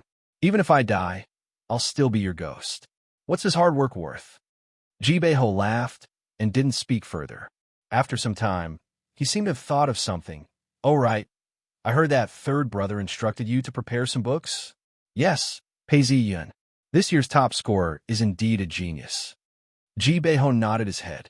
After some time, he asked, Are they from Free Cloud Sect? Yes. Then can we rope in this person and Free Cloud Sect? It's going to be extremely difficult to win over this disciple. As for winning over Free Cloud Sect, I'm afraid it's impossible. Shinji paused before explaining, although Free Cloud Sect's history isn't that long, we've gone through 2 dynasties. It can be said that we've already gained a firm foothold. These blessed lands of Taoism rely on Earth Qi. Although Earth Qi is natural Qi, there are ways to break it. As long as the imperial court gives the order, even famous mountains and great rivers can be diverted. Even though the Earth Qi has changed and not died, it has deviated. The original blessed land will gradually disappear. Changing the terrain of a mountain, changing a waterway, this is a huge undertaking. The imperial court isn't willing to do it, but it's not impossible. Hence, Taoist sects don't want to get involved too deeply. Although Third Young Master has joined Free Cloud Sect, and Free Cloud Sect has received some benefits from Home Mansion, it's not enough to rope in Free Cloud Sect. Shunji said, I understand. You can leave now. Jibei Ho waited for Shunji to leave before he turned around. Come out. Mr. Shun is a true scholar. A Taoist walked out and clapped his hands as he laughed. This person was wearing a Taoist robe and a bamboo crown. His face was thin, and he had a long beard. He looked to be in his 40s. Hearing this, Jibei Ho felt uneasy. He then laughed and said, With a Taoist from Holy Jail Sect joining us, what's there to worry about? Several days later, the bookseller wiped the sweat off his forehead as he waited outside Home Mansion. After some time, a servant came out and let him in. The bookseller held onto a book in his hands as he followed the servant in. Shinji was practicing his calligraphy. When he saw the bookseller enter, he ignored him. When the bookseller entered the room, he bowed and said, Your Excellency, I found some books personally written by you. He handed the book over to the servant, who then handed it over to him. Shunji received the book and looked through it. Indeed, they were famous works. He then smiled, Not bad. I didn't expect you to be able to find books personally written by these people in such a short period of time. Not bad. This is all because of Your Excellency's prestige. I've heard that Home Mansion is collecting original manuscripts. Very few people would reject it. The bookseller smiled as he spoke. Even so, you're very diligent. Shunji took a sip of tea and instructed the butler to bring the bookseller to the accounts room. He then took out another 100 taels of silver. This was the final payment. These 7 books were not bad. Shunji took the 7 books and walked towards Wei Yang's courtyard. When he entered the courtyard, Wei Yang was brewing tea. He had already finished painting and placed it beside him. Shunji stepped forward. Third Young Master, I've found the books you asked for. He then handed the books over. Wei Yang took the books and flipped through them before saying, These books are not bad. They're all written by famous authors. Huang Li, you're my personal maid. Take these books and bring them to him. Yes, young master, Huang Li replied as she received the manuscripts. She then went to the mansion to hire an ox cart and brought the manuscripts to Fu Mansion. When the ox cart arrived at Fu Mansion, Huang Li alighted from the cart and knocked on the door. The door opened quickly, and the gatekeeper asked, Miss, May I know who you're looking for? Huang Li replied. I am the maid of the third young master of Jibei Ho's mansion. High Scholar Pei asked my young master to look for some manuscripts. Today, I have some news, and am here to bring it to young master. The gatekeeper looked at her and saw that it was a young lady. He then said, Miss, please wait a moment. I shall go and report this. After some time, the gatekeeper came out. Miss, this way, please. He then led Huang Li into the mansion. At this point, Pei Ziyun was writing. When Huang Li entered, she saw that it was a study. It was filled to the brim with history books. There were piles of manuscripts on the table. She thought to herself, although she's not as good as young master's drawing skills, and is only good at writing, she looks more like a master top scorer. Just as she was thinking this, Huang Li stepped forward and handed the book over. Pei Ziyun stood up and took a look. It was the maid he had seen the last time. She had bright eyes and white teeth. Although she wasn't very pretty, there was something about her that moved him. He smiled. Thank you, young master. As soon as he received the book, he was elated. He then smiled. These books are not bad. Huang Li, in a few days, I shall pay you a visit. Young Master Pei, I shall return to report to my superiors. Farewell. Huang Li said as she hurriedly left with the gatekeeper. It wasn't appropriate for her to stay outside for too long. Pei Ziyun watched as she left. Without hesitation, he took out 3 of the 7 books and threw the other 4 aside. Out of the 7 books, 3 of them contain legacies. In ancient times, writing a book required a lot of effort. Usually, it would take several years or even decades to complete. It's not surprising that such a ratio exists. Zheng Xiaoqin, High Scholar. Lu Ji Yuan, High Scholar. Wang Ziliang, High Scholar. These are all famous people. These 3 books can sense it and can be absorbed. Speaking of which, having these 3 books is enough. Learning is mostly about understanding by analogy. It's not always the more the better. I shall use one book first and absorb it. Once I've absorbed it, I shall absorb the rest. Pei Ziyun walked into his room and placed one of the books under his pillow. He then fell asleep and entered a dream. Not long after Pei Ziyun entered his dream, the sound of a door being pushed open could be heard. Junior brother, the weather is good today. Let's go fly a kite. The little girl, Chu Xia, entered the room with the kite in her hands. When she saw Pei Ziyun sleeping soundly, she leaned in and shouted, Junior brother, don't sleep anymore. Come fly a kite with me. Pei Ziyun was sleeping soundly and couldn't wake up. He stomped his feet angrily and walked out the door. He woke up from his dream and entered it again. Pei Ziyun absorbed 3 books in a row. He felt as if the entire world was shaking. He stood up and took a few steps back. He then placed his hands on the bed to rest. Even though the plum blossom has opened its 2nd petal, I can't take it much longer. Pei Ziyun came to a realization. The plum blossom didn't have many restrictions. At least he couldn't reach the peak. However, even though he was a Tao cultivator, there was a limit to how much he could absorb. Not only did he have a headache, even his train of thought was sluggish. This was a sign that his mental state was severely depleted. Pei Ziyun laughed bitterly as he placed the books aside and fell asleep again. When he woke up, he felt as if he had recovered somewhat. His head was still throbbing. He stood up and stretched his limbs. He saw some food on the table, but it was cold. Underneath the food was a piece of paper. He picked it up and saw that it was his master's handwriting. He couldn't help but feel a warmth in his heart. Goo goo, Pei Ziyun's stomach growled. He pushed open the door and wanted to call for someone to warm up the food. Seeing that the sky was pitch black, with only a few stars in the sky, Pei Ziyun then realized that he had slept all the way until midnight. At this point, the night breeze blew past, and the servants were all asleep. Pei Ziyun thought for some time before closing the door and returning to the table. He lit some charcoal and placed it in a small pot.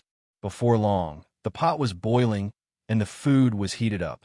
The fragrance of the food wafted out, and he started eating. Although the food was a little cold, it tasted pretty good. After eating, he went to the study table and laid out a piece of paper. He ground the ink and started writing. His thoughts flowed like a spring. Originally, There were a total of 7 chapters. By the time Pei Zi-yun started reading, he had already revised it 11 times. Although it wasn't perfect, every word was a gem. After receiving the thoughts of 3 great masters of this world, Pei Zi-yun changed the 7 chapters and took the essence of each chapter. He then expanded the chapters and wrote them down in one go. When he was done, he placed it on the table and didn't feel like sleeping. This was a beginner's Tao art. Pei Zi-yun had the original owner's memories, so he didn't need to practice it. All he needed to do was accumulate energy. In the blink of an eye, 7 days had passed. Pei Zi-yun wrote every day and would proofread it. He also practiced the 100 Beasts arts to accumulate energy. When he was done, he laughed out loud. Finally, the great Tao art is complete. He then instructed, "Men, prepare an ox cart. I am going to home mansion." At this point, High Scholar Fu and Yu Yin-jun were standing in front of a room. The room was locked, and the corridors were quiet. Both of them looked sad and happy at the same time. Several old books were placed on a shelf, and the curtains on the bed were drawn. There was a blanket on the table, and everything looked the same as before. "AI, Mistress Cloud and I have come to see you again. It's all my fault," High Scholar Fu said softly as he lit 3 joss sticks. He then thought to himself, "But you're living in paradise and should have no worries. It's just that I miss you so much." This can be considered a form of compensation. Yu Yin-jun thought to herself, if it weren't for her sister, High Scholar Fu wouldn't have been able to enter a Tao sect. This was all fate. After leaving, High Scholar Fu's expression changed. He was about to say something when Yu Yin-jun waved her hands. Her expression changed. She then revealed an indescribable expression.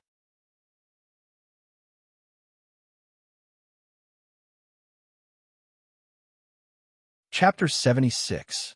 What's wrong, Mistress Cloud? High Scholar Fu asked with concern. Yu Yin-jun frowned and sighed. I don't know if it was the right thing to do to bring Pei Zi-yun into the sect. Seeing that High Scholar Fu was confused, she gazed into the distance for a long time before turning around and said, "The chi of a noble person is like a cloud. You know that too." Originally, this person had a mixture of white and red in the middle. This was the chi of a high scholar and was not rare. But just now, the chi of the moon slowly took shape. Originally, it was stacked on top of each other, and the color was a little muddy. Today, it turned into a green line with a hint of color. Hearing this, High Scholar Fu paused for a long time before asking, "A green line with a hint of color, what does that mean?" Green is the origin of the poem. It's just that no one knows about it. If someone were to praise it, it would be a rainbow, followed by red, yellow, and green. As time passes, the red and yellow would change into a pure green. Once it becomes pure green, it means that this person has completed his work and is immortal. He might not be inferior to the Tao sects. That's why I said to bring Pei Zi-yun into the sect. I don't know if it was the right thing to do. High Scholar Fu thought about how Pei Zi-yun's writings and poems had spread throughout the entire province. He even heard that the news of his wine had spread to the entire capital. His heart skipped a beat as he moved his lips, but didn't say anything. He then said, "I heard from you that Pei Zi-yun is very talented in Tao arts." Yes, he's skilled in both literature and martial arts. Yu Yin-jun was at a loss. Isn't that a good thing? No matter what, he's your disciple. The one who will bring glory to your sect will be him. High Scholar Fu said before sighing, "A son should be like Pei Zi-yun." Home Mansion, Brother Wei, I've finished reading your book. I'm here to return it to you. A guard led Pei Zi-yun to Wei Ang's courtyard. The last time Pei Zi-yun was in Home Mansion, Wei Ang had instructed him that if Pei Zi-yun came looking for him, he should just bring him in. As he entered the courtyard, Pei Zi-yun called out to Huang Li, "Young Master Pei is here. My master has gone out and will be back soon. Please take a seat." Huang Li was very polite as she invited Pei Zi-yun in her room to take a seat. She was brewing tea. The teapot was still steaming, and a serving maid was fanning the fire. After sitting down for a while, he heard a voice from outside. "Brother Pei is here?" As he spoke, he saw Wei Ang walk in. He was dressed in wide sleeves and looked very elegant. "Brother Pei, are you here because you've finished reading?" When Wei saw that Pei Ziyun was holding 2 packets of oil paper in his hands, his eyes lit up. Pei Ziyun laughed. "I've finished reading, and am here to return them." Wei then said, "There's no need to return these original copies to me. Brother Pei can keep them." Pei Ziyun then returned the 7 manuals which Wei had given him. Wei then placed them down and said, "Brother Pei, it's rare for you to come out, and you shouldn't stay in your room for too long. Why don't we go out for a walk?" Of course. Pei Ziyun had finished writing his book and was in a good mood. The group of them then brought some wine and headed out. This mountain was located north of the prefecture and wasn't very big. When they climbed to the top, they could see the entire prefecture city. When they reached the top, they saw that the entire mountain was gray in color. "Brother Pei, there's a spring at the top of the mountain, which keeps the entire mountain green and lush.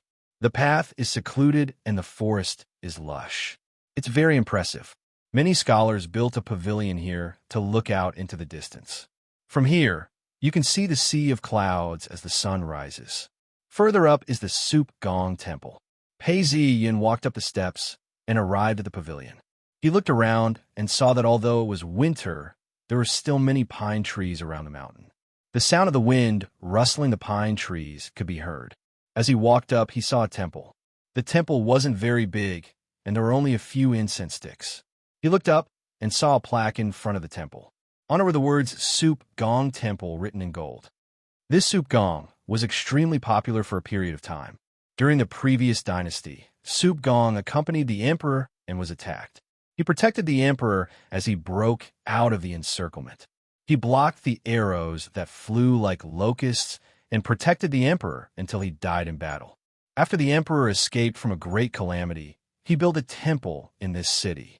His descendants inherited the title of count. During the previous dynasty, not only did the descendants worship the emperor, the government also worshipped the emperor. Now that the dynasty has been established, although this temple has not been abolished, nor will it be abolished for the loyal subjects to worship the emperor, they have not conferred titles to the emperor either. More importantly, the Tang family was destroyed along with the previous dynasty. The Tang family's title has been removed, and the descendants are now commoners. The number of worshippers has decreased by the day, and there's no one to maintain the temple. What a pity! At this point, the cold wind brought with it some rain. Hearing these words, the few of them felt their hearts tremble. Pei Ziyun then said, "The rise and fall of the human world has its own reasons. It's just that the will of the heavens is as deep as the sea, and we can't understand it." As he spoke, a servant saw a stone table and hurriedly brought out some dishes. He then smiled. "Two young masters, please have a drink to dispel the cold. We should celebrate as well." "That's right." The two of them took turns to drink as they chatted. For guards stood guard around the temple. After drinking a few cups of wine, someone shouted for them to kill. Pei Ziyun turned around and saw 7 or 8 martial artists charging towards him with blades in their hands. Holy Jail sect sent people to kill me. Pei Ziyun's hair stood on end and was about to draw his sword when he saw the guards beside Wei On. They drew their blades, and 3 of the guards charged forward, while the last one stood guard beside Wei On. As soon as Pei Ziyun drew his sword, there was a faint sound coming from the side of the cliff.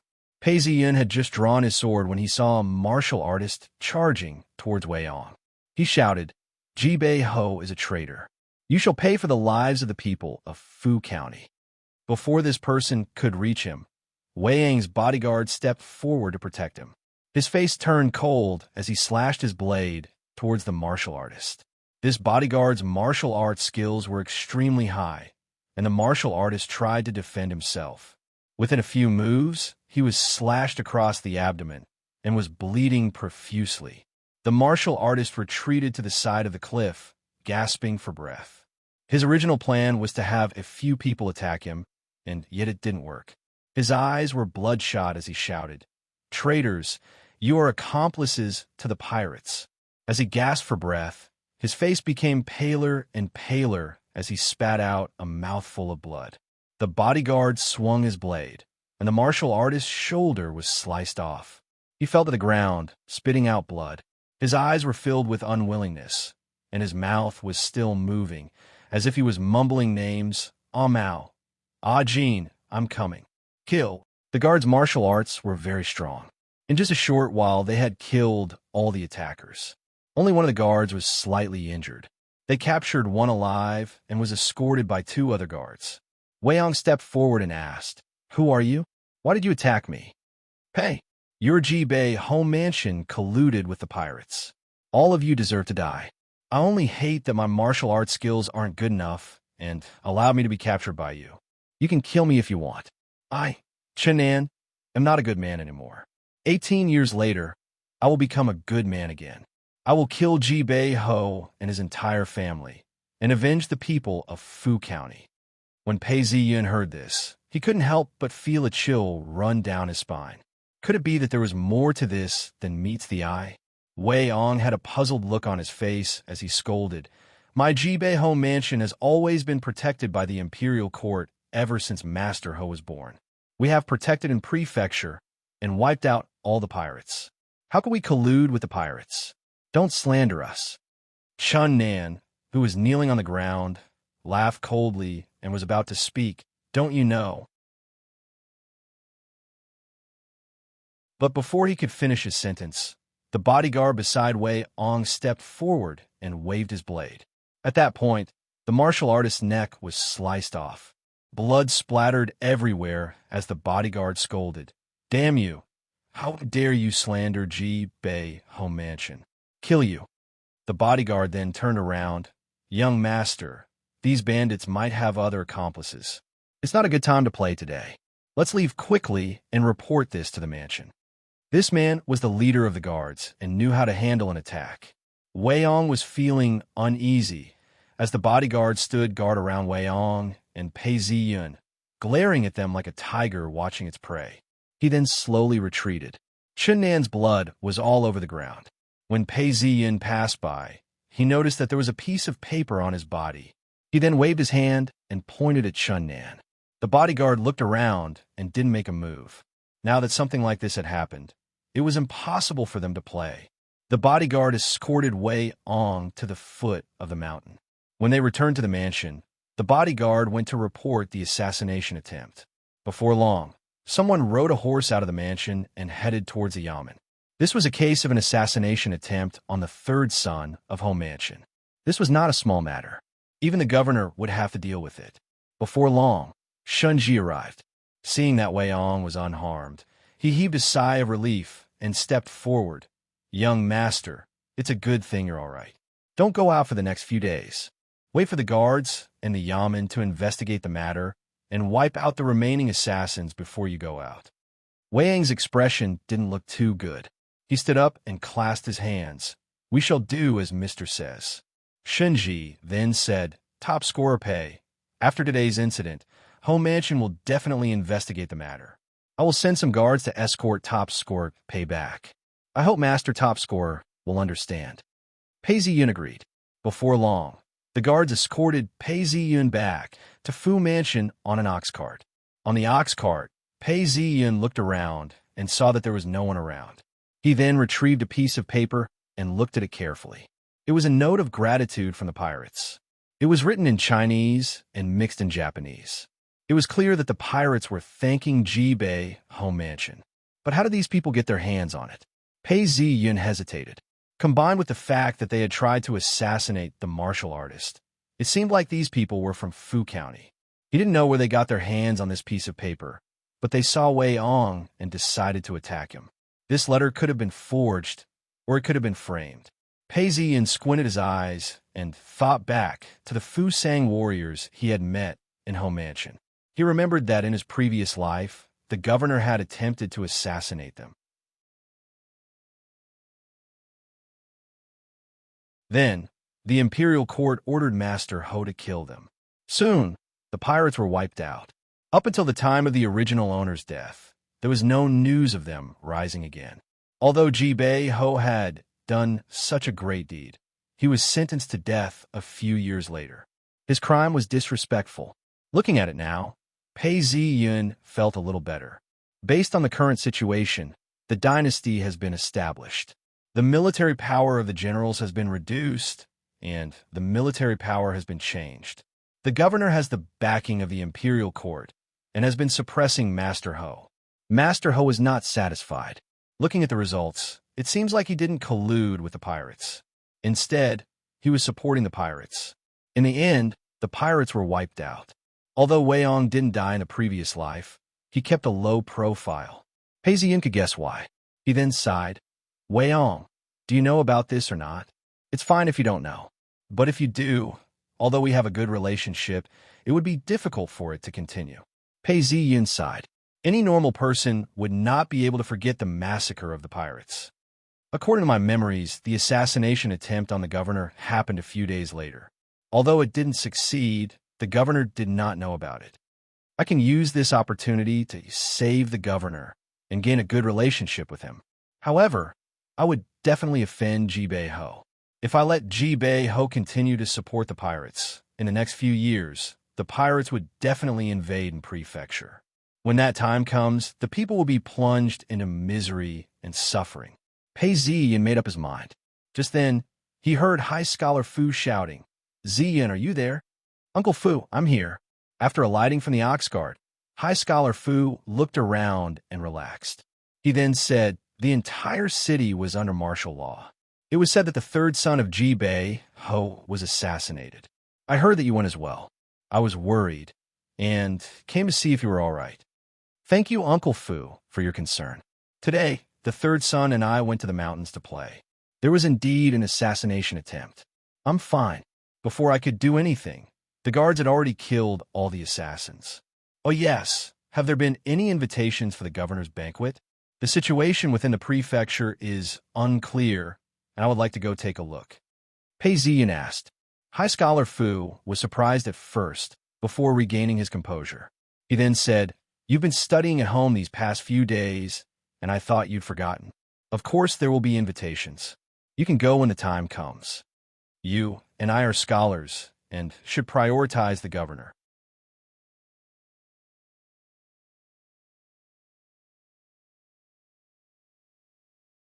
Chapter 77. Prefecture City. A ship was leaning against the shore. The sky was dark, and the waves were gleaming. On the deck of the ship, there were several soldiers lined up. Their leather armors clanged against each other, emitting a murderous aura. The governor stood at the top of the ship, gazing at the setting sun. He sighed and turned to an official. Has there been any movement from Jibei Ho recently? Your Excellency, Jibei Ho suffered a loss at the governor's palace and was enraged when he returned. There hasn't been any movement from him. Now, the entire Ho mansion is retreating. It's just that yesterday, the third son of Ho mansion, Weiyong, was ambushed by an assassin. However, he was killed by the guards, and nothing serious happened. The official reported. I'm aware of this as well. These assassins are truly audacious. They even dared to enter the palace and attempt an assassination. For this banquet, have you arranged for the guards to be present? The governor asked. Your Excellency, don't worry. This banquet is well guarded. There are even guards patrolling the grounds. All the guests have been checked, and no one will be armed. The official reported. That's good. Keep an eye on Jibei Ho. His son was assassinated, and he suffered a great loss. Seeing Jibei Ho being so quiet, I can't help but feel uneasy. After 2 years of fighting, although we aren't mortal enemies, I've gained a better understanding of his character. This man is very patient. If he doesn't make a move, he'll be killed. We have to be careful. The governor stroked his beard as he spoke. Your Excellency, it's necessary to be careful. But don't worry, I will keep an eye on him. It's almost time for the banquet. Please prepare to start. The official laughed. The governor had the intention to recruit the scholars. Perhaps after 100 years of peace, the governor's power was deeply entrenched, and there was no need for such a move. But now that the country was about to be established, it was extremely important to gain the support of the scholars. It wasn't because of fame, but because most of the high scholars were local officials. Previously, during Jibei Ho's banquet, the newly crowned master top scorer had invited the governor to drink with him. The governor was deeply regretful. However, This banquet had been scheduled for a long time. It was rumored that Master Top Scorer had declined many banquets. He wondered if he would attend this banquet. The official looked at the governor and stroked his beard as he pondered. The ox cart trotted along the road. A bell was tied to the ox's neck. Ding, ding, dang, dang. Pei sat on the ox cart with his eyes closed. A long sword rested on his thighs. He seemed to be resting, but at the same time, he looked like he was preparing and recuperating. Nay, the coachman pulled on the reins and stopped by the side of the river. Not too far away was the governor's banquet ship. The coachman then whispered into the carriage, "Master Top Scorer, we've reached the shore of the banquet ship." Hearing the coachman's soft voice, Pei opened his eyes and calmed himself down. There would definitely be an assassination attempt tonight.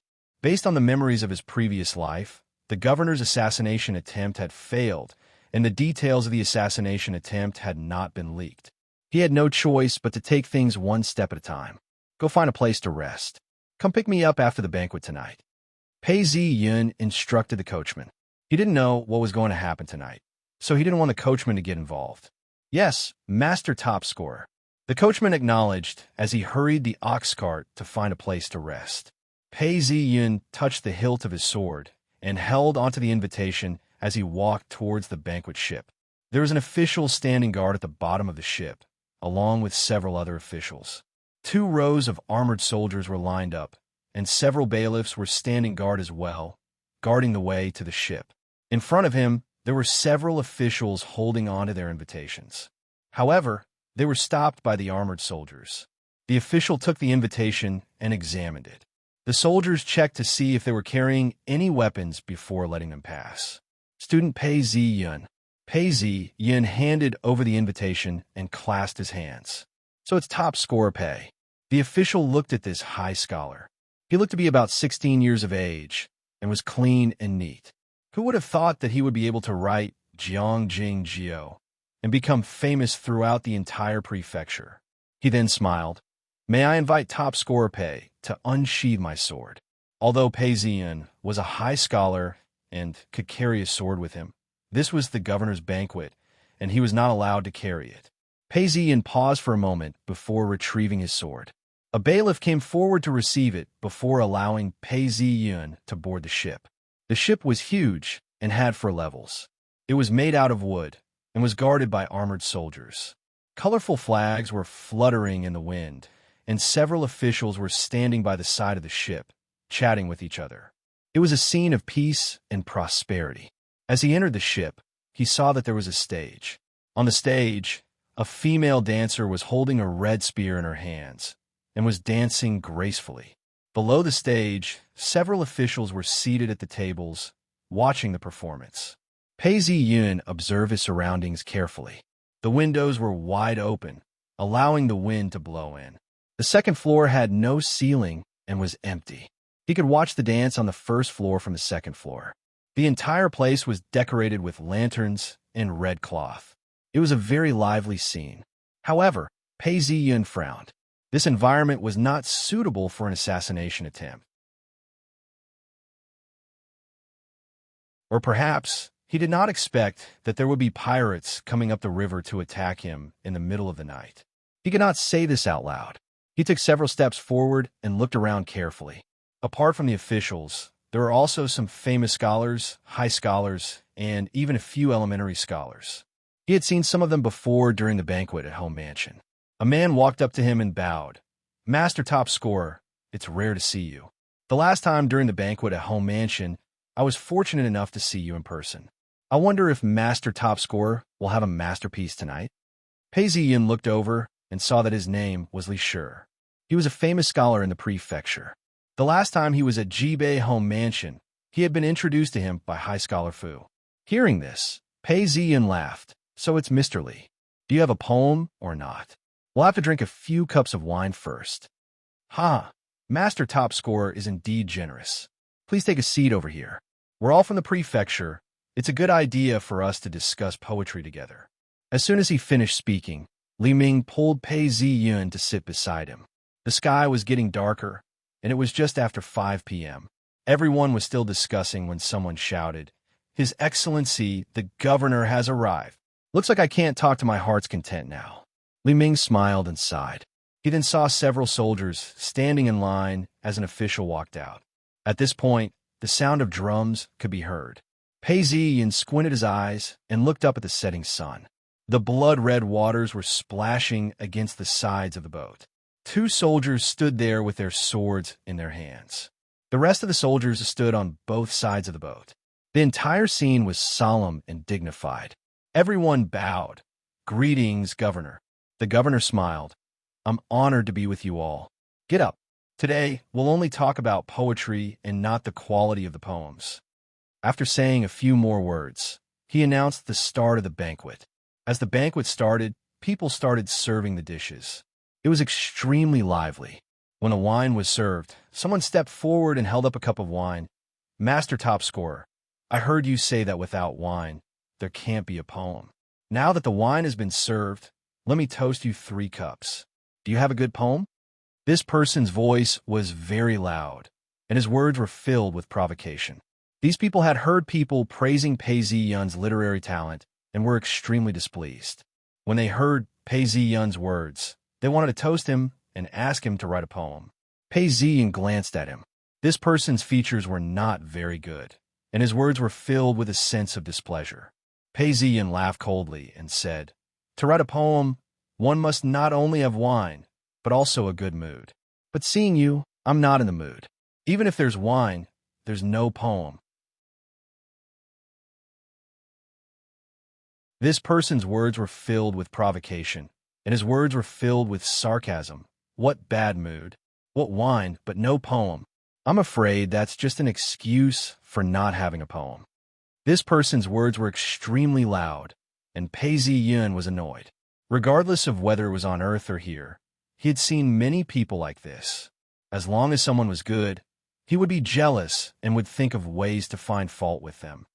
Ignorant fool. Pei Ziyun raised his eyelids slightly and ignored his sarcastic words. "If you want me to write, I'll write.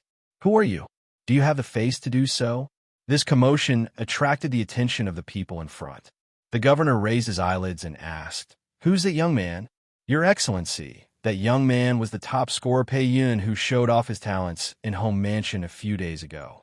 The official beside the governor smiled and said, "Actually, you've seen him before, but he's far away now."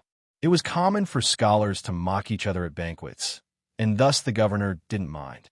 He then instructed, "Invite top scorer Pei over." Following the governor's orders, an imperial guard walked over to invite Pei Ziyun. "Master top scorer, the governor has invited you. Please come forward." Only then did Pei Ziyun agree. The person who had provoked him earlier looked at him with a heated gaze and was filled with unwillingness. As Pei Ziyun approached, he realized that he had finally met the governor in his previous life. He was a refined man with a tall stature. He was around 40 years old and had a scholarly air about him. He had a dignified air about him, as well as an authoritative aura. He smiled and said, "Master top scorer, I've heard that you were able to compose a poem after drinking 3 cups of wine at Ji Beiho's mansion. Your poem is famous throughout the entire prefecture. I wonder if Master Top Scorer has anything to write today." At this point, a voice could be heard. "Governor, Your Excellency, Master Top Scorer has just arrived. He said that if there's wine and a poem, there's definitely something to write." It was the man who had followed Pei Ziyun from afar. When he heard Pei Ziyun's words, he became impatient. "Shut up. The governor is speaking, and you have no right to interrupt. Hurry up and leave." The official beside the governor stepped forward and reprimanded him loudly. Only then did the man realize that he had made a mistake and that he had offended the governor. He then hurriedly retreated back to his seat. The governor didn't take it to heart and smiled at Pei Ziyun. "Is that what top score means?" Pei Ziyun smiled and said, "When I'm about to enter the wine, don't stop. The last time, I drank 3 cups of wine before I could compose a poem. If Your Excellency, the governor, were to pour 3 cups of wine, I would be able to compose a poem as well." The way he spoke to the governor was extremely arrogant. The official's expression changed and was about to step forward to reprimand him. The governor knew that Pei Ziyun had already entered a Taoist sect and had no plans to continue advancing in his career.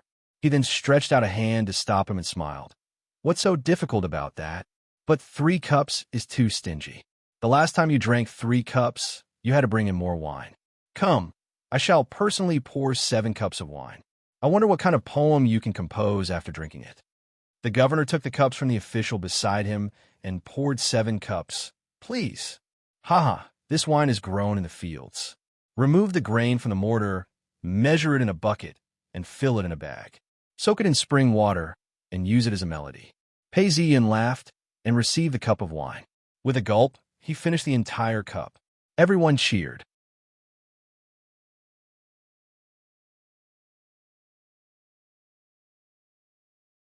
Chapter 78. He took a step forward and picked up another cup. With another chug, he gulped down another cup. Step by step, 1 cup at a time.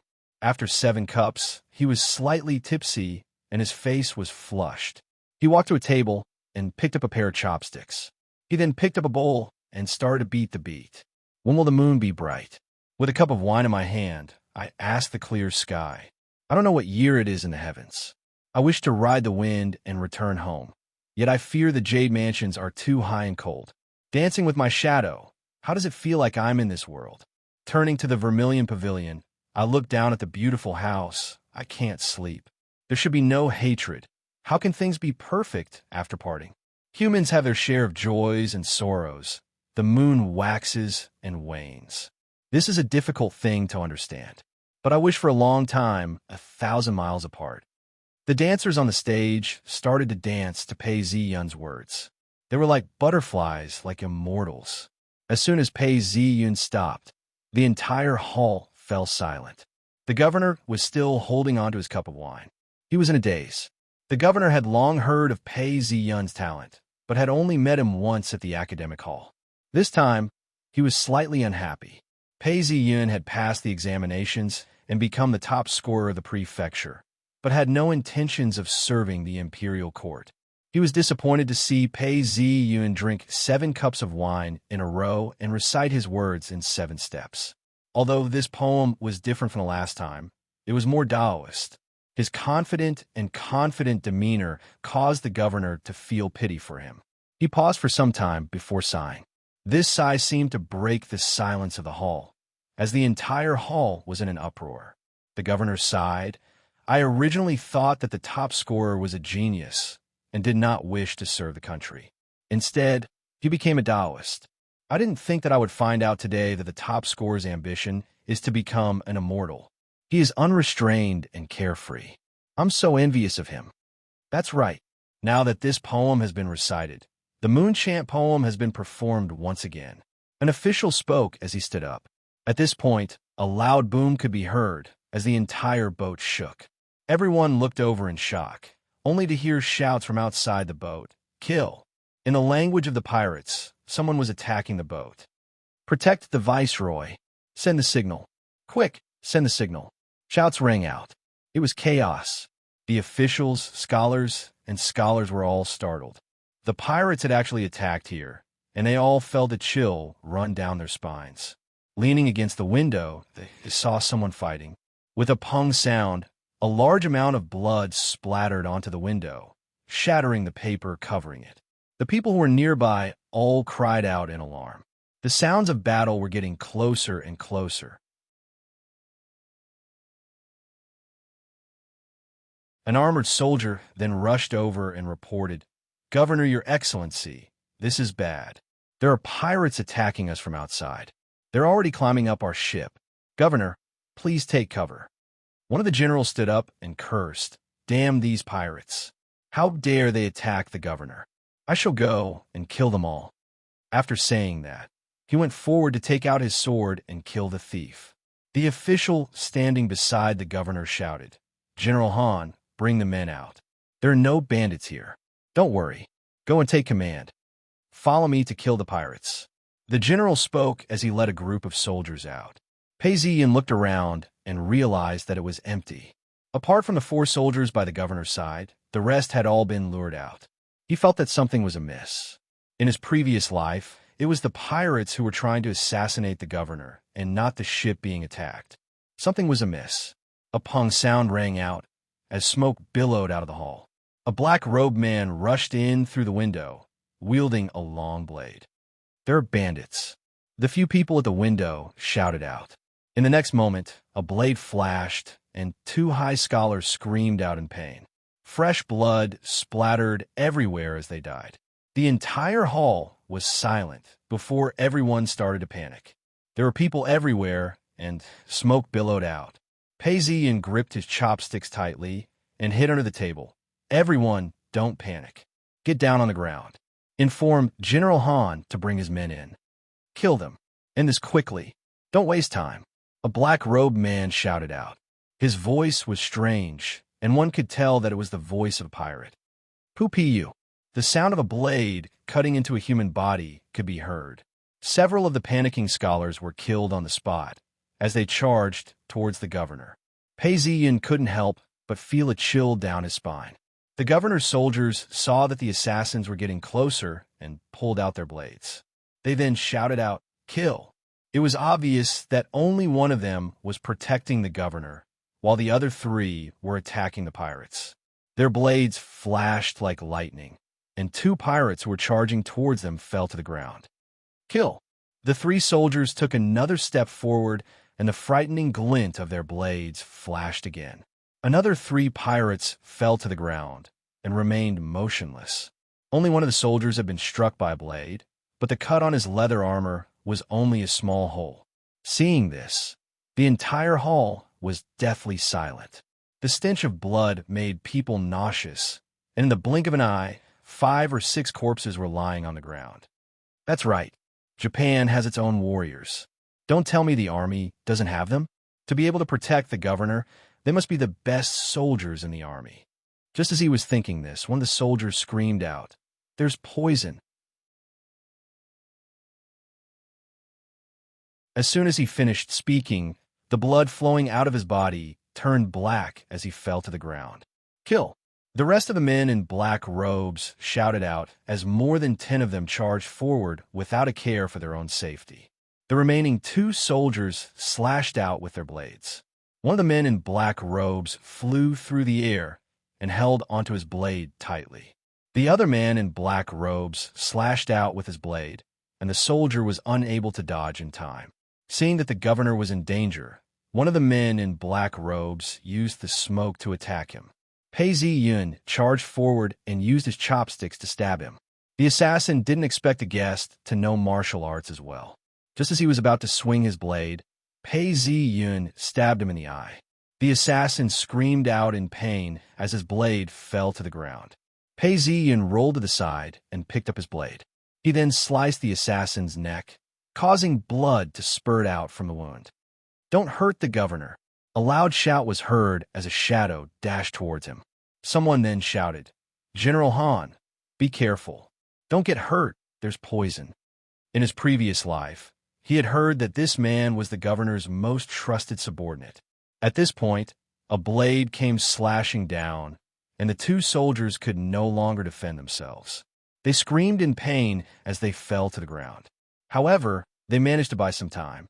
There was only one official left beside the governor. He was trembling as he stood in front of Han Wu. "Your Excellency, run." This delay gave Han Wu enough time to charge forward. His eyes were bloodshot as he shouted, "All of you die. Who be you?" A long blade pierced through the official's abdomen, and he died instantly. "Who be you?" Han Wu continued his killing spree as several men in black robes fell to the ground. A gust of wind blew in through the window, causing the smoke to dissipate. At this point, the soldiers who had followed Pei Ziyin had rushed over and blocked the men in black robes. "Kill! Kill all the assassins. Leave none alive." Gradually, the sound of killing stopped. Han Wu continued to deal the finishing blow to the assassins. The ground was covered in blood. Han Wu threw his long blade away and bowed to the governor. "Your Excellency, you've been frightened." Pei Ziyin threw his blade away and bowed. "Your Excellency, you've been frightened." The governor was about to speak when Pei Ziyin saw a lady dancing in the corner of his eye. She pulled out a blade and stabbed towards the governor from behind. Pei Ziyin didn't hesitate as he rushed forward and pulled out the plum blossom from the vase and stabbed it. The governor saw Pei Ziyin stabbing towards him and was taken aback. The plum blossom flew past the governor and pierced the lady's ear from the side. It pierced through her fragile ear hole and entered halfway. There wasn't much blood left. With a pu sound, the lady fell to the ground and died. Outside the ship, the sound of drums beating could be heard. The bandits outside the ship seemed to be retreating. The governor then regained his breath and looked down at the dead soldiers and officials. His face was ashen. After some time, he regained his composure and said, "Today, it's all thanks to General Han and top scorer Pei. I didn't expect these bandits to be so daring." A gust of wind rose up on the ship, and the wind blew into the hall through the windows. The entire hall was filled with the stench of blood. Some of the officials and high scholars felt their limbs go limp and shouted, Men, the smoke is poisonous. Our limbs are numb, and our limbs are numb." Some of the officials looked at the corpses lying on the ground, their intestines and blood splattered all over the floor. They started vomiting. Their faces were pale and filled with fear. Pei Ziyin felt his limbs go limp as well. He had smelled the smoke earlier, and it made him dizzy. Indeed, it was poisonous. Pei Ziyin thought to himself as he hurriedly circulated his inner qi. The dizziness he felt dissipated. It seemed like the smoke contained some sort of drug. At this point, Han Wu and Pei Ziyin were guarding the governor, and nobody else was allowed to approach. The female dancer saw her familiar sister trying to assassinate the governor. She was initially huddled together like a bunch of chickens, but now she was even more afraid. She squeezed even tighter into a corner. At this point, the sound of armor clanging against each other could be heard. A deputy general was clad in armor and wielded a long blade. There was still blood on the blade as he ran in. Behind him was a group of spearmen. When they saw the blood on the floor and the corpses of the bandits and guests, they broke out in cold sweat. "Your Excellency, Governor, I came late. I deserve to die 1,000 times. I hope Your Excellency will punish me accordingly." The deputy general came in to plead guilty and didn't dare to argue. This general was a soldier from nearby and had decent martial arts skills. The moment he heard the signal, he rushed over. The governor looked at him and said, "General, who saw the signal and rushed over within a quarter of an hour? That's very fast and isn't considered a crime. You may rise." The deputy general stood up and raised his blade as he shouted, "Protect the governor! Protect the governor!" The soldiers followed the order and shouted out. They then raised their spears and stood outside to protect the governor, not allowing anyone to approach. After some time, a soldier clad in armor walked in and reported, "Your Excellency, the pirates attacked. A total of 25 people were beheaded. 15 of our men were killed, including Captain Lee." Another officer then walked in and paid his respects. "Your Excellency, the pirates have retreated. It's just that these pirates took fast boats and sailed down the river. We weren't able to catch them in time."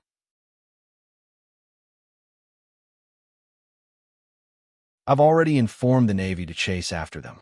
Send someone to inform the magistrate to come and investigate. Go buy some good coffins and collect the corpses of His Excellency Chun and the other high scholars. Investigate this matter thoroughly. I want to exterminate all these pirates.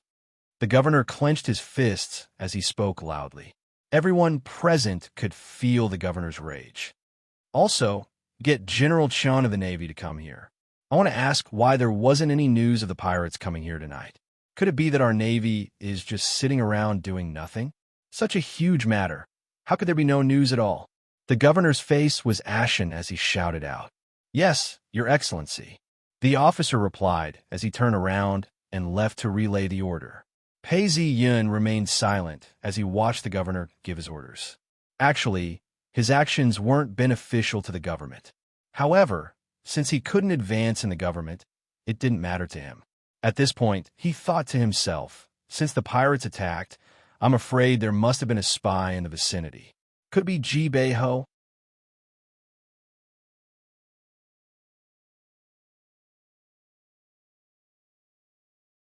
Chapter 79. An hour later, General Chun Ping of the Navy finally arrived. He apologized as soon as they met. The prefectural magistrate led the bailiffs over as well. When he boarded the boat, his face fell. There were many bloodstains on the boat. When he entered the boat, he saw that the floor was covered in blood as well. There were even corpses of officials lying around. His body trembled. The pirates actually dared to attack here? The governor looked at the magistrate coldly. These assassins even had female dancers amongst them. Investigate. You must get to the bottom of this. Seeing the governor's unfriendly expression, the magistrate hurriedly replied, "Yes, Your Excellency, Governor. I shall bring men to investigate and find out who these pirates are."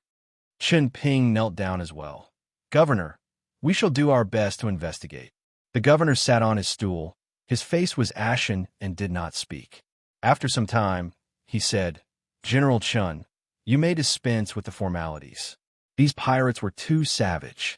I didn't expect them to attack me in Fortune County a few days ago. Nobody expected them to do this. You don't have to blame yourselves." As he said this, a group of soldiers rushed over, emitting a sinister aura. The captain of the group bowed to the governor. Seeing his brothers lying on the floor, his eyes were bloodshot. He didn't say a word, but stood up and surrounded the governor. These were the elite soldiers who were responsible for protecting the governor. They belonged to the imperial court and were under the command of the governor. At this point, the governor heaved a sigh of relief and sighed. "These people died for me. I shall give them a proper burial." The captain and the soldiers all knelt down and shouted, "Thank you, Your Excellency." The governor then instructed, "Seal the area. Wait for the people from the city to investigate." He then turned to Pei Ziyun. "Top scorer Pei, you've worked hard. Go back and rest." He then stood up and left. When he returned to the governor's mansion, the governor saw that someone was waiting for him. He then instructed, "Bring me the documents." He then said, "Summon all the advisors here."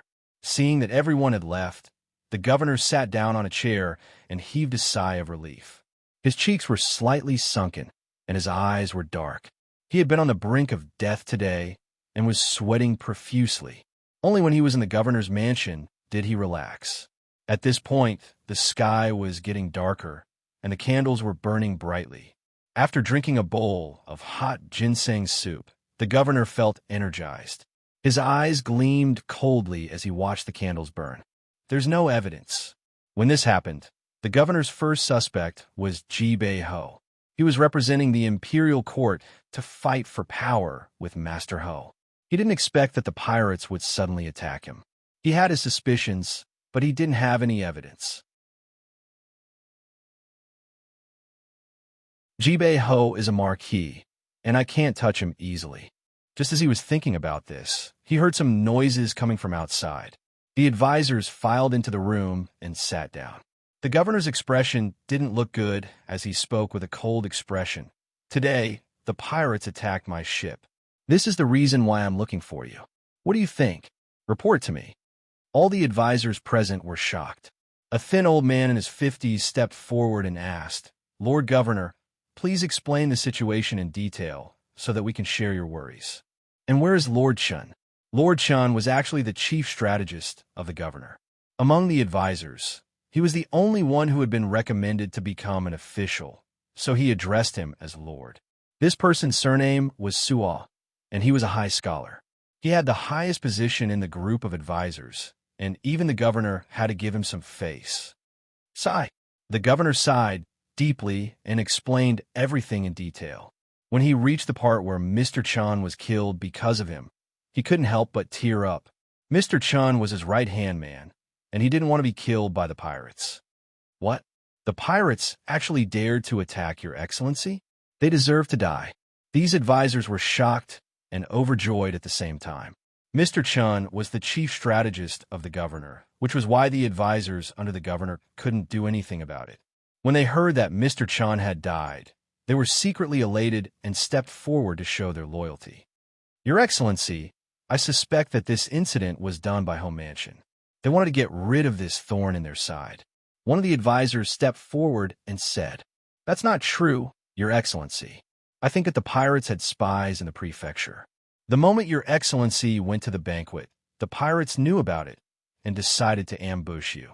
Your Excellency, I don't think that's the most important thing. The most important thing is how to deal with the repercussions of this assassination attempt. Now that the pirates have infiltrated deep into a prefecture and even managed to assassinate us, what about the other counties? The repercussions of this incident are huge. I hope that Your Excellency will report to the imperial court and send troops to deal with them. Your Excellency, I think we should ban the seas and, at the same time, deploy naval forces to the estuary to prevent the pirates from going against the current and attacking the coastal areas. If the pirates manage to infiltrate deep into the prefecture, the repercussions will not be limited to this. There were all sorts of arguments being made. Some even talked about negotiating with Jibei, Ho, and dealing with the pirates together. Everyone was arguing and mocking each other. There was no common ground. Hearing the chaotic discussion, the governor couldn't help but rub his temples and say, "Mr. You and the rest of the advisors should sort out all of this and report it to me tomorrow. I'm a little tired." The advisors all paused in shock as they stopped talking. Sua Ping, who was leading the group, sighed. He knew that the governor didn't care about what they had to say, and he was in an indescribable mood. Seeing that everyone had left, the governor smashed his teacup onto the ground and raised his head. He then sighed.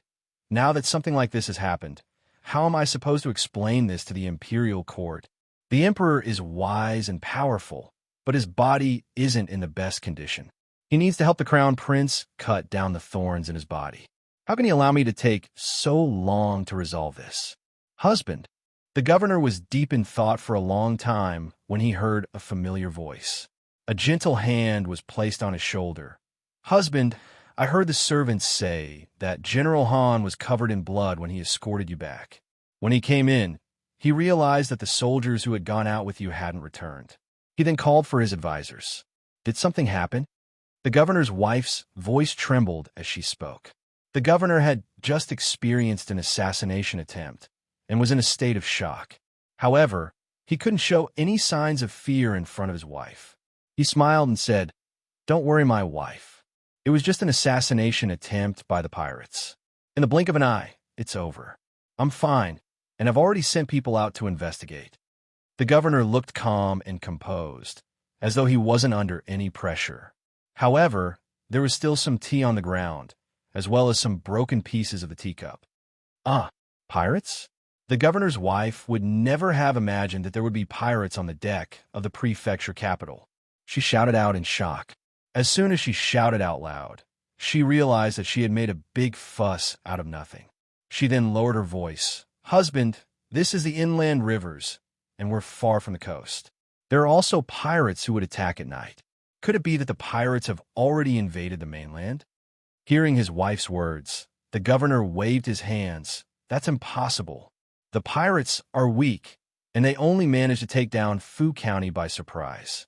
How could they have infiltrated the mainland? Furthermore, when they attacked the ship, the city guards sent reinforcements, and the pirates retreated. It's obvious that their numbers are limited. However, for them to be able to ambush us from the mainland, I can't rule out the possibility that they had help from the shadows."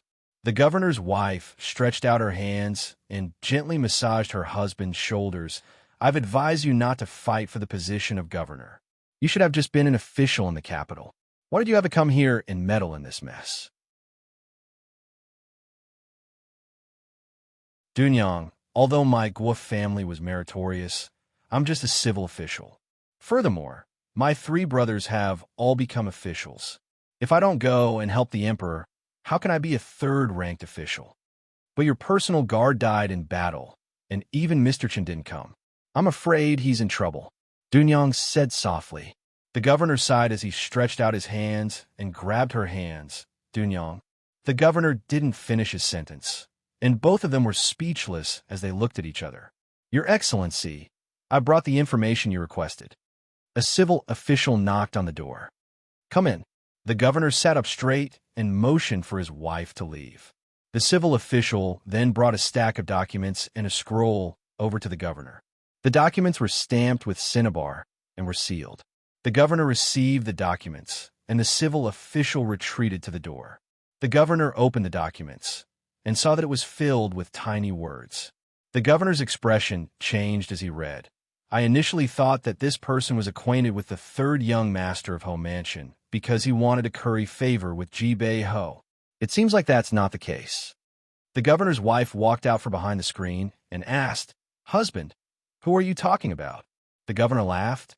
"I'm talking about the newly promoted top scorer Pei Ziyun. Today at the banquet, he managed to kill the assassin. If not, I'm afraid I wouldn't be able to meet your husband." The governor was joking. The topic earlier was too heavy, and he was trying to lighten the mood. "Since this person saved you, why do you still want to investigate him?" The governor's wife was puzzled. The governor cleared his throat. "Perhaps it's an envoy? He's trying to gain my trust. Besides, with his martial arts skills, I have to be wary of him." I remember now. These few days, everyone in the city has been talking about bringing in the wine. It must have been written by this person. Recently, the wives of the officials came to visit, and they all talked about this person. I've heard that many young ladies were copying his poems and begging their families to marry him. I didn't expect such a thing to happen. Madame Du said in surprise. This person does have some talent in poetry. Tonight, he recited a poem that was not inferior to bringing in the wine. It's just that before he could ask for the name of the poem, he was ambushed. These bandits are really despicable. The governor continued reading the documents. There were many rumors about Pei Ziyun before he became an elementary scholar. Most of them were about what had happened after he became an elementary scholar. The investigation was rather detailed, and there was even information about Pei Ziyun entering the Tao. The governor raised an eyebrow. This person had already written a book. This was the book that High Scholar Fu had sent to the bookseller. According to the bookseller, it was Pei Ziyun's new work. The governor received the book and was stunned. He read through a few chapters, and his expression froze. After some time, he sighed. This person has written this. In the future, when he studies to become a great scholar, he must read this book. He then said, top scorer of the 15th high school, with a master's words, bringing in the wine, Mid-Autumn Festival, and this great scholar's book. In the future, not only will his name be known throughout the province, it will also shake the world. It's a pity that he's entered a Tao sect. The governor's wife then said, "Husband, isn't this a good thing? If this person didn't enter a Tao sect, even with your status, you wouldn't be able to control him. Now, we can hire him to be our advisor." Advisor? Why hire him? Could it be that Madam has heard that he's good at politics or military strategies? The governor asked suspiciously. "Husband, this person has talent and is young. As long as we hire him, he will definitely be of help. Furthermore, it seems that after you met with your advisors, you smashed your teacup. I'm afraid that you aren't satisfied with their opinions and want to recruit him again. Even if he doesn't know how to do it, it's worth a lot of gold to buy his talent." Madame Dunyang laughed as she spoke. Hearing Madame Dunyang's words, the governor paused before regaining his composure. He then reached out and grabbed his wife's hand. "Then how can we hire him as an advisor? Such a person wouldn't be willing to be an advisor. I'll hire him to be a teacher. When he's free, he can give Pan some pointers." This time, it was Madame Dunyang who was surprised. "A teacher?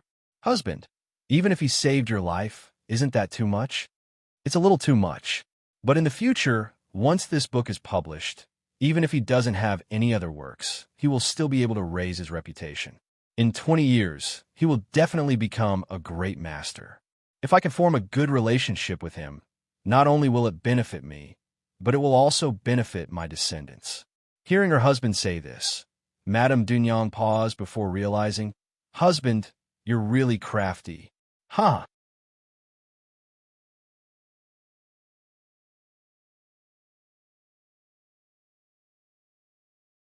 Chapter 80. Pei Ziyun and High Scholar Fu returned to Fu Mansion when they heard the sound of horses and footsteps. They turned to look outside and saw that it was pitch black. The sky was covered with thick clouds, and a cold wind was blowing. Several cavalrymen and soldiers were on their way. There were soldiers standing at the entrances of the streets, checking on people. The officials of the prefecture have gone out to search. Pei Ziyin thought to himself. Such a big incident had happened tonight. He had to report it to Yu Yinjun. Pei Ziyin came to Yu Yinjun's room and knocked. Master, master, I have something to report. Please wait. Yu Yinjun replied. After some time, the lights in the room lit up. After some time, the door opened and Yu Yinjun appeared before him. Pei Ziyin bowed. Master, something big has happened tonight, and I'm here to report it to you. What's the matter? Come in and tell me. Yu Yinjun paused. Pei Ziyin and Yu Yinjun walked into a small living room outside her room. This living room was very elegant, with several paintings hanging on the walls. His senior sister had already fallen asleep, and they sat down. Pei Ziyin leaned back on the chair. His expression was calm and peaceful. His tone was different from his usual self. As he spoke in a low voice, "It's like this. I have to rush to the governor's banquet." He reported everything that had happened today. Yu Yinjun frowned. You're saying that pirates attacked the governor tonight? Yes, master. Not only that, there were even assassins among the dancers. I suspect that other powers were involved, for example, Home Mansion. Pei Ziyin recalled his memories from his previous life and deduced that Home Mansion was involved in the assassination of the governor tonight. You did well. Our Taoist sect entered the world to earn merits for our sect, and thus we have to kill people. You saved the governor tonight, and that is a great achievement. You've done us a favor, and it will be easier for you in the future. Yes, master. But regarding this matter, I would like to ask for help from the sect. I wish to know more about the pirates. Pei Ziyun said. Oh, do you have any plans? Yu Yinjun paused when she heard Pei Ziyun's request. Pei Ziyun's expression turned solemn as he said, Master, in the heart of a leader, it's only right for his subordinates to die to save him. Hence, the debt of saving his life is not as great as you think. I see that the governor is still suspicious of me and is probably investigating. However, the assassination of the governor is an opportunity. Furthermore, helping the governor to come up with a plan to deal with the pirates would only bring benefits and no harm at all. Supporting the dragon would result in a backlash, but assisting the governor in exterminating the pirates would be beneficial to all the prefectures along the coast. I hope that master will help me. Pei Ziyin smiled as he spoke. Yu Yinjun paused as she stared at Pei Ziyin. She was in a daze. The figure of that person from all those years ago was becoming clearer and clearer, as though it was overlapping. Only after a while did she regain her senses. You're right. This time, assisting the governor in exterminating the pirates is an act of triumph over the heavens. Since you have such thoughts, I will naturally assist you. With these words, Pei Ziyun was satisfied. He didn't want to stay in the inner courtyard for too long. He stood up and clasped his hands before turning around to leave. Governor General's office. The governor stood up and stared out the window. When he returned to his seat, he saw that the magistrate had already ordered a bailiff to compile some information into a booklet. The governor took the booklet and skimmed through it. After skimming through a few pages, he flew into a rage and threw the booklet onto the ground. You're showing me this? Master, please don't be angry. What can the magistrate find out? Master, please don't make things difficult for the bailiff. Madame Dinyang stood behind the governor as she massaged his temples. Master, why don't we invite Master Top Scorer here today? That way, I'll have one less thing to worry about. All right, I'll do as my wife says. The governor then shouted, Butler, send someone to invite Top Scorer here. Fu Mansion. The morning fog was thin and thin, as though a thin veil had covered the entire street. The night watchman, who had been working the entire night, carried his bamboo and gong as he yawned and returned home. The soldiers on the streets seemed to have retreated. Not far away, there was a breakfast shop. A huge pot of porridge was being cooked as the fragrance of the porridge wafted out. The boss held a pair of long wooden chopsticks and was deep frying some dough sticks. I feel like eating dough sticks today. Buy some for me. Pei Ziyin instructed the serving maid before returning to his room. Yu Yinjun had knocked on his door and handed him a stack of documents. The information is all here. Keep it with you, and don't let anyone know about it. Yes, master, Pei Ziyun said as he received the documents. He flipped through the pages as the sunlight shone through the window. He continued reading. The documents contained information about the forbidden seas of the previous dynasty. The pirates were formed by the pirates and the areas they attacked. It was very detailed. As he read, Pei Ziyin had an idea. In his previous life, Qi Jiguang was the one who killed the pirates in one fell swoop. It was just that with the demise of the Qi family's army, the pirates had risen from the ashes. If he wanted to deal with the pirates, he had to deal with the problem from the root. As he thought about this, Pei Ziyin took out a piece of bamboo paper and used a piece of jade to hold it in place. He then poured some water into an inkstone and picked up a brush made of sheep hair. He dipped the brush into the ink and wrote down his thoughts. As soon as he wrote down some information, the serving maid came over and handed him some dough sticks. She then said in a low voice, "Master Top Scorer, the governor has sent someone to invite you over today." Oh, Pei Ziyun took several steps forward. The first step of gaining influence through his reputation had been accomplished. Now it was time for the second step. He had to gain the governor's favor and gain the support of the pirates. Pei Ziyun hesitated for some time and thought back to his previous life on Earth. There was a conclusion about the pirates. This had a lot to do with the Forbidden Seas. During the Song Dynasty, there was no news of pirates attacking along the coast. This was because the Song Dynasty was prosperous and had a strong navy. In order to maintain a strong navy, there had to be a source of income. This way, the imperial court would not feel that they were wasting their resources. Furthermore, they would be able to attack the pirates and pirates along the coast. Commerce was prosperous. Not only did the imperial court gain a lot from this, but more importantly, there were legal trade routes. Who would risk being hanged to smuggle goods? These pirates would not be able to make much profit. On the other hand, the prohibition of sea trade would stop the pirates for a while. But in the long run, it would only make things worse. Strictly speaking, when the Ming Dynasty banned the sea trade, normal trade routes were blocked. Under the temptation of profits, many pirates started to take risks. They started to kill and pillage, committing all sorts of atrocities. Hence, the number of pirates along the southeast coast increased. Years ago, when I was studying the stock market, I was reading Capital. There was a famous saying, for a 20% profit, it would be lively. For a 50% profit, it would be reckless. For 100% profit, it would be willing to break all laws. For a 300% profit, it would be willing to commit any crime. These pirates would attack the coast and plunder resources. When they returned to Japan, they would be able to earn 10 times or even 100 times the profit. This was the reason why the pirates could not be banned. Flipping through the records from Free Cloud Sect, Pei Ziyin noticed that there was 100 times the profit. It was no wonder the pirates were unable to kill them. When the previous dynasty banned the sea trade, the pirates started to rebel against them. The plan now is to remove the ban on the sea trade and build up the navy. Most of the sea merchants would have legal channels and would not join the pirates. Without the help of the sea merchants, these pirates would be like fish on the beach after the tide has receded. When the time comes, we can just surround and kill them. Pei Ziyin picked up a piece of paper from the table and shouted, "Men, prepare an ox cart for me to the governor's mansion."